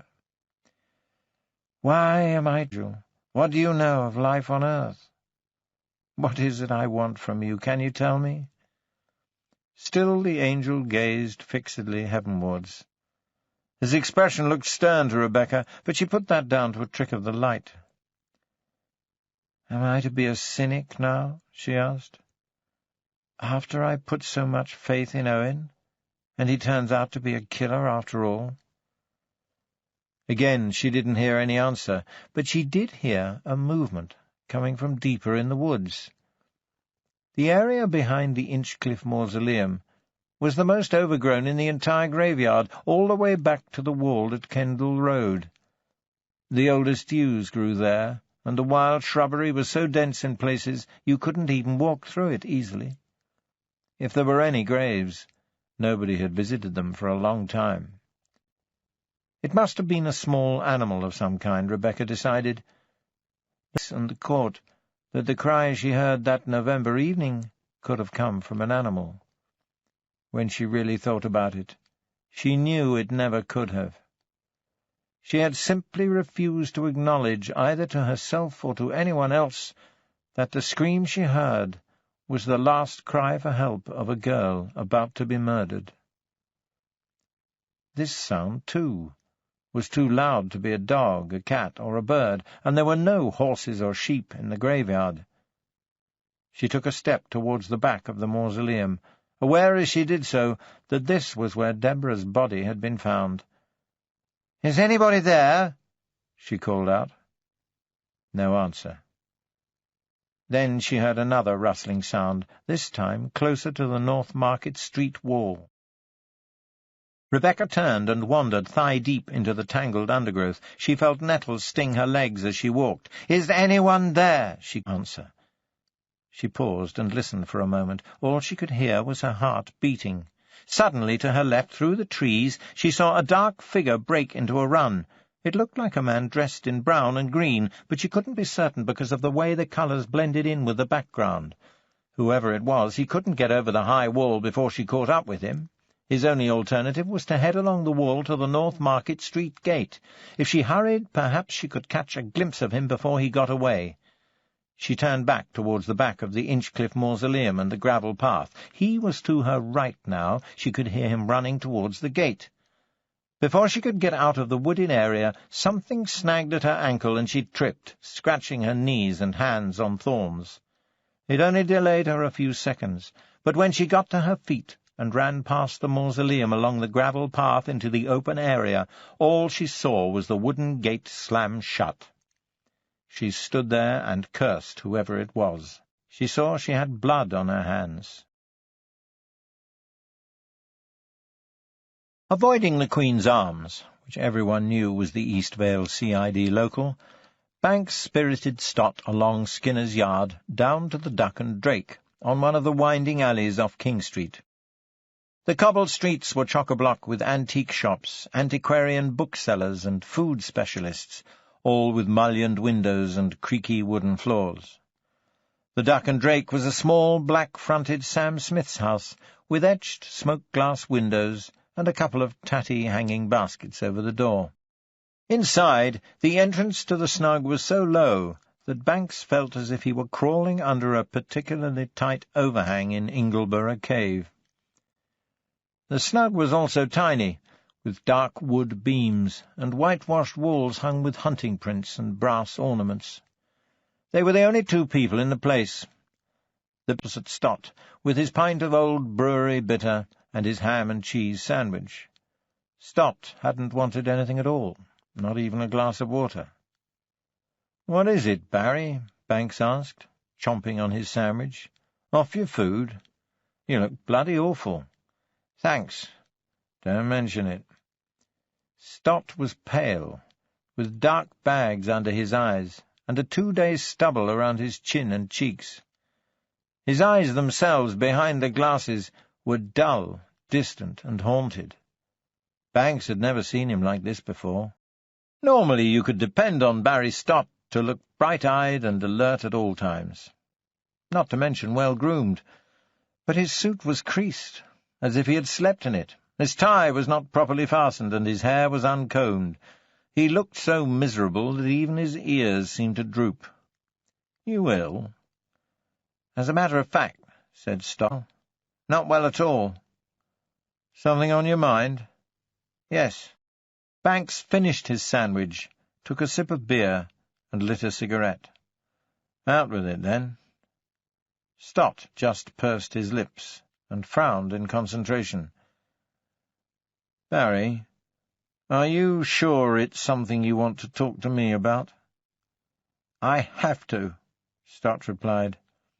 "By all rights, I should go to the Super or even the CC. God knows it's bound to get that far eventually, but I wanted to tell you first. I don't know why. Respect, perhaps. It's just so difficult. I've been up wrestling with it all night, and I can't see any other way out." Banks sat back. He had never seen Barry Stott so upset, so consumed by anything before, except that day when Pierce was found not guilty. Stott wasn't sure how to handle him on a personal level, outside the job. Was this a private, intimate matter, perhaps? Was Stott going to admit he was homosexual? Not that it mattered. Banks knew for a fact that 2 of the uniformed officers at Eastvale were gay. So did everyone else. They came in for a bit of baiting now and then from the more macho among their colleagues, who weren't entirely sure of their own sexuality, and for a certain amount of righteous moral disapproval from the 1 or 2 Christian fundamentalists in uniform. But Barry Stott? Banks realized he didn't even know whether Stott was married, divorced, or single. "Is this off the record, Barry?" Banks asked. "I mean, is it something personal?" "Partly, but not really." He shook his head. "I can't understand it myself. I was so sure, so damnable." Banks's beer glass jumped. "Sorry." "I think you'd better just tell me." Stott paused. He took a handkerchief from his pocket and cleaned the lenses of his glasses. In the background, Banks could hear the radio playing Jim Reeves singing "Welcome to My World." Finally, Stott put his glasses back on, nodded, and took a deep breath. "All right," he said. "I suppose the most important thing is that Owen Pierce is innocent, at least of Ellen Gilchrist's murder. We have to let him go." Banks's jaw dropped. "What are you talking about, Barry?" "I was there," Stott said. "I know." Christ, what was this? A murder confession? Banks held his hand up. "Hold on, Barry. Take it easy. Go slowly, and be very careful what you say." He cautioned. "Where were you? King Street? Skeeld?" Stott shook his head and licked his lips. "No, not either of those places. I was outside Owen Pierce's house." "Doing what?" "Watching him. I've been doing it ever since he got off." "So that's why you're looking so washed out." Stott rubbed his hand over his stubble. "Haven't had any sleep in a week. Soon as I finish at the station, I grab a sandwich, then head for his street and park. If he goes out, I follow him." "All night?" "Most of it. At least till it looks like he's settled. Sometimes as late as 3 or 4 in the morning. He doesn't go out much. Most nights he gets drunk and passes out in front of the telly." "And he hasn't spotted you?" "I don't know. I haven't taken any great pains to hide myself, but he hasn't said anything." "But why?" Smoothed down his hair with his hand, then shrugged. "I don't know. I got obsessed, I suppose. I just couldn't stop myself. I was so sure of his guilt, so certain he'd beaten the system. And I knew he'd do it again. It was that kind of crime. I could feel it. I wanted to make sure he didn't kill another girl. I thought if I watched him, kept an eye on him, then either I'd catch him, stop him, or, if he knew I was onto him, he wouldn't be able to do it again, and the tension would get unbearable. Then maybe he'd confess or something. I wasn't thinking clearly." Banks stubbed out his cigarette. "But why, Barry? You're a good copper. Brainy, diligent, logical. You passed all your exams. You've got a bloody university degree, for Christ's sake. You're on accelerated promotion. You ought to know better." Stott shrugged. I know. Something just went in me. Like I said, I thought if I watched him long enough I'd catch him one way or another." Banks shook his head. "Okay. Let's get this straight.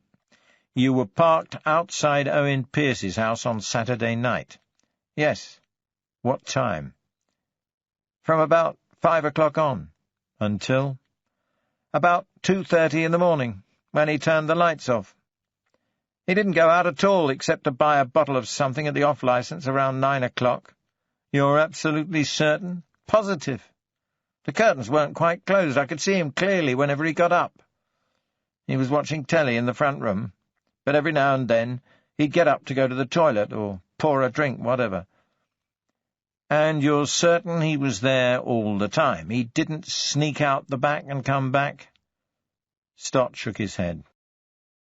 He was there, sir. Between the crew, he'd get up and cross the room twice between 11 o'clock and midnight. Are you sure it couldn't have been anyone else? Certain. Besides, his car was parked in front of the house the whole time. That didn't mean much. Pearce could have stolen a car to commit the crime and then returned it, rather than risk using his own and having his license number taken down. When that thought had passed through his mind, Banks had experienced another irritating sense of déjà vu. He had felt the same thing the other day while going over the case files. It couldn't really be déjà vu, because it wasn't something he had already experienced, but it came with the same sort of frisson. "What happened then?" he asked. "He must have fallen asleep in front of the telly as usual. I could see the light from the screen. It changed to snow at 1:55 when the programmes ended, but Pearce didn't move again until 2:30. Got the lights and went upstairs to bed. That's all." "That's all? Jesus Christ, Barry, do you have any idea what you've done?" "Of course I have. But I had to speak out. I've been struggling with my conscience all night. I could have spoken up yesterday and saved Pearce another night in jail, but I didn't. I didn't dare. That's my cross to bear. I was worried about the consequences to my career, partly, I'll admit that. But I was also trying to convince myself that I could have been wrong, that he could have done it. But there's no way. He's innocent, just like he says." Banks shook his head. "I don't see how we can cover this up, Barry. I'm not sure what's going to happen." Stott sat bolt upright. "I don't want you to cover it up. As I said, I prayed for an answer, an easy way out. There isn't one. I'll speak up for Pearce. I'm his alibi. I've abused my position." He reached in his inside pocket and brought out a white business-size envelope, which he placed on the table in front of Banks. "This is my resignation." This ends CD 10. CD 11. Innocent Graves. Owen was confused. The magistrate's court had bound him over without bail, as he had expected, but instead of being en route to Armley Jail, he was back in the cell at Eastvale, and nobody would tell him anything. Wharton had received a message from one of the uniformed policemen just as they returned to the van after the court session, and he seemed to have been rushed. Something was going on, and as far as Owen was concerned, it could only be bad. He ate a lunch of greasy fish and chips, ironically wrapped in Sunday's News of the World, washed it down with a mug of strong sweet tea, and paced his cell until, shortly after 1 o'clock, Wharton appeared in the doorway, waistcoat buttons straining over his belly, a scarlet crescent grin splitting his bluish jowls. "You're free to go," he announced, thumbs hooked in his waistcoat pockets. Owen flopped on the bed. "Don't joke," he said. "What do you want?" "I told you." Wharton came close to what looked like dancing a little jig, like Scrooge on Christmas morning. "You're free! Free! Free to go!" Had he gone mad? Owen wondered. Had this new arrest been the straw that broke the camel's back? By all solicitor, but there was no accounting for events these days. "Please," Owen said, putting his fists to his temples, in an attempt to stop the clamour rising inside his head, "please stop tormenting me." "He's right, Owen," said a new voice from behind Wharton in the doorway. Owen looked up through the tears in his eyes and saw Detective Chief Inspector Banks leaning against the jamb, tie loose, hands in his pockets. So it wasn't a dream. It wasn't a lie. Owen hardly dared believe. He didn't know how he felt now. Choked, certainly. His head spinning, a whooshing sound in his ears. Mostly he was still confused. That, and tearful. He felt very tearful. "You believe me?" he asked Banks. Banks nodded. "Yes, I believe you." "Thank God." Head fall in his hands and gave in to the tears.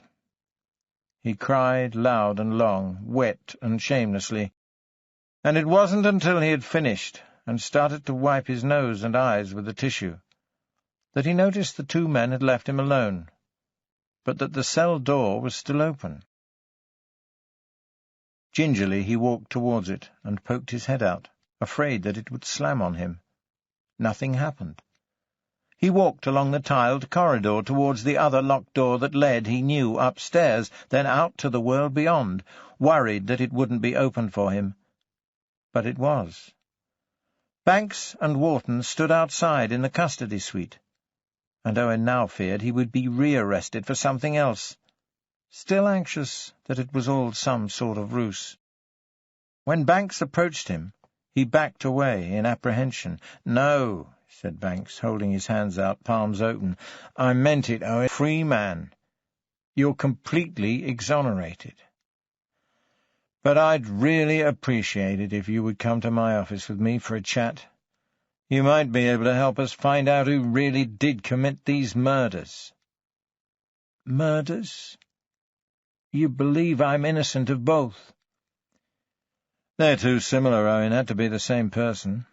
And that person couldn't have been you. Please come with me, will you? I'll explain." As Owen preceded Banks up the stairs, he felt as if he were walking in a dream, and half expected his feet to disappear right through the steps. On the open-plan ground floor, everyone fell silent as he passed, watching him. And he felt as if he were floating, weightless in space.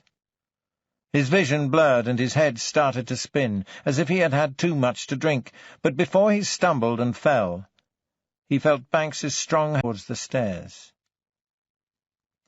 "It's all right, Owen," Banks said. "We'll have some strong coffee and a chat. You've nothing to worry about now." Instead of taking him into a dim, smelly interview room, as Owen had been half expecting, Banks led him into what must be his own office. It was hardly palatial, but it had a metal desk, some matching filing cabinets, and 2 comfortable chairs. On the wall was a Dalesman calendar set at June, and showing a photograph of a couple of ramblers with heavy rucksacks on their backs, approaching Gordale Scar near Malham. Oddly, Owen found himself thinking he could have done a better job of the photograph himself. The Venetian blinds were up, and before he sat down, Owen glimpsed the cobbled market square, full of parked cars. Freedom. He sat down. God, he felt tired. "What happened?" he asked, said Banks. "What?" "So there was— it was you?" "Not me, exactly, but someone. Did you know there was someone watching you?" "I had a funny feeling once or twice, but no, I can't honestly say I knew." Owen started to laugh. "What is it?" Banks asked. Owen wiped his arm over his eyes. "Oh, nothing. Just the irony of it, that's all. I was under surveillance because you thought I'd commit a crime, but as it turns out, the surveillance gives me an alibi. Don't you think that's funny?" Banks smiled. "Ironic, yes. But a young girl did get killed, Owen. Horribly. Just like Deborah Harrison." "I know. I wasn't laughing at that. And I didn't have anything to do with it. I don't know how I can help you." "I believe you haven't considered the problem over the past couple of days." "What problem?" Banks sat forward and rested his palms on the blotter. "You want me to spell it out? Okay. The reason we arrested you, Owen, was partly because you had been accused of a very similar crime before, and partly because we found strong physical evidence against you at the scene. It still looks very much as if the same person killed both of those girls, and we found evidence against you at both scenes. The fingerprints and the hairs. Yes, and you're right, I have been thinking about how they could have got there. Any ideas? Owen shook his head. I did go up Skeeld Way, and I probably walked past the spot where, you know, I suppose I could have dropped such a film container, but I don't think I had one with me. I told you about my camera. I didn't have it with me. I suppose I must have shed a few during my walk, but I can't explain how they got on the victim's clothes. Unless— Yes. The coffee arrived. Banks poured. Owen blew into his cup first, then took a sip. This is good. Thank you. Unless, he went on, and I know this sounds crazy, paranoid even, but I can't see how any of it could have happened unless someone, the real killer, had decided to capitalize on my bad reputation, blame it on me, the way he knew everyone else would. It doesn't make sense unless someone tried to frame me for Ellen Gilchrist's murder. Banks started tapping a pencil against his blotter. Go on, he said.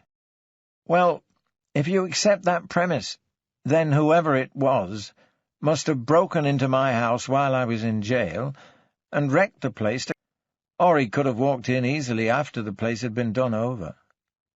The front door was unlocked when I got back. The lock was broken, in fact. This person must have thought there was a good chance I'd get off, and he wanted some insurance in case that happened and suspicion turned back on him. He must have found the empty film container in the waste paper bin, and guessed it would have my fingerprints on it. I mean, if it were empty and I'd opened it. Then he must have picked up some hairs from the pillow in the bedroom. That would have been easy enough to do. Banks nodded. Why not choose something more obvious to link you to the crime? Failing my blood, which he couldn't get hold of. I can't think of anything more obvious than my hair and fingerprints, can you?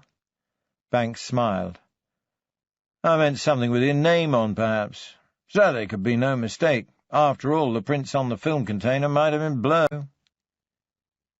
But if you think about it, Owen said, looking pointedly at Banks, he didn't need very much, did he?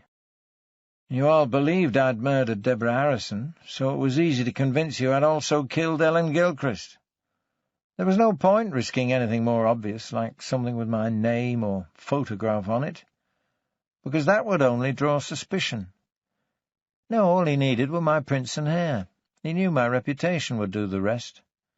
Even without the prints, he could have been fairly certain you'd pick on me. I'll bet the minute you saw the film container you thought of me because you knew I was an amateur photographer. That still leaves us one important question to answer, Banks said. Who? Of course, it might be that the murderer was simply using you as a convenient scapegoat, that it was nothing personal, but it could have been someone who really wanted you to suffer. Have you any idea who would want to rack my brains about it? But no. The only person who hates me that much is Michelle. Could it have been a woman? I don't think Michelle is tall enough, Banks said. But, yes, it could have been a woman. Owen shook his head. I'm sorry. I wish I could help. Like you said, it was probably nothing personal. I mean, whoever did it just wanted someone else to blame. It didn't matter who. You're probably right. But if you think of anyone— Of course. One of the neighbours might have seen someone, you know. They wouldn't speak out before, because they all thought I was guilty and deserved having my house wrecked. But now? I don't know. It's worth asking them anyway. You might start with that prick Ivor and his wife Siobhan next door. We'll do that. The interview was at an end. Owen finished his coffee, stood awkwardly, and moved towards the door. He could still hardly believe that freedom was just a few steps away again. What now? Banks asked him. He shrugged. I don't know. I've got a lot to think about. Maybe I'll go away for a while, just get lost, like everyone suggested I should do in the first place. Banks shook his head. "No need to run away," he said. "We know you didn't do it now. The press will fall all over themselves to support your cause, and they'll crucify us for getting the wrong man. Police incompetence." Owen forced a smile. "Maybe. Eventually. And I can't say I'll be sorry. You deserve it. I remember what you've put me through. I remember all the terrible things you accused me of only yesterday. Perversion, cowardice, not to mention murder. Friends back, can you? And I imagine there'll be a lot of people around these parts slow to change their minds, no matter what. Shit sticks, Chief Inspector. That's one thing I've learned from all this." Banks nodded. "Perhaps. For a while." Owen paused at the door. "Look," he said, "I don't expect an apology or anything, but could you just tell me again that you believe I'm innocent? Not just not guilty, but innocent. Will you say it? I need to hear it."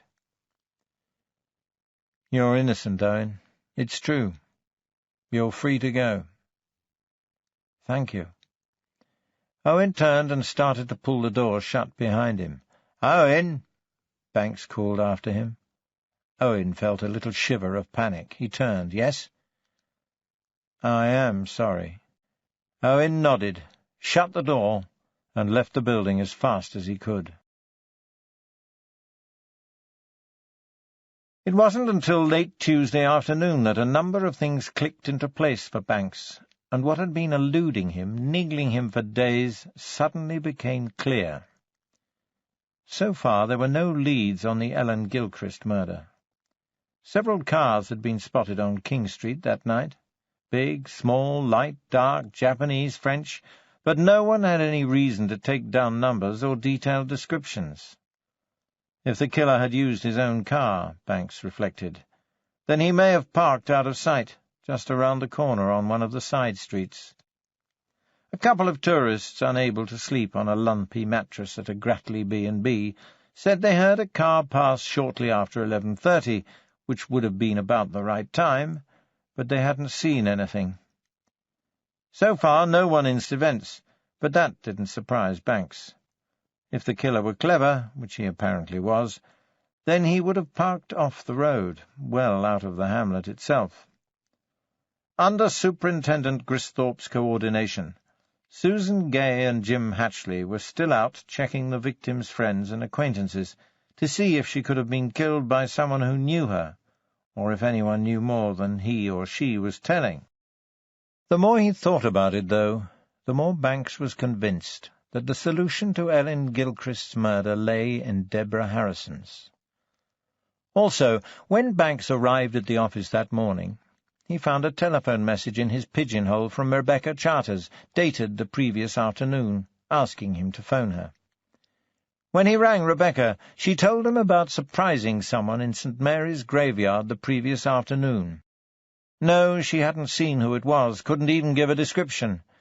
She laughed at her fears and said she'd been a bit jumpy lately. Yesterday she hadn't hesitated to call, but now she had had time to think about it. Probably just a kid, she decided. Banks wasn't too sure, but he put it on the back burner for the moment.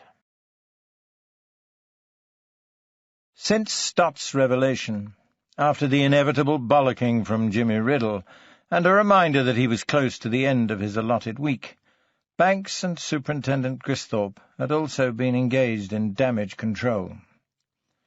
So far they had managed to keep Stott's illegal surveillance from the press, and Owen Pearce certainly wasn't interested in blowing the whistle. As far as the media were concerned, Pearce had an unimpeachable alibi. All that had happened was that another innocent person had spent a night in the cells because of police incompetence. Nothing new about that. Eastvale CID is Burke's, not like a combination of the Gestapo and the KGB. As for Barry Stott, he hadn't resigned, but he had taken some of the leave due to him. God knew where he was. Wrestling with his conscience somewhere, Banks guessed. As far as Banks was concerned, though, Stott was overreacting. So he had let himself get a bit obsessed with Pearce's guilt. So what? Things like that happened sometimes, and they rarely had dire consequences.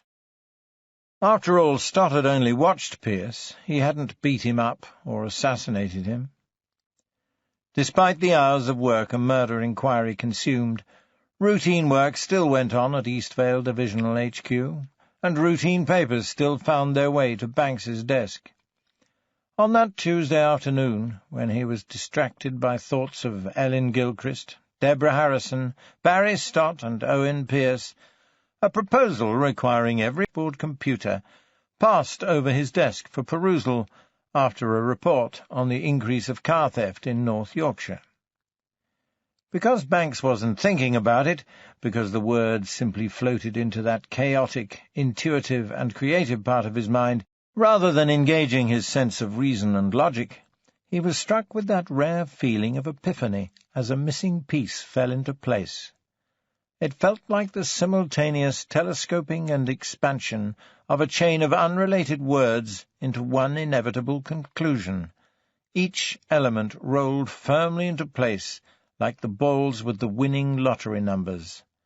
Car, computer, theft, Spinks. It wasn't really intuition, but a perfectly logical process, taking a number of facts and relating them in a way that made sense. It only felt like a sudden revelation. Question John Spinks about Michael Clayton and Sylvie Harrison. It had been staring him in the face, but he hadn't seen it. On Saturday, after his talk with Clayton, he had felt close to something, but he hadn't known what. Now he did. He still had some dates to check, but as he pushed the proposal aside, he was certain that John Spinks had stolen Michael Clayton's car and computer in August of last year. Whether that actually meant anything remained to be seen. Excited by the theory, Banks checked the dates and dashed into Gristhorpe's office, where he found the superintendent immersed in the statement of Ellen Gilchrist's best friend. Gristhorpe stretched and rubbed his bushy eyebrows with his fingertips when Banks entered. After he'd done, they looked like birds' nests. "Alan, what can I do for you?" Banks explained about his nodded here and there, and when Banks had finished, put his forefinger to his lips and furrowed his brow. "So, Lady Sylvie Harrison and Michael Clayton found Spinks and Deborah drinking wine in the back garden on 17th of August, right?" he said. Banks nodded. "And Clayton reported his car stolen on 20th of August. I remember it, because when he came to inquire about our progress, he thought it was so important he had to see the top man on the totem pole. About a bloody stolen car, I ask you." "I'm surprised he didn't go directly to Jimmy Riddle." "Oh, he did, first off. But Riddle's in Northallerton, and that was too far for Clayton to go every day. So Riddle told him to keep checking with me. I put Barry and Susan on it. Clayton was like a cat on a hot tin roof." "The computer?" "Got it in one."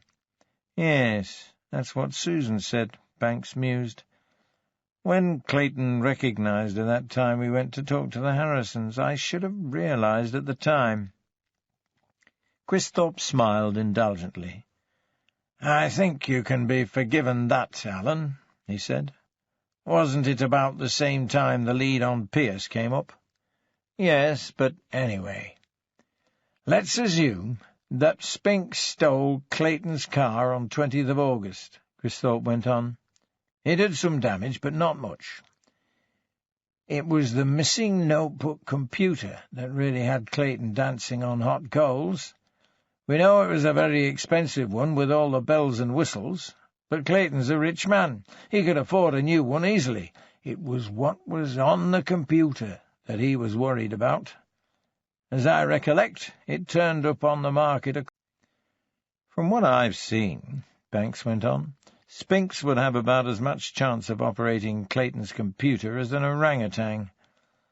But the point is that he was still seeing Deborah at that time. There's a chance she knew what he'd done. She wouldn't necessarily tell Clayton or her parents what happened, not when she was right in the middle of being rebellious, slumming it. And Deborah was bright, good at sciences. That computer would have probably been child's play to her. So, what if she found out something from it? Cristhorpe suggested. Something important. Maybe it wasn't that Clayton was having an affair with Lady Harrison after all, Banks said. That's what I thought earlier. But maybe they were involved in some scam. Perhaps Clayton had been cheating Sir Geoffrey or something. You don't even need to go that far, Cristhorpe said. This is big in the defence business. Big enough that Sir Geoffrey met in private with Oliver Jackson of Special Branch on the day his daughter was murdered. And you think there's a connection? I'm saying there could be. Microelectronics, computers, microchips, weapon circuits, that sort of thing. They're not only big money, but they have a strong political dimension too. If Deborah came across something she shouldn't have seen, if Clayton was working for someone he shouldn't have been, selling weapons systems to enemy governments, for example, then either Clayton or his bosses could have had Deborah killed if she threatened to blow the whistle. Yes. And whoever killed Ellen Gilchrist simply chose a random victim to implicate Pierce? Cristhorpe shrugged. Nothing simpler. Not to people like that. But they didn't bargain on Barry Stott's plans. Why wait so long? Banks asked. That's what I don't understand. Deborah cracked the computer around 20th of August, if indeed that's what happened. And she wasn't killed until 6th of November. That's nearly 3 months. Cristhorpe scratched his stubbly chin. You've got me there, he said. But there could be an explanation. Maybe it took her that long to fathom out what she'd got. Or maybe it took Clayton that long to figure out someone had been tampering. You know how quickly things change, Ellen. Maybe the information she got didn't actually mean anything until 3 months later, when other things happened. Banks nodded. It's possible. But I'm not sure even Deborah was bright enough to understand Clayton's electronic schematics. I know I'm not. I saw some of them the other day, and they left me dizzy. Well, you know what Cristhorpe said. But it could have been something obvious to her. She didn't have to understand it fully, just recognize a reference, a name or something. Perhaps someone else she knew was involved. Okay, said Banks. But we're letting our imaginations run away with us. Would Clayton even be likely to enter such important information in his notebook? Anyway, I've got a simple suggestion. Why don't we bring Spinks in? See if we can't get the truth out of him. Good idea, said Cristhorpe. And this time, Banks added, I think we might even have something to bargain with. Where was he? Swiss Cottage, that was it, London. The cash register rang, and the swell of small talk and laughter rolled up and down. He thought he could hear the distant rumble of thunder from outside, feel a cool smell in the air like burning dust in church. After the police set him free, he had gone back home, pushed through the throng of reporters, then got in his car and driven off, leaving everything behind. He hadn't known where he was heading, at least not consciously. Mostly he was still in a daze over what had happened, not only his release, but the fact that someone must have deliberately set out to frame him. And, as he told the police, the only person who hated him that much was Michelle. They didn't seem to suspect her. They were sure it was a man for a start, but Owen knew her better. He wouldn't put it past her. If she hadn't done it herself, she might have enlisted someone, used her sex to manipulate some poor, sick bastard, the way she did so well. So, with these thoughts half-formed, one moment seeming utterly fantastic, so real they had to be true, He had found himself heading for London, and now he was drinking in Swiss Cottage, trying to pluck up courage to go and challenge Michelle directly. He was interested to find out what she would have to say if he turned up on her doorstep. Even if she hadn't engineered the murders to discredit him, she had slandered him in the newspapers. He knew that for a fact. Oh, yes. He was looking forward to hearing what she had to say for herself. "Are you all right, mate?" "Pardon?" It was the man next to him. He had turned his head in Owen's direction. "I said, are you all right?" Yes, fine." Owen realized he must have been muttering to himself. The man gave him a suspicious look and turned away. Time to go. It was 9 o'clock. What day of the week? Tuesday? Wednesday? There was a good chance she'd be in. People who work 9 to 5 usually stay in on weeknights, or at least get home early. He found the telephone and the well-thumbed directory hanging beside it.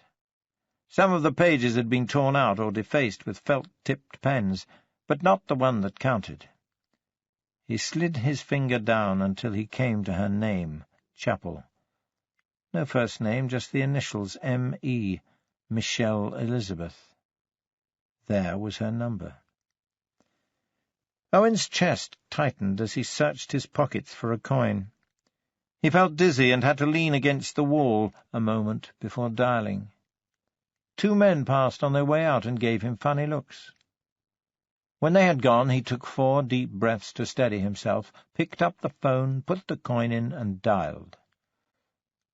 He let it ring once, twice, 3 times, 4, and on the 5th ring "Yes, who is it?" It was her voice. No doubt about it. Owen would recognize that reedy quality with its little girlish hint of a lisp anywhere. He held the phone away and heard her repeat the question more loudly. "Look, who is it?" After he still said nothing, she said, "Pervert," and hung up on him. Owen looked at the receiver for a moment, then he smiled and walked out into the gathering storm. John Spinks didn't seem particularly surprised to find himself back at Eastvale Nick shortly after dark that evening. As predicted, he had been at the Swainsdale Centre bragging to his mates about how he spent the weekend in jail and had gone up before the magistrate. The arrival of 2 large uniformed officers only added more credibility to his tales, and he got quite a laugh, the office for the cuffs, just like he'd seen people do on television. He did look surprised, however, to find himself in Banks's office rather than a smelly interview room, and he looked even more surprised when Banks offered unlimited coffee, cigarettes, and biscuits. Gristhorpe and Banks had decided to tackle him together, to attempt a good cop, bad cop approach. Spinks already knew Banks, but the superintendent was an unknown quantity, and though his baby blue eyes had instilled fear into more villains than a set of thumbscrews, Gristhorpe could appear the very model of benevolence. He also outranked Banks, which was another card to play. They had Stafford Oaks waiting in Gristhorpe's own office, should their plan be successful. "Right, John," said Banks. "I won't beat about the bush. You're in trouble. A lot of trouble." Spinks sniffed, as if trouble were. "Not only have we got you on taking and driving away," Banks went on, "but when our men searched your house, they found sufficient quantities of crack cocaine, ecstasy, and LSD for us to bring some serious drug-dealing charges against you. I told you that stuff wasn't mine. Whose was it, then? I don't know her name. Just some slag spent the night there. She must have forgotten it. You expect me to believe that someone would leave a fortune in drugs behind? In your bedroom? Come off it, John. That stuff's yours until someone else claims it, and it'll be a cold day in hell before that happens." Spinks bit on his lower lip. He was starting to look less like a Hollywood dream boy and more like a frightened teenager. A lock of hair slid over his eye. He started chewing his fingernails. Bravado could only take someone so far, Banks thought, but he knew it would be a mistake. Stupidity, along with stubbornness, can be valuable resources when all the big guns are turned on you, and they had served Spinks well for 18 years. "Got anything to say?" Banks asked. Spinks shrugged. "I told you it's not mine. You can't prove it is." "We can prove whatever we want," Banks said. "A judge or a jury has only to take one look at you to throw away the key." "My brief says—" "These legal aid briefs are about as useful as a sieve in a flood, John. You ought to know that. Overworked and underpaid." "Yeah, well, my brief says you can't pin it on me. The drugs." Banks raised his eyebrows. "She did?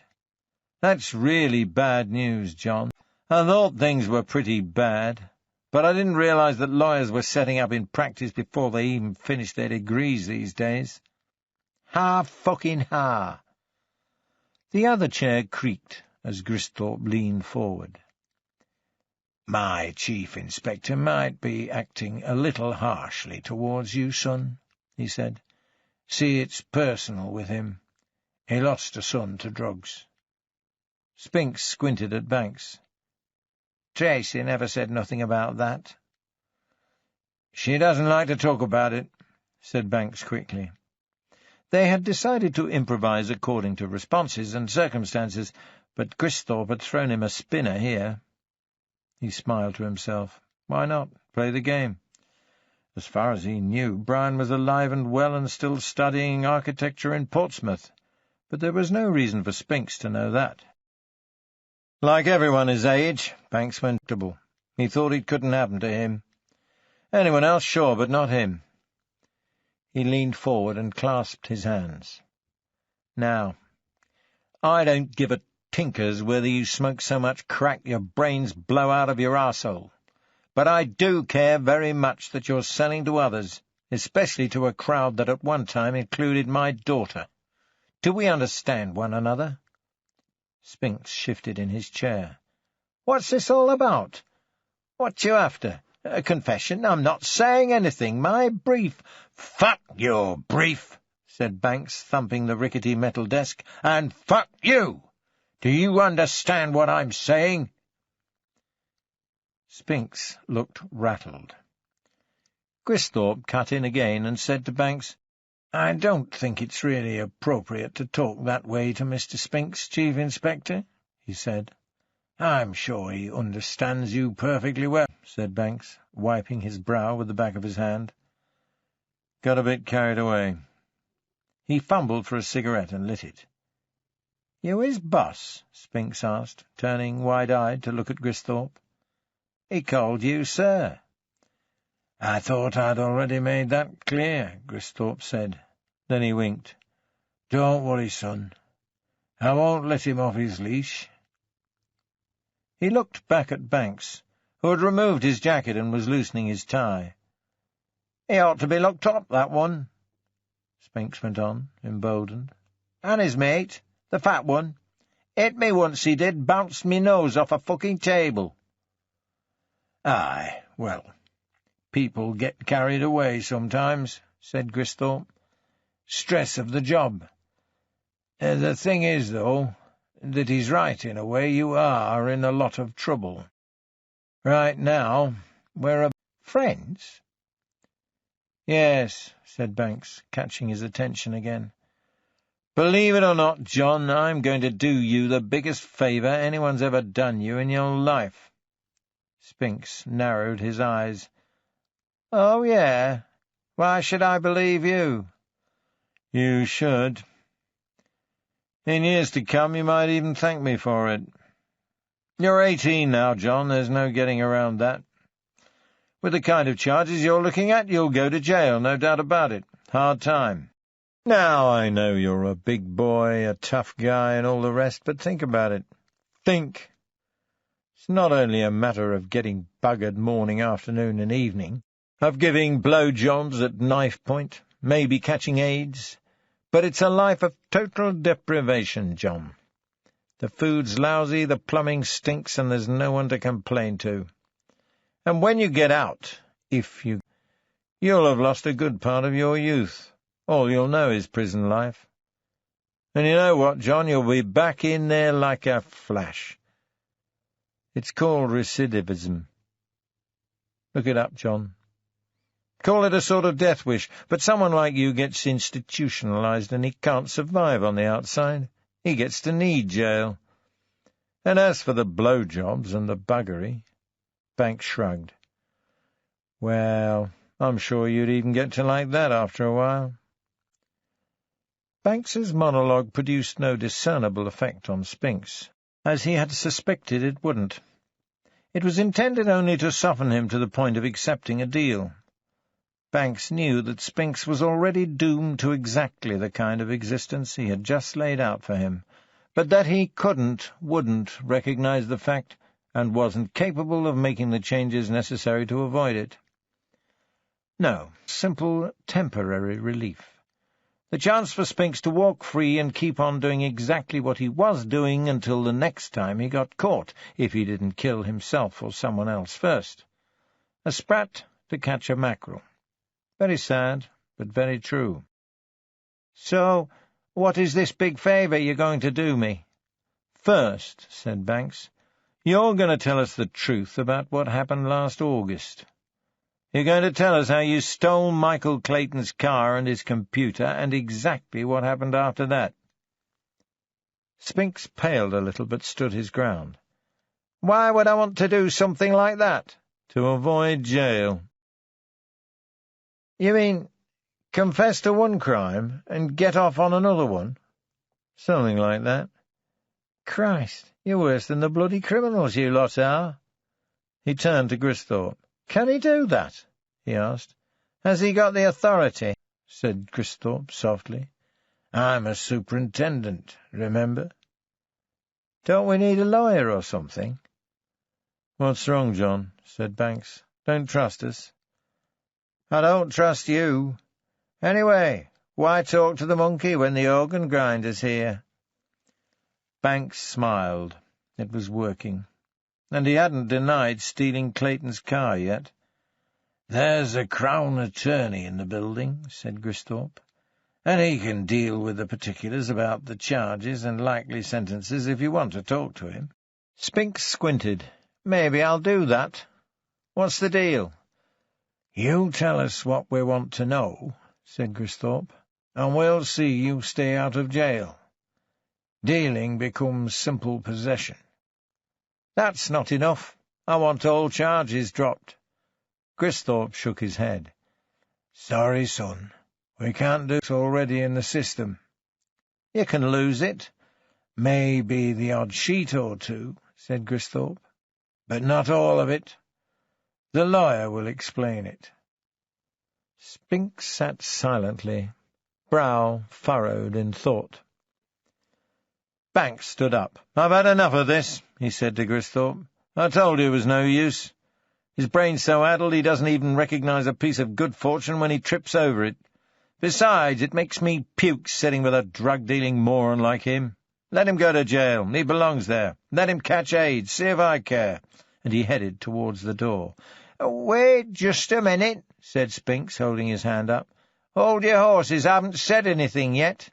That's the problem, said Gristhorpe. You'd better make your mind up quickly, sonny. You don't get chances like this every day. We can probably get it down to probation, maybe a bit of community service, but you— Spinks glared at Banks, who stood scowling with his hand on the doorknob, then looked back at Gristhorpe, all benevolence and forgiveness. Then he put his feet on Banks's desk. All right, he said. All right, you've got a deal. Get the brief in. Large raindrops blotched the pavement when Owen left the pub. Lightning flickered in the north, and the thunder grumbled like God's empty stomach. The drinkers out on the muggy street hurried inside before the deluge arrived. Owen felt light-headed after all the drinks, and he knew he wasn't thinking clearly. Booze had made him just brave and foolhardy enough to face Michelle. He walked along the main road past pubs and shops open late, head bowed, jacket collar turned up in a futile attempt to keep dry. Shop lights and street lights smeared the pavement and gutter, hair that had been dusted to his skull by rain. He had forgotten exactly where he parked his car, but it didn't matter. Michelle's place couldn't be far. He stopped a young couple coming out of a pub and asked them where her street was. They gave him directions as they fiddled with their umbrella. As he suspected, it was only a couple of 100 yards up the road, then left, short right, and left again. He thanked them and walked on, aware of them standing watching him from behind. Now he knew he was going to see her. His mind shot off in all directions. She wouldn't want to let him in, of course, not after what she had tried to do to him, not after what she had said about him. Did he feel reckless enough to break in? Maybe. He didn't know. Given the address, her flat would probably be in one of those 3- or 4-story London houses. Perhaps if he waited outside for her to go out, approached to have to go to the shop or go out to meet someone. But it was a bit late in the evening for that. Maybe if he waited until one of the other tenants went in, he could get to the door before it locked and at least gain entry to the building. A white sports car honked as he crossed a side street against a red light. He flicked the driver the V sign, then caught his foot on the curb and stumbled, bumping into an elderly man walking his dog in the rain. The man gave him a dirty look, adjusted his spectacles and walked on. He turned left where the couple had told him to, and found himself the only pedestrian in quiet back streets. The houses were all about 3 stories high, divided into flats, with a buzzer and intercom by the front door. It wouldn't be easy. Many rooms were lit, some without curtains, and as he walked he looked in the windows and saw fragments of blue wall, the top corner of a bookshelf, a framed chandelier, flickering television pictures, 2 people talking, a cat sitting on the windowsill watching the rain. A panorama of life. The walk had taken some of the steam out of Owen, but he still wanted to see Michelle face to face, if only to watch her squirm as he accused her of her crimes. He climbed the steps and looked at the list by the door. M.E. Chapel, Flat 4. Would that be on the 1st or 2nd floor? He didn't know. He crossed the street and looked up. Both 2nd-floor windows were in darkness, as were those on the ground floor. On the 1st floor, bluish light filtered through the curtains of one, and the other was open to reveal a William Morris wallpaper design. That wasn't Michelle at all. The blue room was more like her. He stood in the shadows, wondering what to do. Rain drummed down. An oily feel as brave now as he had on leaving the pub. The booze had worn off, and he had a headache. He needed another drink, but it was close to 11. The pubs would be closing. Besides, Michelle would probably be going to bed soon. Now he was here, he couldn't wait until tomorrow. A man and a woman, huddled together under an umbrella, approached the house, turned up the path, and climbed the steps. The way they walked, Owen guessed they were a little tipsy. Probably unemployed, and didn't have to go to work in the morning. He shrank back into the shadows. The man said something, and the woman laughed. She shook out her umbrella over the steps. It wasn't Michelle. When she turned back to the door, Owen hurried across the street behind them. It was a hell of a long shot, but it might just work. They had their backs turned, the street wasn't well lit, and they couldn't hear him because of the rain and the rumbles of thunder. Adrenaline pumped the earlier bravado. He was close now. It all depended on how slowly the door closed on its spring behind them. As soon as they were both inside and the man let go of the door, Owen dashed on tiptoe up the steps and put his hand out. He stopped the door just before it had completely swung back and relatched. He looked around at the houses across the street. As far as he could make out, nobody was watching him. He heard another door open and close inside the building, and the lights went on in one of the ground-floor flats. Softly, Owen pushed the front door open and slipped inside. Stafford Oakes quickly assured Spinks that the charges against him could be reduced to a manageable level, the drugs especially. Add that he had no prior record, that he had been upset over a missed job opportunity, and any that affected his stress level when he stole and crashed the car, and he'd probably get a few months' community service. Lucky community. "So," Banks asked him, when Oakes had left, "why don't you tell us about it? Then we'll get the Crown to put the lesser charges in writing. More coffee? Cigarette?" Spinks shrugged. "Why not?" Banks poured from the carafe he had sent up. "Off the record," he asked, "did you steal Michael Clayton's car on 20th of August last year?" Spinks snapped the filter off the cigarette and lit it. "I don't remember the exact date, but it was around then. And I didn't steal it, just borrowed it for a quick spin, that's all." "Why?" "What do you mean, why?" "Because he treated me like shit, that's why. Fucking snob. Like I wasn't good enough to wipe his precious goddaughter." "This was just after he and Lady Harrison found you and Deborah drinking wine in the back garden?" "Yeah. We weren't doing no harm, just having a barbie and a drop or two of the old vino. He acted like it was too good for the likes of me. It was only a fucking bottle of wine, for Christ's sake. He'd no call to be so rude to me, calling me an idle lout and a thickie and all that.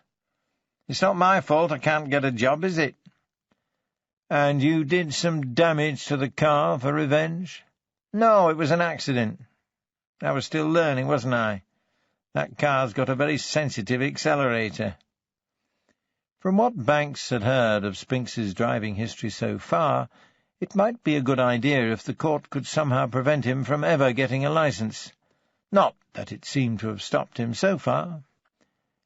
"Did you also take a notebook computer out of the car?"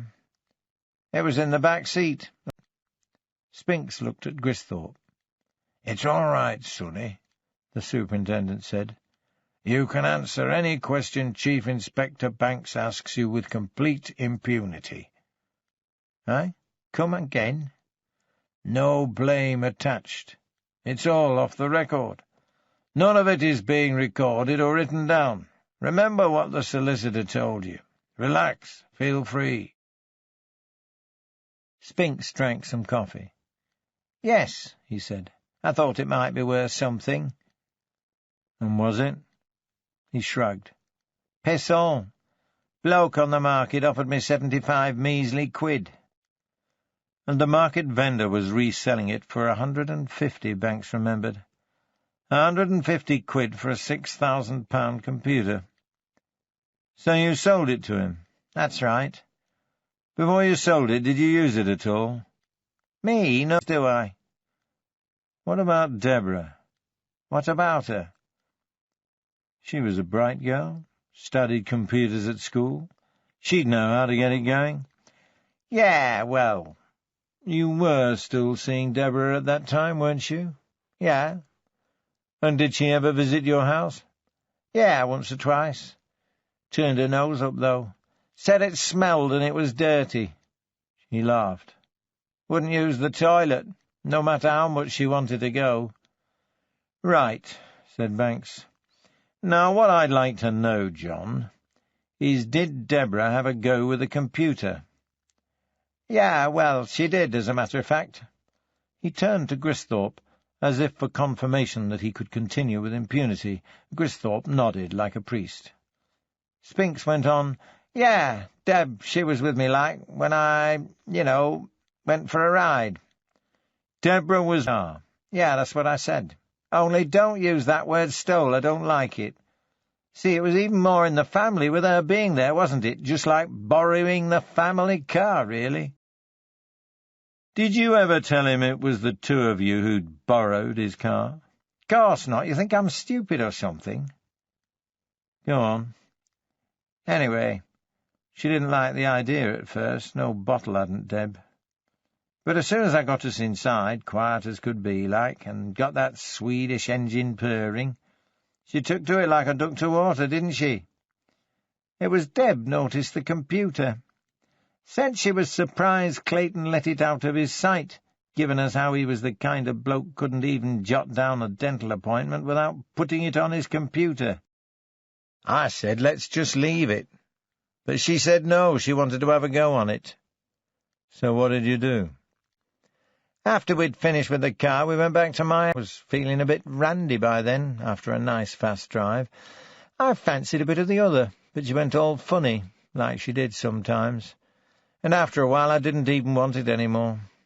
She had a way like that, you know. She could be really off-putting, really cold. The computer, John. Yeah, well, once Deb got it going, I couldn't drag her away from it. What about the password? Whatever it was, if there was one, it didn't take her very long. I will say this, though, she seemed a bit surprised at how easy it was. The password? Whatever it took to get the bloody thing going. What did she say? Well, bugger me. Not exactly those words, mind you, but that was the feeling.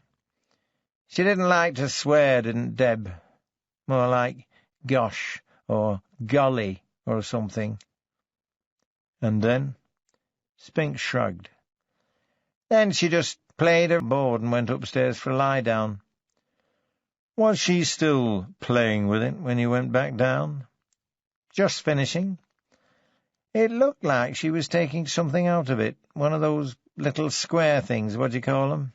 A diskette. That's right. Where did she get it from? I don't know. The computer was in a carrying case, and there were a whole bunch of them there in little pockets like. I suppose that's where she got it from. What did she do with it? Put it in her pocket. Any idea what was on it? No. I asked her what she was up to, but she told me to mind my own business. Did she do anything else with the computer? Yeah, she tapped a few keys, watched the screen for a while, smiled to herself, funny-like, then turned it off. And then? She told me I could sell it if I wanted and keep the money. He looked towards Gris. It to me, right, and it was in the family. Well, he was a godfather anyway. That has to count, doesn't it? It's all right, Cristhorpe assured him. You're doing fine. Just keep on answering the questions as fully and as honestly as you can. Spinks nodded. Did she tell you at any time what she'd found on the computer? No. I mean, I didn't pester her about it. I could tell she didn't want to say anything. If you ask me, she found out he'd been fiddling the books or something. What makes you say that? Stands to reason, doesn't it? Did she ever refer to the incident again? No. Well, it wasn't much more than a week or so later when her mother caught us in bed. That was cards for me. On your bike, mate. Do you know if Michael Clayton ever found out that you took it? I certainly didn't tell him. Maybe Deb did, but neither of them ever said anything to me about it. And you got your 75 quid. Right. Is there anything else? No. That's everything. I've told you everything. He looked at Cristhorpe. Can I go now? Alan? Banks nodded. Aye, lad, said Cristhorpe. Off you go. You won't forget our deal, will you? Cristhorpe shook his head. Spinks cast a triumphant grin at Banks and left. Christ, said Banks. I need a drink to get the taste of shit out of my mouth after that. Cristhorpe laughed. Worth it, though, wasn't it? Come on, I'll buy. We've got a bit of thinking. Move. But they hadn't got further than the stairs when Banks heard his telephone ring. He looked at his watch, almost 10:30. I'd better take it, he said. Why don't you go ahead? I'll meet you over there.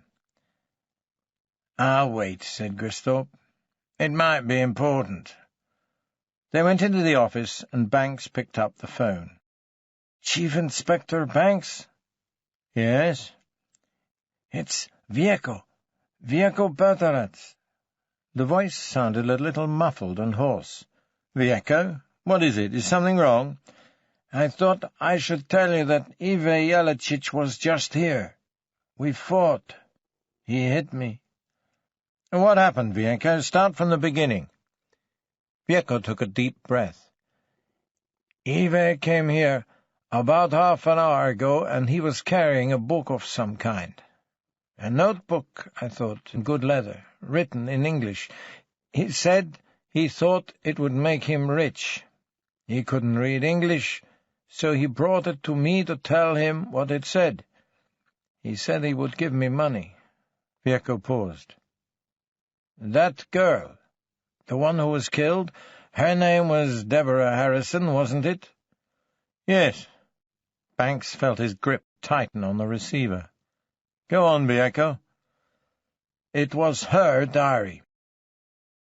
I asked him where he got it, but he wouldn't tell me. He wanted me to translate it for him." "Did you?" "I looked at it. Then I told him it was nothing important, not worth anything, and he should leave it with me. I'd throw it away." "What happened then?" "He became suspicious. He thought I'd found out something and wanted to cheat him out of his money. I think he was hoping. He said he'd take it to Mile. Mile can read some English, too. I said it was worthless and there was no point. He tried to snatch it from my hand. I held on, and we struggled. He is stronger than me, Chief Inspector. He hit me. Trajica was screaming, and little Yelena started crying. It was terrible." "What happened?" "Ive ran away with the diary." "You said you'd read it?" "Some of it." "What did it say?" "If I am right, Chief Inspector, that girl was in terrible trouble. I think you should send someone to get it right away before Ive does something crazy with it." "Thanks, Vieko," Banks said, already reaching out to cut the call off. "Stay where you are. I'm calling West Yorkshire CID right now. Jelicic was heading for Mile Pavelici's house, you said." Owen walked up the carpeted stairs in the dark to the first-floor landing. There he found a timer switch on the wall and turned the light on. He knocked on the door of flat 4, noticing it didn't have a peephole, and held his breath. The odds were that if she had friends in the building, especially friends who were in the habit of dropping by to borrow a carton of milk or to have a chat, she would open it. After all, nobody had buzzed her, and not just anyone could walk in from the street. He heard the floor creak behind the door, and saw the knob begin to turn. What if it was on a chain? What if she were living with someone? His heart beat fast. Slowly the door opened. "Yes," Michelle said. No chain. Owen pushed. Michelle fell back into the room, and the door swung fully open. Michelle had stumbled into her sofa.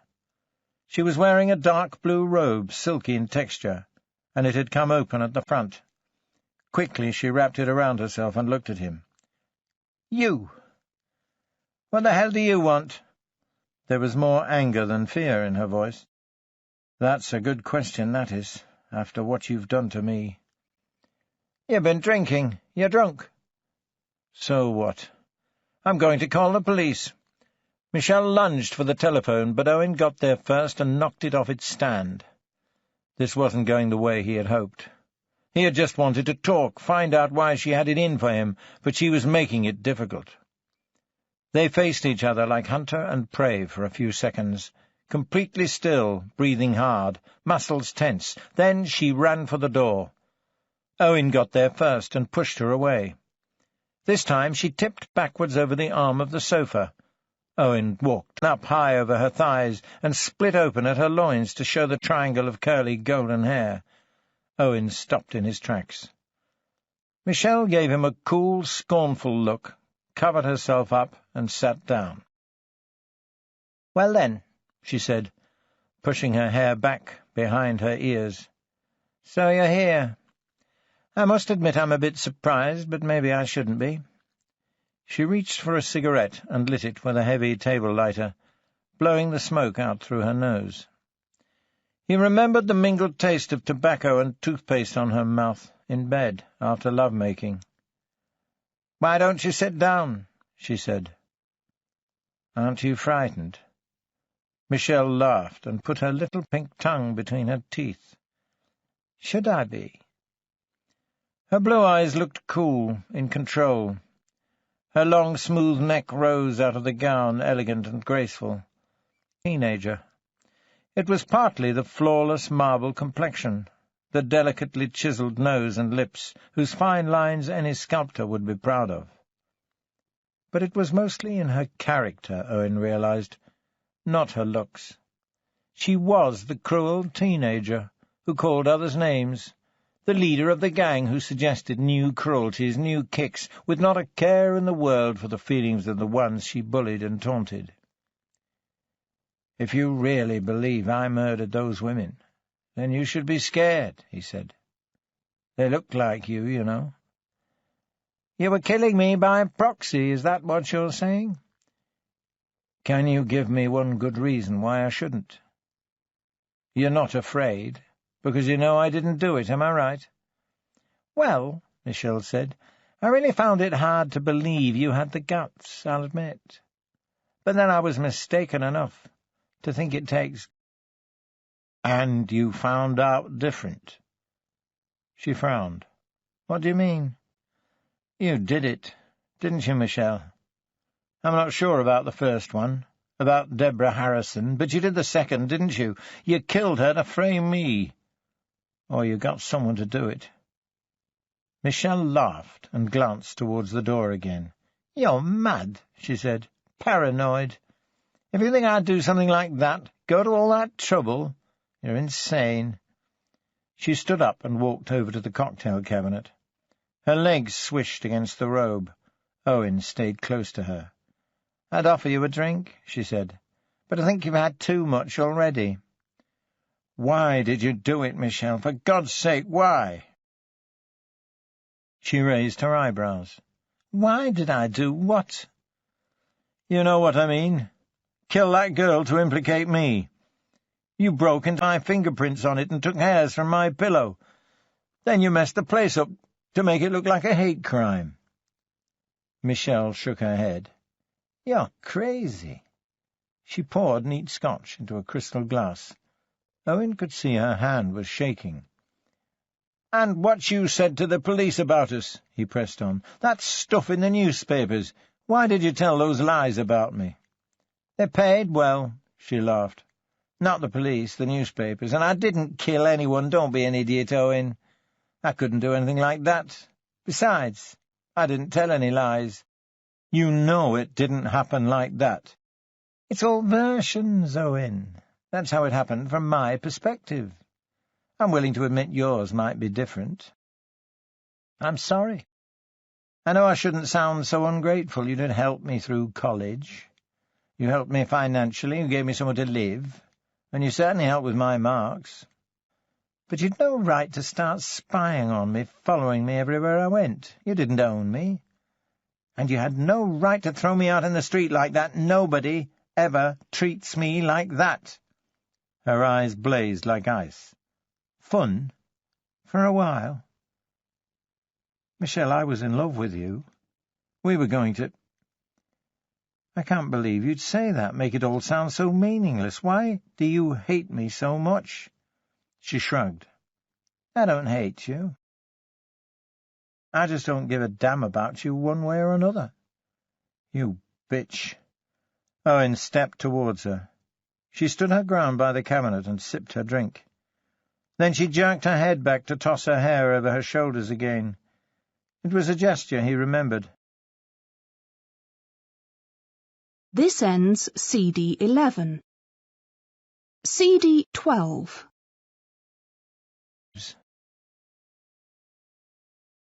She looked at him down her nose, lips curled in a sneer of contempt. "Oh, come on, Owen," she said, twisting the belt of her robe around one finger. "You can do better than that. Or can't you? Do you have to murder schoolgirls these days to get your rocks off? The smile tormented him, a little crooked, icy in the eyes and wholly malevolent. I'm glad you've found something that turns you on at last. What are you going to do, Owen? Kill me too? Do you know what? I don't think you can do it. That's why you have to do it to the schoolgirls and pretend it's me. Isn't that true, Owen? Owen snatched the tumbler from her hand and tossed it back in one. More Dutch courage, is that what you need? I still don't believe— He didn't know how it happened. One moment, and the next he had his hands around her throat. He shoved her back against the cabinet, knocking bottles and glasses over. She clawed at his eyes, but her arms weren't long enough. She scratched and pulled at his wrists, making gurgling sounds deep in her throat, back bent over the cabinet, feet off the ground, kicking him. He was throttling her for everything she'd ever done to him, for being a faithless whore and spreading her legs for anyone who took her out for an expensive dinner, for telling the whole country he was a sick pervert who would be in jail if there were any real sting in the justice system, for framing him. And he was strangling her for everything else, too. His arrest, the humiliation and indignity of jail, the loss of his friends, his job, the whole edifice that had been his life exploded in a red cloud, and his veins swelled with rage. For all that, and for treating him like a fool, like someone she could keep on a string and order around. Someone she didn't even believe had the courage his fingers deep into her throat. One of her wild kicks found his groin. He flinched in pain, but held on, shoving her hard up against the wall. She was sitting on the top of the cabinet, among the broken crystal and spilled liquor, her legs wrapped around him in a parody of the sex act. He could smell gin and whiskey. The robe under her thighs was sodden with blood and booze, as if she had wet herself. Michelle continued to flail around, knocking over more bottles, making rasping sounds. Once she pushed forward far enough that her nails raked his cheek, just missing his eyes. But just as suddenly as it had started, it was over. Owen loosened his grip on her throat, and she slid off the cabinet onto the floor, leaning back against it, not moving. Someone hammered on the door and yelled, "Michelle, are you all right?" Owen stood for a moment trying to catch of what he had done. Then he opened the door and rushed past the puzzled neighbour back down to the street. "I think Deborah Harrison lied to her mother about losing her diary," Banks said to Cristhorpe as they waited for Ken Blackstone's call. It was well after closing time. No hope of a pint now. "I think she kept it hidden." "So it would seem," Cristhorpe agreed. "The question is, how did it get into Yellochitch's hands? We already know he couldn't have been in Eastvale the evening she was killed. Even if the diary had been in her satchel, Yellowchitch couldn't have taken it." "I think I know the answer to that," Banks said. "Rebecca Charters surprised someone in the graveyard yesterday, in the wooded area behind the Inchcliffe Mausoleum. I thought nothing of it at the time. She didn't get a good— Now it seems too much of a coincidence. I'll bet you £1 to a penny it was Yellowchitch." "It was hidden there?" Banks nodded. "And he knew where. He'd seen her hide it. When Pierce was released, and I went to question Yellowchitch again last week, he must have remembered it and thought there might be some profit in getting hold of it. It's ironic, really. That open satchel always bothered me. When I first saw it, I thought the killer might have taken something incriminating and most likely got rid of it. But Lady Harrison told me Deborah had lost her diary. I saw no reason why either of them would lie about that. Unless there were secrets in it that Deborah didn't want anyone to stumble across.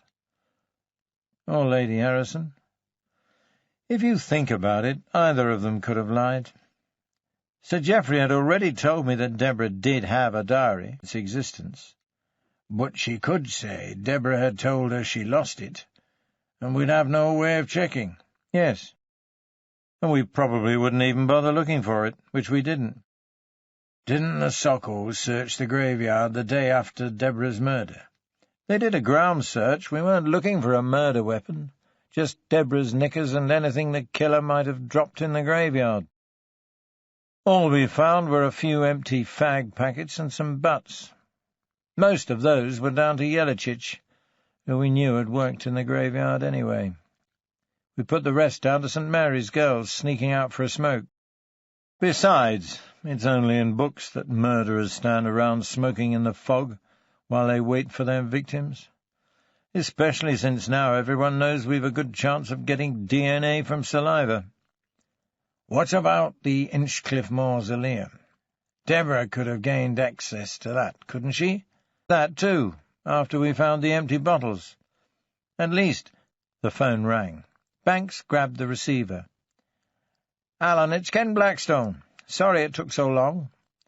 "Any luck? We've got him." "Great. Did he give you any trouble?" "He picked up a bruise or two in the struggle. Turns out he'd just left Pavlici's house when our lads arrived. They followed him across the waste ground. He saw them coming and made a bolt for it, right across York Road and down into Richmond Hill. When they finally caught up with him, he didn't have the diary." Banks's spirits dropped. "Didn't have it? But Ken, hold your horses, mate. Seems he dumped it when he realized he was being chased. Didn't want to be caught with any incriminating evidence on him. Anyway, our lads went back over the route he'd taken, and we found it in a rubbish bin on York Road." "Banks, what do you want us to do with him?" Blackstone asked. "It's midnight now. It'll be going on for 2 in the morning by the time we get him to Eastvale." "You can sit on him overnight," Banks said. "Nobody in this case is going anywhere in a hurry. Have him brought up in the morning." "But Ken—" "Yes, it is Deborah Harrison's diary." "Have you read it?" "Enough." "And?" "If it means what I think it does, Alan, it's dynamite." "Tell me about it." And Blackstone told him.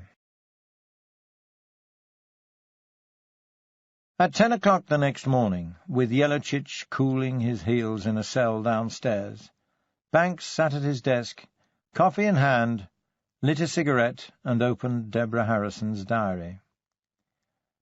Ken Blackstone had given him the gist of it over the phone the previous evening, and he had not slept well for himself before making his next move.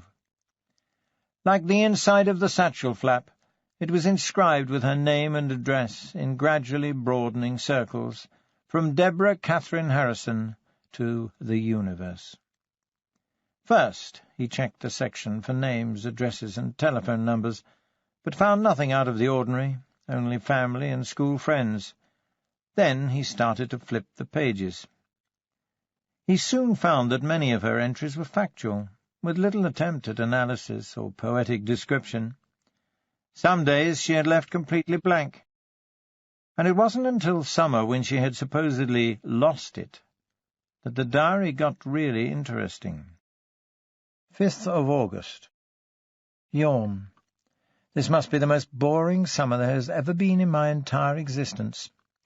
Went shopping today in the Swainsdale Centre just for something to do. What a grim place. Apt full of local yokels and horrible scruffy women dragging around even more horrible dirty children. I must work hard on Mummy and persuade her to take me shopping to Paris again soon, or I swear I shall just die from the boredom of this terrible provincial town. In the shopping centre I met that common little tart Tiffy Huxtable from Dressage. She was with some friends and asked if I'd like to hang around with them. They didn't look very interesting. They were all just sitting around the fountain looking scruffy and stupid. But there was one fit lad there, so I said I might drop by one day. Life is so boring that I really might do. Oh, how I do so need an adventure. There were no entries for the next few days. Then came this. 9th of August. Tiffy's crowd are a bunch of silly common bores, just as I thought. All they can talk about is television and football and sex and pop music. I'm not sure one of them has read a book in years. Quite frankly, I'd rather stay at home and watch videos. Tracy Banks seems quite intelligent, but it turns out that she's a policeman's daughter of all things. One boy looks a bit like that really cool actor from Neighbours, and wears a great leather jacket. He really does have very nice eyes, too, with long lashes. After that, things started to move quickly. 12th of August. John? Oh, such disappointment. What a terribly common, dull and ordinary name, like Tracy. Stole a car tonight and took me for a joyride. Me! Little Miss Goody-Two-Shoes. It was Brill. If Daddy knew about it, he would have apoplexy. It wasn't much of a car, just a poky little Astra, but he drove it really fast out past Helmthorpe and parked in a field. It was so exciting. Even though I was a bit frightened we'd get caught by the police. I told him I'm not the kind of girl who does it the first time you go out, even if he did steal a car for me. Lads, I ask you. He asked me what he could do the first time, and I told him we could just kiss. I really didn't mind when he put his tongue in my mouth, but I wouldn't let him touch my breasts. I didn't tell him I had never done it before. Though I came close with Pierre at Montclair last year, and if he hadn't been too much in a hurry and had that little accident first, we might have done it. Then, 3 days later, she wrote, 15th of August. Tonight, in another borrowed car, as John calls them, we actually did it for the first time. I made him take a van this time because it's cramped in a little Astra, and we went in the back. I wasn't going to go all the way at first, but things just got out of control. It didn't hurt like they say it does. I don't know if I like it or not. I did feel excited and sinful and wicked, but I don't really know, because I don't know what they feel like. But the earth didn't move or anything like that, and I didn't hear bells ringing. Just a funny feeling between my legs, and I felt a bit sore after. I wonder if I will ever have multiple orgasms. Charlene Gregory at school told me she can have orgasms just from the vibrations of the engine when she's on a bus, but I don't believe her. And Kirsty McCracken says she can get them from rubbing against her bicycle saddle while she's riding. Maybe that's true. I sometimes feel a bit funny when I'm horse riding. Anyway, when he finished, it was really disgusting the way he just tied a knot in a condom and threw it out of the window into the field, and then he didn't even seem to want to talk to me all the way back. Is this what happens when you give in to lads and let them have what they want? That's what Mummy would say, even though she is French and they're supposed to be so sexy and all. 17th of August. John came to the house today. Mummy was out, too frightened we'd get caught. Anyway, we barbecued some hot dogs on the back patio, and I took a bottle of Father's special wine from the cellar, and we drank that. Of course, Mother came home. She was very nice about it, really, but I could tell she didn't like John. Uncle Michael was there, too, and I could tell he really hated John on sight. John says nobody ever gives him a chance. 20th of August. They all went to Leeds today, Mummy and Daddy and Uncle Michael, to some naff cocktail party or other, so I told John he could come over to the house again. This time I knew they'd be gone a long time, so we did it in my bed. How sinful. How wickedly, deliciously sinful. I don't know if I had an orgasm or not, but I certainly tingled a bit, and I didn't feel at all sore. John wants me to do it without a condom, but I told him not to be stupid. I wouldn't even think of it. I don't want to get pregnant with his... That hurt him. That I thought he would have some disease to pass on to me. He can be so childish at times, childish and boring. But it wasn't until a later entry that Banks found out for himself what Ken Blackstone meant when he said the diary might be dynamite. 21st of August. I can hardly believe it. Uncle Michael is in love with me. He says he has loved me since I was 12, and has even spied on me getting undressed at Montclair. He says I look like Botticelli's Venus, which is stretching it a bit if you ask me. I remember seeing it in the Uffizi when Mummy and I went to Florence last year, and I don't look a bit like her. My hair's not as long for a start, and it's a different colour. I never thought Uncle Michael knew literature and art at all. Some of what he wrote sounds very poetic, and it's all about me. I don't know what I shall do. He's not really my uncle, of course, just my dad's friend, so I suppose it is all right for him to be in love with me. It's not incest. It feels funny, though, because I've known him forever. Oops, I forgot to say how I know. Last night, John and me stole Uncle Michael's car, because he was so beastly to him last week at the barbecue. Now I know why Uncle Michael must have been jealous. Well, Uncle Michael had left his computer in the back seat. We took it to John's house, and thank the Lord his horrible, smelly mother was out. She really gives me the creeps. And I couldn't get into all his technical stuff, but it only took me about 15 minutes to get the password to his word-processing directories. It's Montclair, of course. After that it was easy. Uncle Michael puts everything on his computer, even his shopping lists. When I'd finished, I reformatted his hard drive. That'll show him. Banks put the diary aside. Mid-morning on a hot and humid June day, cobbled Market Square already full of cars and coaches. He wondered if this summer was going to be as hot as the last one. He hoped not. Naturally, there was no air conditioning in Eastvale Divisional HQ, or in the whole of Eastvale as far as he knew. You just had to make do with open windows and fans. Not a lot of use when there's no breeze and the air is hot. The diary wasn't evidence, of course. Deborah Harrison had read some of Michael Clayton's private files and discovered that he was sexually infatuated with her. It didn't mean that he had killed her. But as Banks sat down again and read on, it became increasingly clear that Clayton, in all likelihood, had killed Deborah. The telephone rang. Banks picked it up, and Sergeant Rowe told him there was a Detective Sergeant Leaside calling from Swisscombe. He didn't recognize the name. Better put him on. Leaside came on. "It's about a woman called Michelle Chappell," he said. "I understand from the PNC that she was part of a case you've been involved in recently up there." Banks gripped the receiver tightly. "Yes? Why? What's happened?" "She's been assaulted, sir, quite badly. Lacerations and bruises. Attempted strangulation." "Rape?" "No, sir. I was wondering. We got a description of the suspect from a neighbour." He read the description. "Yes," Banks said when he'd finished. "Damn it, yes. That sounds like Owen Pearce. All right, thanks, Sergeant. We'll keep an eye open for him." Ive Jelacic was surly after his night. Banks had him brought up to an interview room and left him alone there for almost an hour before he and Superintendent Gristhorpe went in to ask their questions. They didn't turn the tape recorder on. "Well, Ive," said Banks, "you're in a lot of trouble now, you know that?" "What trouble? I do nothing." "Where did you get that diary?" "What diary? I never see that before. You policemen put it on me." Banks sighed and rubbed his forehead. He could see it was going to be one of those days.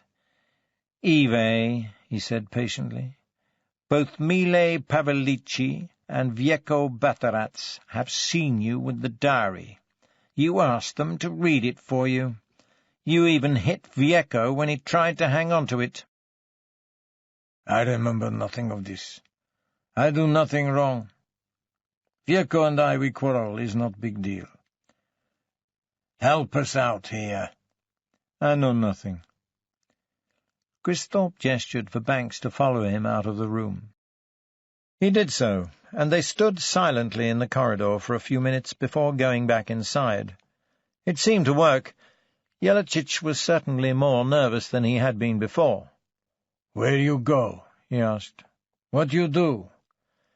"Listen to me, Ive," said Banks. "I'm only going to say this once, and I'll say it slowly, so that you understand every word. If it hadn't been for you, an innocent man might not have spent over 6 months in jail, suffered the indignity of a trial, and incurred the wrath of the populace. In other words, you put Owen Pearce through hell, and even though he's free now, A lot of people still think he really killed the girls." Jelicic shrugged. "Maybe he did. But more important even than Owen Pierce's suffering is Ellen Gilchrist's life. If it hadn't been for you, Ive Jelicic, that girl might not have had to die. I tell you before, in my country many people die. Nobody can—" Banks slammed his fist on the flimsy table. "Shut up! I don't want to hear any more of your whining self-justification and self-pity, you snivelling little turd. Do you understand me?" Jelicic's eyes were wide open now. He nodded, and glanced over at Gristhorpe for reassurance he wasn't going to be left alone with this madman. Gristhorpe remained expressionless. "Because of you, an innocent girl was brutally murdered. Now, I might not be able to charge you with murder as I would like to do, but I'll certainly get something on you a long time. Understand me?" "I want lawyer." "Shut up. You'll get a lawyer when we're good and ready to let you. For the moment, listen. Now, I don't think we'll have much trouble getting Daniel and Rebecca Charters to testify that you tried to extort money from them in order to alter the story you told against Daniel Charters. That's extortion, for a start. And we'll also get you for tampering with evidence, wasting police time, and charges too numerous to mention. And do you know what will happen, Ive? We'll get you sent back to Croatia, is what." "No, you cannot do that. I am British citizen." Banks looked at Gristhorpe, and the two of them laughed. "Well, maybe that's true," Banks said. "But you do know who Deborah Harrison's father is, don't you? He's a very powerful and influential man when it comes to government affairs. Even you must know something of the way this country's run, Ive. What would you say for your chances now?" Jelicic turned pale, and started chewing his thumbnail. "Are you going to cooperate?" "I know nothing." Banks leaned forward and rested his elbows on the table. "Ive, I'll say this once more, and then it's bye-bye. If you don't tell us what you know, and where you found the diary, then I'll personally see to it that you're parachuted right into the middle of the war zone. Clear?" Jelicic sulked for a moment, then nodded. "Good. I'm glad we understand one another. You've behaved like a total pillock. There's one more condition." Jelicic's eyes narrowed. "You drop all charges against Daniel Charters, and make a public apology." Jelicic bristled at this, but after huffing and puffing for a minute or two, agreed that he had, in fact, misinterpreted the minister's gesture. Banks stood up and took Jelicic's arm. "Right, let's go." They drove him to St. Mary's, and he led them along the tarmac path onto the gravel one and into the thick woods behind the Inchcliffe Mausoleum. A good way in, he paused in front of a tree and said, "Here." Banks looked at the tree, but could see nothing out of the ordinary. Then Jelicic reached his hand up and seemed to insert it right into the solid wood itself. It was then that Banks noticed something very odd about the yew trees. Not very tall, but often quite wide in circumference, they were hard, strong, and enduring. Some of the older ones must have been 30 feet around, and had so many clustered columns they looked like a fluted pillar. The one they stood before had probably been around since the 17th century. The columns were actually shoots, pushing out from the lower part of the bole, growing upwards and appearing to coalesce with the older wood, making the tree look as if it had several trunks all grafted together. It also, he realized, provided innumerable nooks and crannies to hide things. What Deborah had sought out for a hiding-place, and Jelicic had seen her use, was a knot-hole in this old yew, angled in such at it straight on. Banks moved Yellow-Chitch aside and reached his hand inside the tree. All he felt was a bed of leaves and strips of bark that had blown in over the years. But then, when he started to dig down and sweep some of this detritus aside, he was sure his fingers brushed something smooth and hard. Quickly he reached deeper, estimating that Deborah could have easily done the same with her long arms. At last he grasped the package and drew it out. Cristhorpe and Yellow-Chitch stood beside him, watching. "Looks like you missed the jackpot, Eve," Banks said. It was a small square object, wrapped in black bin liner, folded over several times for good insulation.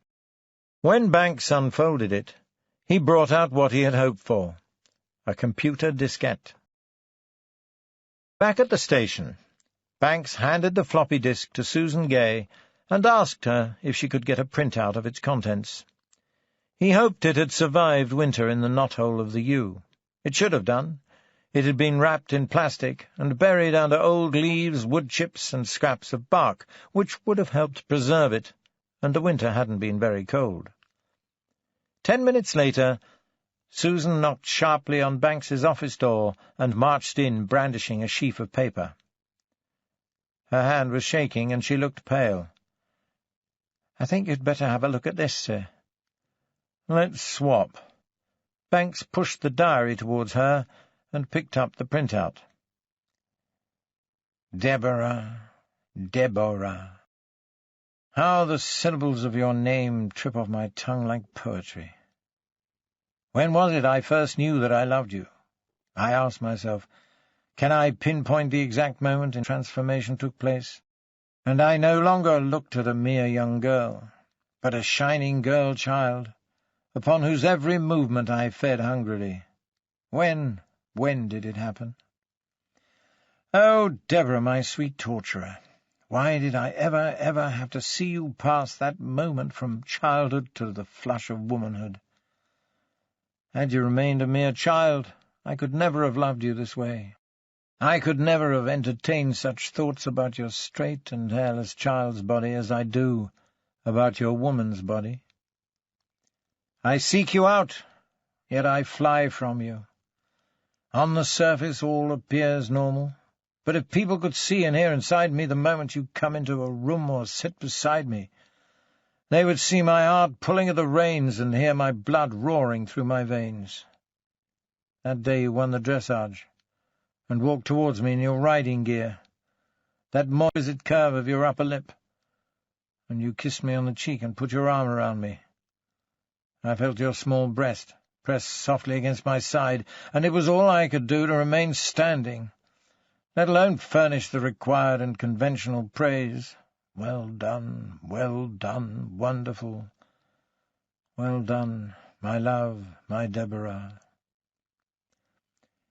The first time I saw you naked as a woman, you were standing in the old bathtub at Montclair, looking like Botticelli's Birth of Venus. Remember, my love, there were no locks on the doors at Montclair. One simply knew when private rooms were engaged and refrained from entering. Mistakes were made, of course, but honest mistakes. Besides, it was family.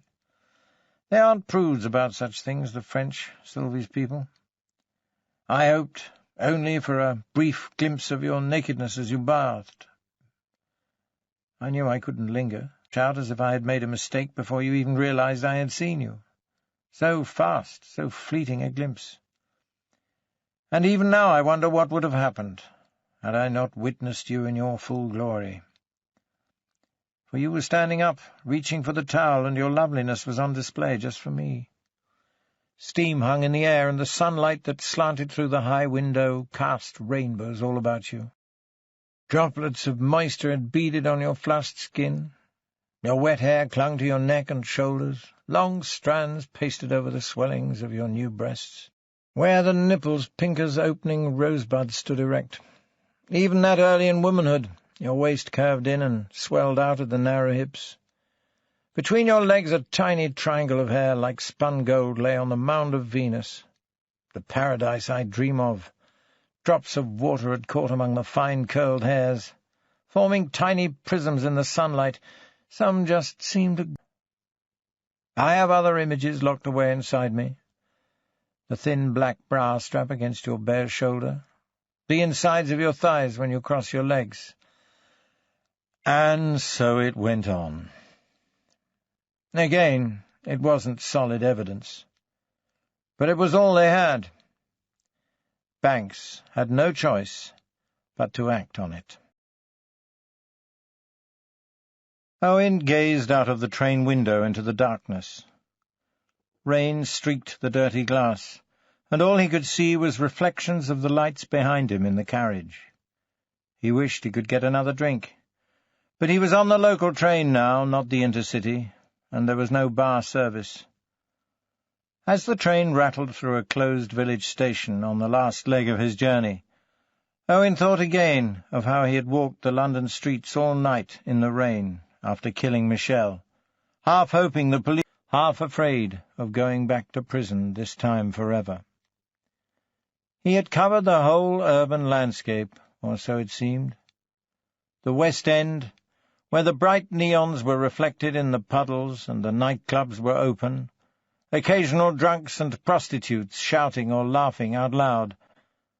Rain-swept wastelands of demolished houses, where he had to pick his way carefully over the piles of bricks with weeds growing between them. Clusters of tower blocks surrounded by burned-out cars, playgrounds with broken swings, and broad tree-lined streets, large houses, set well back from the road. He had walked through areas he wouldn't have gone near if he had cared what happened to him, and if he hadn't been mugged or beaten up it wasn't for lack of carelessness. But nothing had happened. He had seen plenty of dangerous-looking people, some hiding furtively in shop doorways, or hanging around the shadows of tower-block stairwells, but no one had approached him. Police cars had passed him as he walked along Finchley Road or Whitechapel High Street, but none had stopped to ask him who he was. If he hadn't known different, he would have said he was leading a charmed life. At one point, close to morning, he had stood on a bridge watching the rain pit the river's surface, and felt the life of the city around him, restful perhaps, but never quite sleeping, that hum of energy always there, always running through it, like the river did. He didn't think it was Westminster Bridge, but still Wordsworth's lines sprung into his mind, words he had read and memorized in prison.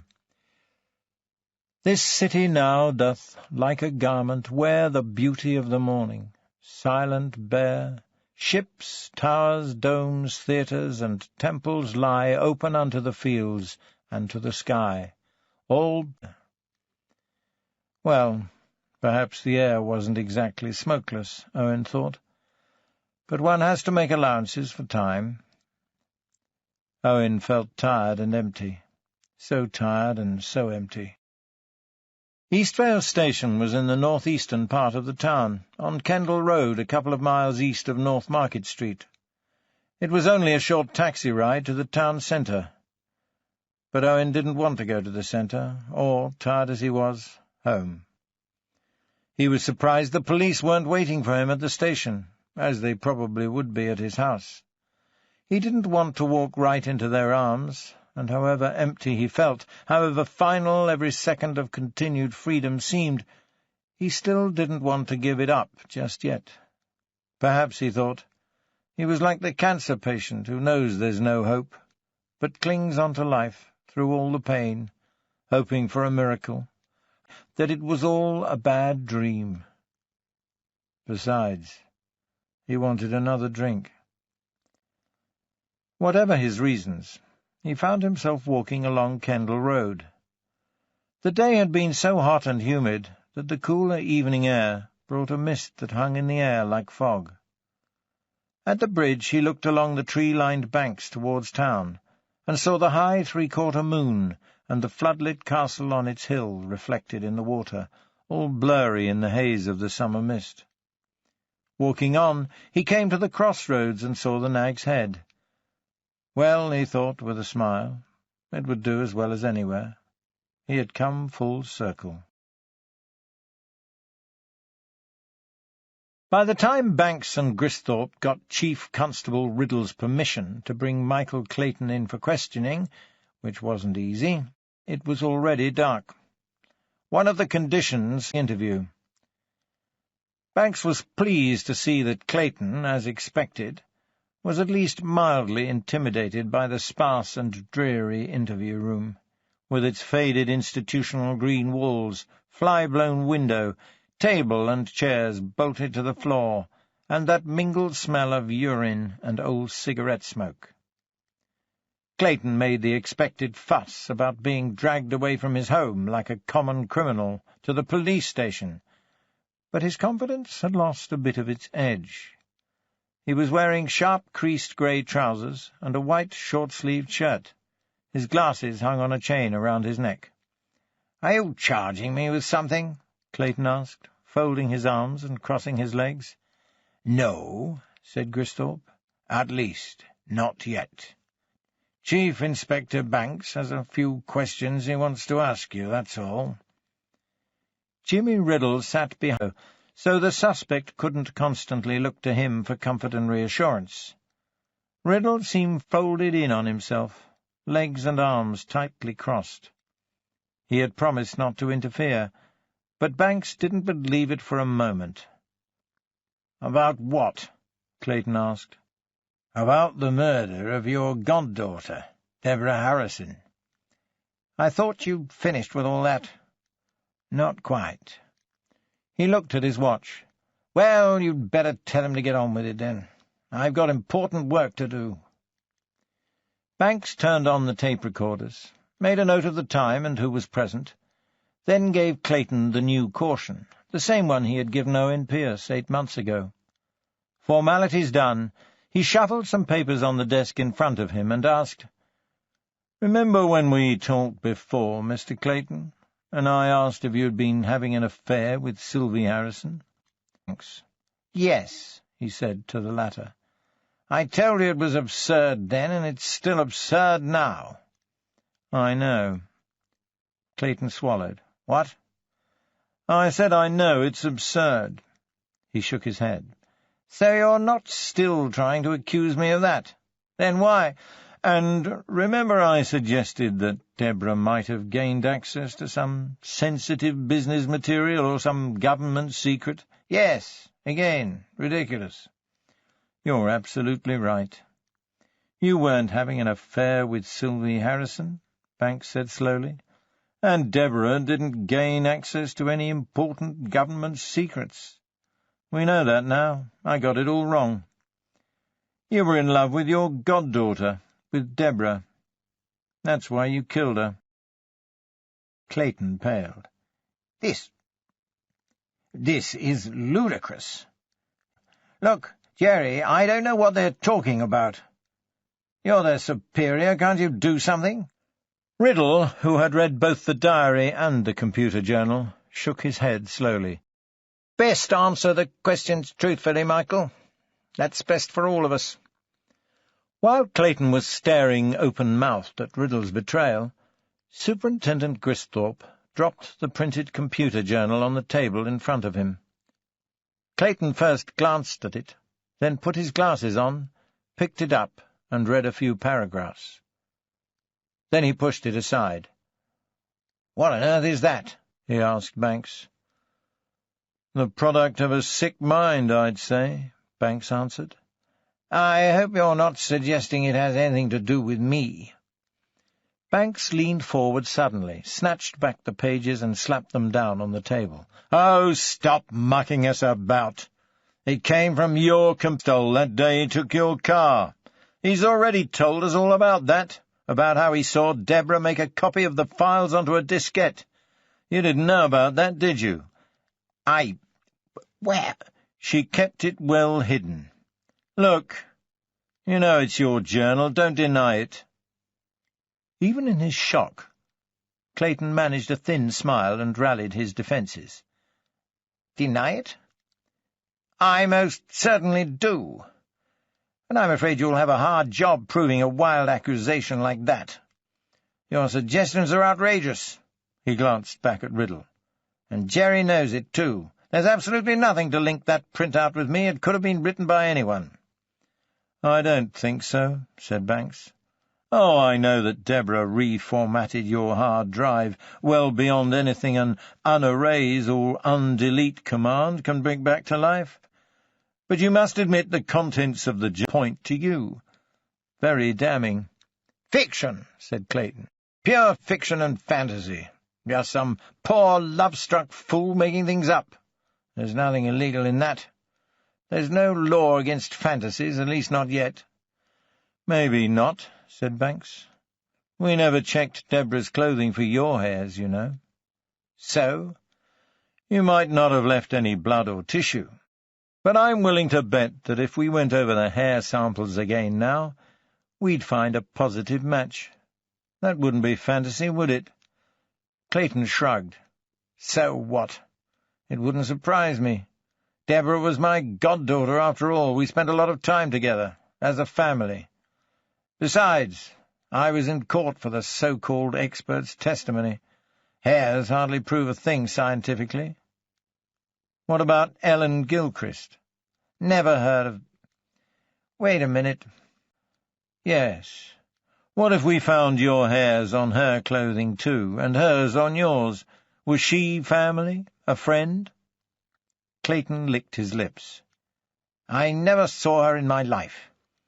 Look, I don't know what grounds you've got for assuming this, but...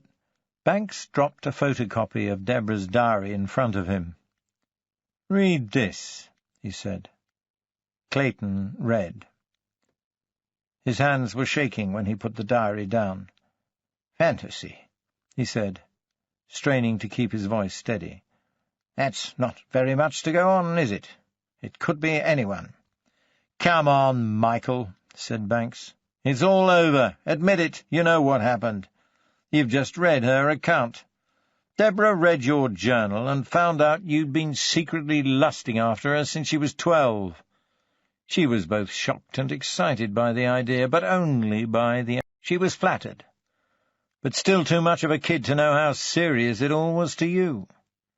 And she had a bit of a crush on you anyway. So she teased you, made up a bit of romance, flirted a little, the way young girls sometimes do to tease boys they know fancy them. Didn't she, Michael?" "This is absurd. You're not only insulting me, you're also besmirching my goddaughter's memory." He looked around at Riddle again. "Sir Geoff," but Banks cut him off. "Besmirching. That's a good word, Michael. I like that. Besmirching. Sounds naughty. Very public school. So let's talk about besmirching. Eventually, when it became clear you wouldn't leave her alone, Deborah threatened to tell her father. You knew that if Sir Geoffrey found out, he would probably kill you. At the very least, it would mean the end of your business relationship. That meant a lot to you, didn't it, boys, still together after all these years? Sir Geoffrey's friendship meant a lot to you, too. But it didn't stop you lusting after his 12-year-old daughter, a girl who wasn't even born when the two of you first met." Clayton glared. The colour drained from his face. "You'll regret this," he said, glancing at both Gristhorpe and Riddle. "All of you will, if you don't stop this right now." Banks could almost hear Clayton's teeth grinding together. Gristhorpe said nothing. Riddle polished his buttons with a virgin white handkerchief. "You waited for Deborah in St. Mary's graveyard," Banks continued calmly. "In the shrubbery that foggy Monday evening when you knew she would be walking home alone from the chess club. You were going to grab her and drag her into the bushes, but when you saw her take the gravel path, you followed her towards the Inchcliffe Mausoleum, strangled her with the strap. Maybe she knew it was you, and maybe she didn't. Maybe you talked first, tried to persuade her not to say anything, or maybe you didn't. But that's what happened, isn't it, Michael?" "I'm saying nothing." "You didn't know she was going to pick up the diary she'd been keeping and hiding ever since summer, did you?" "Oh, Michael, but if you'd only been patient, given her a few more seconds, she would have led you straight to it, and you probably wouldn't be here now." Isn't that how it happened?" "I won't even dignify your accusation with a response. When she told you she'd read your computer journal, Deborah didn't tell you that she'd copied the file about her onto a diskette, did she? But you knew she had a diary at one time. You bought it for her. That's another irony, isn't it, Michael? You knew she'd told, but I wouldn't be at all surprised if you had a good look around her room after you killed her. After all, you had your own key to Sir Geoffrey's house, and he and Lady Harrison were out. Even if they came back and found you there, it wouldn't have surprised them. And you opened Deborah's school satchel, too, didn't you, to see if she kept anything incriminating in there, just in case. And the only place you couldn't really get access to was her school desk, but you reasoned she'd be unlikely to keep anything important or private there." Clayton put his hands over his ears. "This is ridiculous," he said. "I don't have to listen to this. You'll never be able to prove anything. Now I'm only guessing," Banks went on. "So stop me if I'm wrong. But I also think, as you murdered Deborah, that you found out you liked it. It stimulated you. Maybe you even had an neck. I know you were far too clever to actually rape her, because you know about DNA and all that, don't you?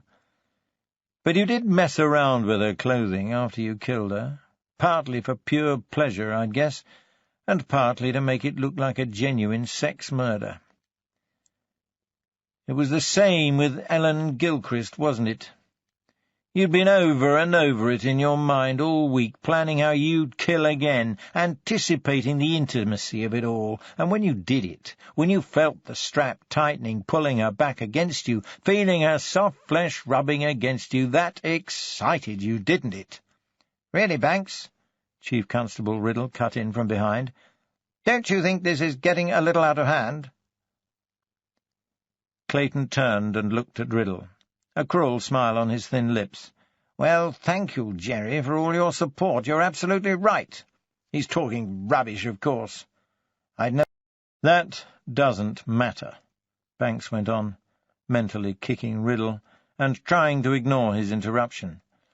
"Unlike Deborah, Ellen Gilchrist was a random victim. Wrong place, wrong time. You got lucky when Owen Pearce was arrested for the murder of Deborah Harrison, didn't you? You thought he would get convicted, sentenced, and that would be an end to it. But when the trial was nearing its close, you started to worry that he might get off. The defense was good. The prosecution had only circumstantial evidence, and you'd heard rumours about evidence that would have convicted Pearce for certain had it been admissible. But you saw it all slipping away, and the focus perhaps shifting back towards you. So you went to Owen Pearce's house while the jury was deliberating, and you either found the door open from a previous break-in, or you broke in yourself and made it look like vandals. It doesn't really matter from Owen's pillow. And you stole an open film container which you guessed would have his fingerprints on it. You set out to deliberately frame Owen Pearce for the murder of Ellen Gilchrist, knowing we'd also put Deborah's murder down to him too, and close the file on both of them. But you know what? I think you also enjoyed it. Just the way you did with Deborah. And I think there would have been more if we hadn't caught you, wouldn't there? You've developed a taste for it." "This is insane," Clayton said. "And you can't prove a thing." "Oh, I think we can," Banks went on. "Look what we proved against Owen Pearce, and he didn't even do anything." Clayton smiled. "Ah, but he got off, didn't he?" Banks paused. Yes, maybe you should talk to him about that. I'm sure he'd be very interested to meet you. Getting off isn't all it's cracked up to be in some cases. See, maybe you're right, Michael. Maybe we won't be able to convince a jury that a fine, upstanding citizen like yourself murdered 2 young girls. Perhaps even with the evidence of the journal and the diary and the hairs, if we find they match. We won't be able to prove it to them. But you know who will believe us, don't you, Michael? You know who knows quite well who Uncle Michael is, who knows what Montclair is, and that there are no locks on the bathroom doors there. You know exactly who will know who is the writer and who's the subject. Sir Geoffrey will know, and you'll have gained nothing. In some ways, the jury, or even go to jail, than incur the wrath of Sir Geoffrey over such a matter as the murder of his only daughter by the man he's trusted for more than 20 years. Don't you? Clayton said nothing for a moment. Then he croaked, "I want my solicitor. Now. Get my solicitor right now. I'm not saying another word." Bloody hell, thought Banks. Here we go again. He called in the constable from outside the interview room. "Take him down to the custody suite, will you, Wigmore? And make sure you let him call his lawyer." Owen sat in the Nag's Head, nursing his second pint and Scotch chaser, trying to pluck up the courage to go over the road and see Rebecca and Daniel. The problem was, he felt ashamed to face them, his innocence, and he had let them down badly. He knew that if there were to be any sort of salvation or reclamation in this business at all, he would have to tell them the whole truth, including what he had done to Michelle. And he didn't know if he could do that right now. He could hardly even admit to himself that he had become exactly what everyone thought he was, a murderer. He looked around at the uninspiring decor of the pub, and wondered what the hell he was doing here again. It had seemed a nice irony when he saw the sign over the bridge, full circle, but now it didn't seem like such a good idea.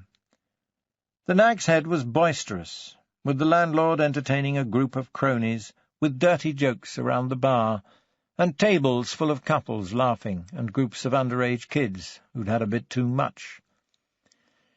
He didn't know what he was going to do after he finished his drinks. Either go home and meet the police, or have another. More drink wouldn't help with that, though, he realized.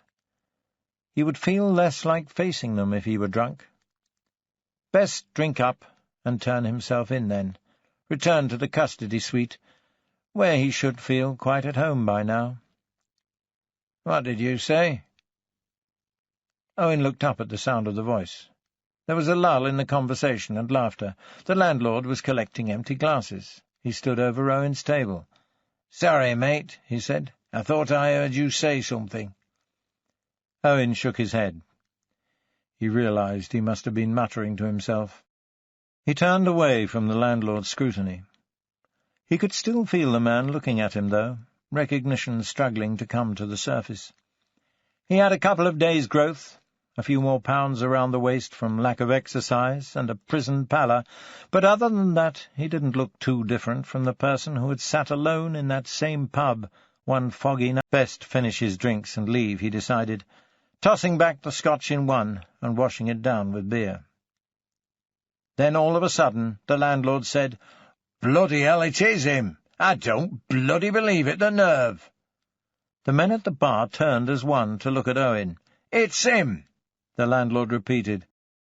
"The one who was in here that night. The one who murdered those two young lassies."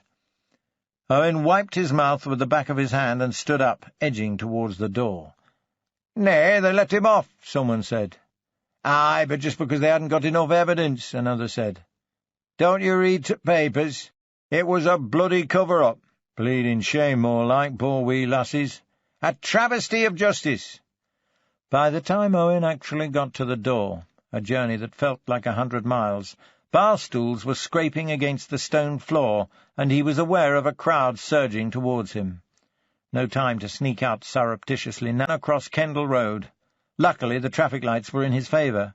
When he got to the other side of the road, he saw about 5 or 6 people standing outside the pub doors. For a moment he thought they were going to give chase, but someone shouted something he didn't hear, and they went back inside. Owen still ran as if he were being chased. There was only one place he could go now. He dashed across North Market Street towards St. Mary's Church. When he was through the gate, running down the tarmac path, he could see, even in the mist, that the kitchen light was on in the vicarage. Alone in his office at last, Banks went to close the blinds, and looked out for a moment on the quiet cobbled market square and the welcoming lights of the Queen's Arms. Maybe he'd have a quick one there before going home. Still time. Finally he closed the blinds, turned on the shaded table lamp and lit a cigarette. Then on Britten's Third String Quartet. For a long time he just sat there smoking, staring at the wall, and letting Britten's meditative quartet wash over him. He thought about the Clayton interview, and especially about the new coldness in Chief Constable Riddle's manner towards his old lodge pal. Maybe Riddle wasn't so bad after all. At least he had an open enough mind to change his opinions when the facts started to weigh heavily against them. Then, when his cigarette was finished, Banks turned to Deborah's diary again, striving once more to understand what had happened between her and Clayton over the 2 months leading up to her death. 24th of August. Disaster has struck. Mummy caught John and me in bed this afternoon. She was supposed to be at one of her charity meetings, but she wasn't feeling well and came home early. It was a terrible scene with Mum. I didn't like to see John at all behaving like that. I thought he was going to hit Mummy in the end, but he broke a vase on the wall, and a piece of pottery cut Mummy's face. Then when he'd gone, Mummy said I absolutely must not see him again, or she would tell Daddy. Then she cried and put her arms around me, and I felt sorry for her. John said such terrible things, called her such horrible names, and said he would do things to her I won't repeat even here in my private diary. I don't care if I never see him again. I hate him. He's gross. He even stole things from our house. He's just a common thief and a thickie. What could I ever have seen in him? 27th of August. Michael came to the house today while Mummy and Daddy were out. He was absolutely livid about the other day with John. I didn't know Mummy had told him. He called me names, and I thought at one point he was going to hit me. It was then I told him. I could journal about me and called him a dirty old man. He went so white I thought he was going to faint. Then he asked me what I was going to do. I said I didn't know. I'd just have to wait and see. Wait for what? He asked me. To see what happens, says I. 28th of August. Michael really is rather handsome, and much more intelligent and sophisticated than John. Mary Taylor at school told me last term she had an affair with a married man, a friend of her father's, who was 38 years old. And she says he was wonderful and considerate at sex and bought her presents and all sorts of things. I think Uncle Michael might be even older than 38, but he's not fat and ugly or anything like most old people. 1st of September. Michael came for dinner tonight. Mummy and Daddy were there, of course. I wore a tight black jumper and a short skirt. Out of the corner of my eye, I could see him looking at my thighs and breasts when he thought I wasn't watching. He was so normal and ordinary when we're all together, but when there's just him and me, he's so passionate and can hardly control himself. 3rd of September. Michael came again today when everyone was out. He told me he felt such powerful desire for me he didn't know if he could control himself. That was the word he used, desire. I don't think that anyone has ever desired me before. It feels rather exciting. Of course, he wanted to do it, and when I said no, he got all upset and said if I let a no-good lout like John Spinks do it to me, why wouldn't I let him? I must admit I don't know the answer to that, except that he's Uncle Michael, and I've known him all my life. 6th of September. This is getting to be quite an adventure. Saw Michael again today and let him kiss me again. It made him happy for a while. Then he said he wanted to kiss my breasts. I wouldn't let him do that, but I let him touch them over my jumper. While he was doing it, he took my hand really hard. I started to feel a bit scared because his grip was so strong, and then I felt him go all wet and he gasped as if somebody had hit him, just the way John used to do. Gross. I can't explain why I felt it then, But I started to panic a bit because I'd just been teasing, really, and this was Uncle Michael. And even if he isn't really my uncle, I've still known him since I was a little girl. I just couldn't let him do it to me. It wouldn't be right. After he'd finished, he went all quiet, so I left. 8th of September. School again. Sad, sad, sad. Saw Mucky Metcalf in the corridor. Wonder if he knows I know he's been doing it with the vicar's wife. There were no more entries until October, and Banks assumed that Deborah had been getting settled in at St. Mary's again in the interim. But even by late October, Michael Clayton still hadn't got the message. Can't Uncle Michael understand that whatever it was we had is over now? I've told him I don't love him, but it doesn't do any good. He keeps coming to the house when he knows I'm here alone. Now he says he just wants to see me naked, that he won't even touch me if I just take my clothes off in front of him and stand there, the way I did in the bath at Montclair. I suppose it's flattering in a way to have a sophisticated older man in love with you. But to be honest, he doesn't seem very sophisticated when he keeps wanting me to touch that hard thing in his pants. I don't want to play any more. I suppose he must still be living in hope. But doesn't he understand that summer's over and I'm back at school now? Obviously he didn't, thought Banks. It hadn't been just a summer romance for Michael Clayton. It had been a dark, powerful obsession. And beneath all the veneer of sophistication and experience, Deborah had simply been a naive teenager. She was just a girl who thought she was a woman. But even as Deborah grew worried by Clayton's persistence, she always kept her secret, always lived in hope that he would simply give up and stop pestering her. She clearly knew what dreadful consequences would occur if she told her parents, and she wanted to avoid that if she could. But Clayton wouldn't give up and go away. He couldn't. He was too far gone.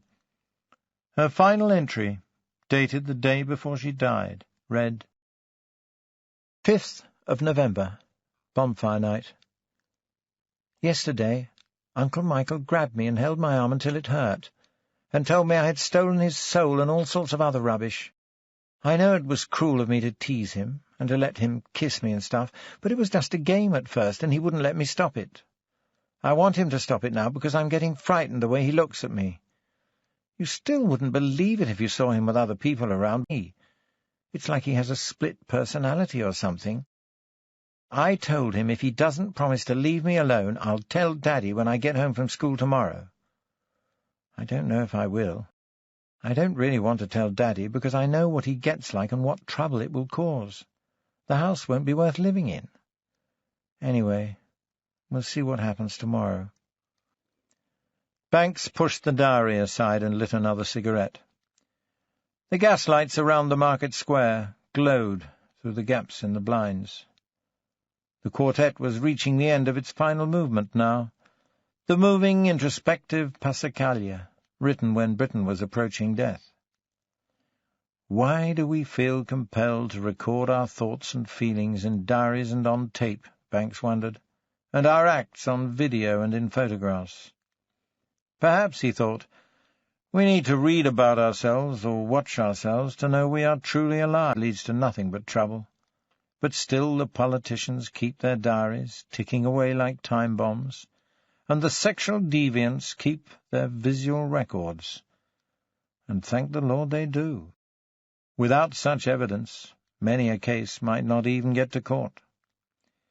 When the music finished, Banks sat in silence for a while, then stubbed out his cigarette. Just as he was about to get up and go for that pint before last orders, the telephone rang. He cursed and contemplated leaving it, but his policeman's sense of duty and his even deeper-rooted curiosity wouldn't let him. Banks here. Sergeant Rosey, we've just had a report that Owen Pearce is at St. Mary's Vicarage. Who called it in? Rebecca Charters, sir, the vicar's wife. She says Pearce is ready to turn himself in for the murder of Michelle Chappell. I suppose he doesn't know that. All right, said Banks. I'll be right there. He sighed, picked up his sports jacket, and hurried out into the hazy darkness. You have been listening to Innocent Graves by Peter Robinson, read by Tim Goodman. This ends CD 12.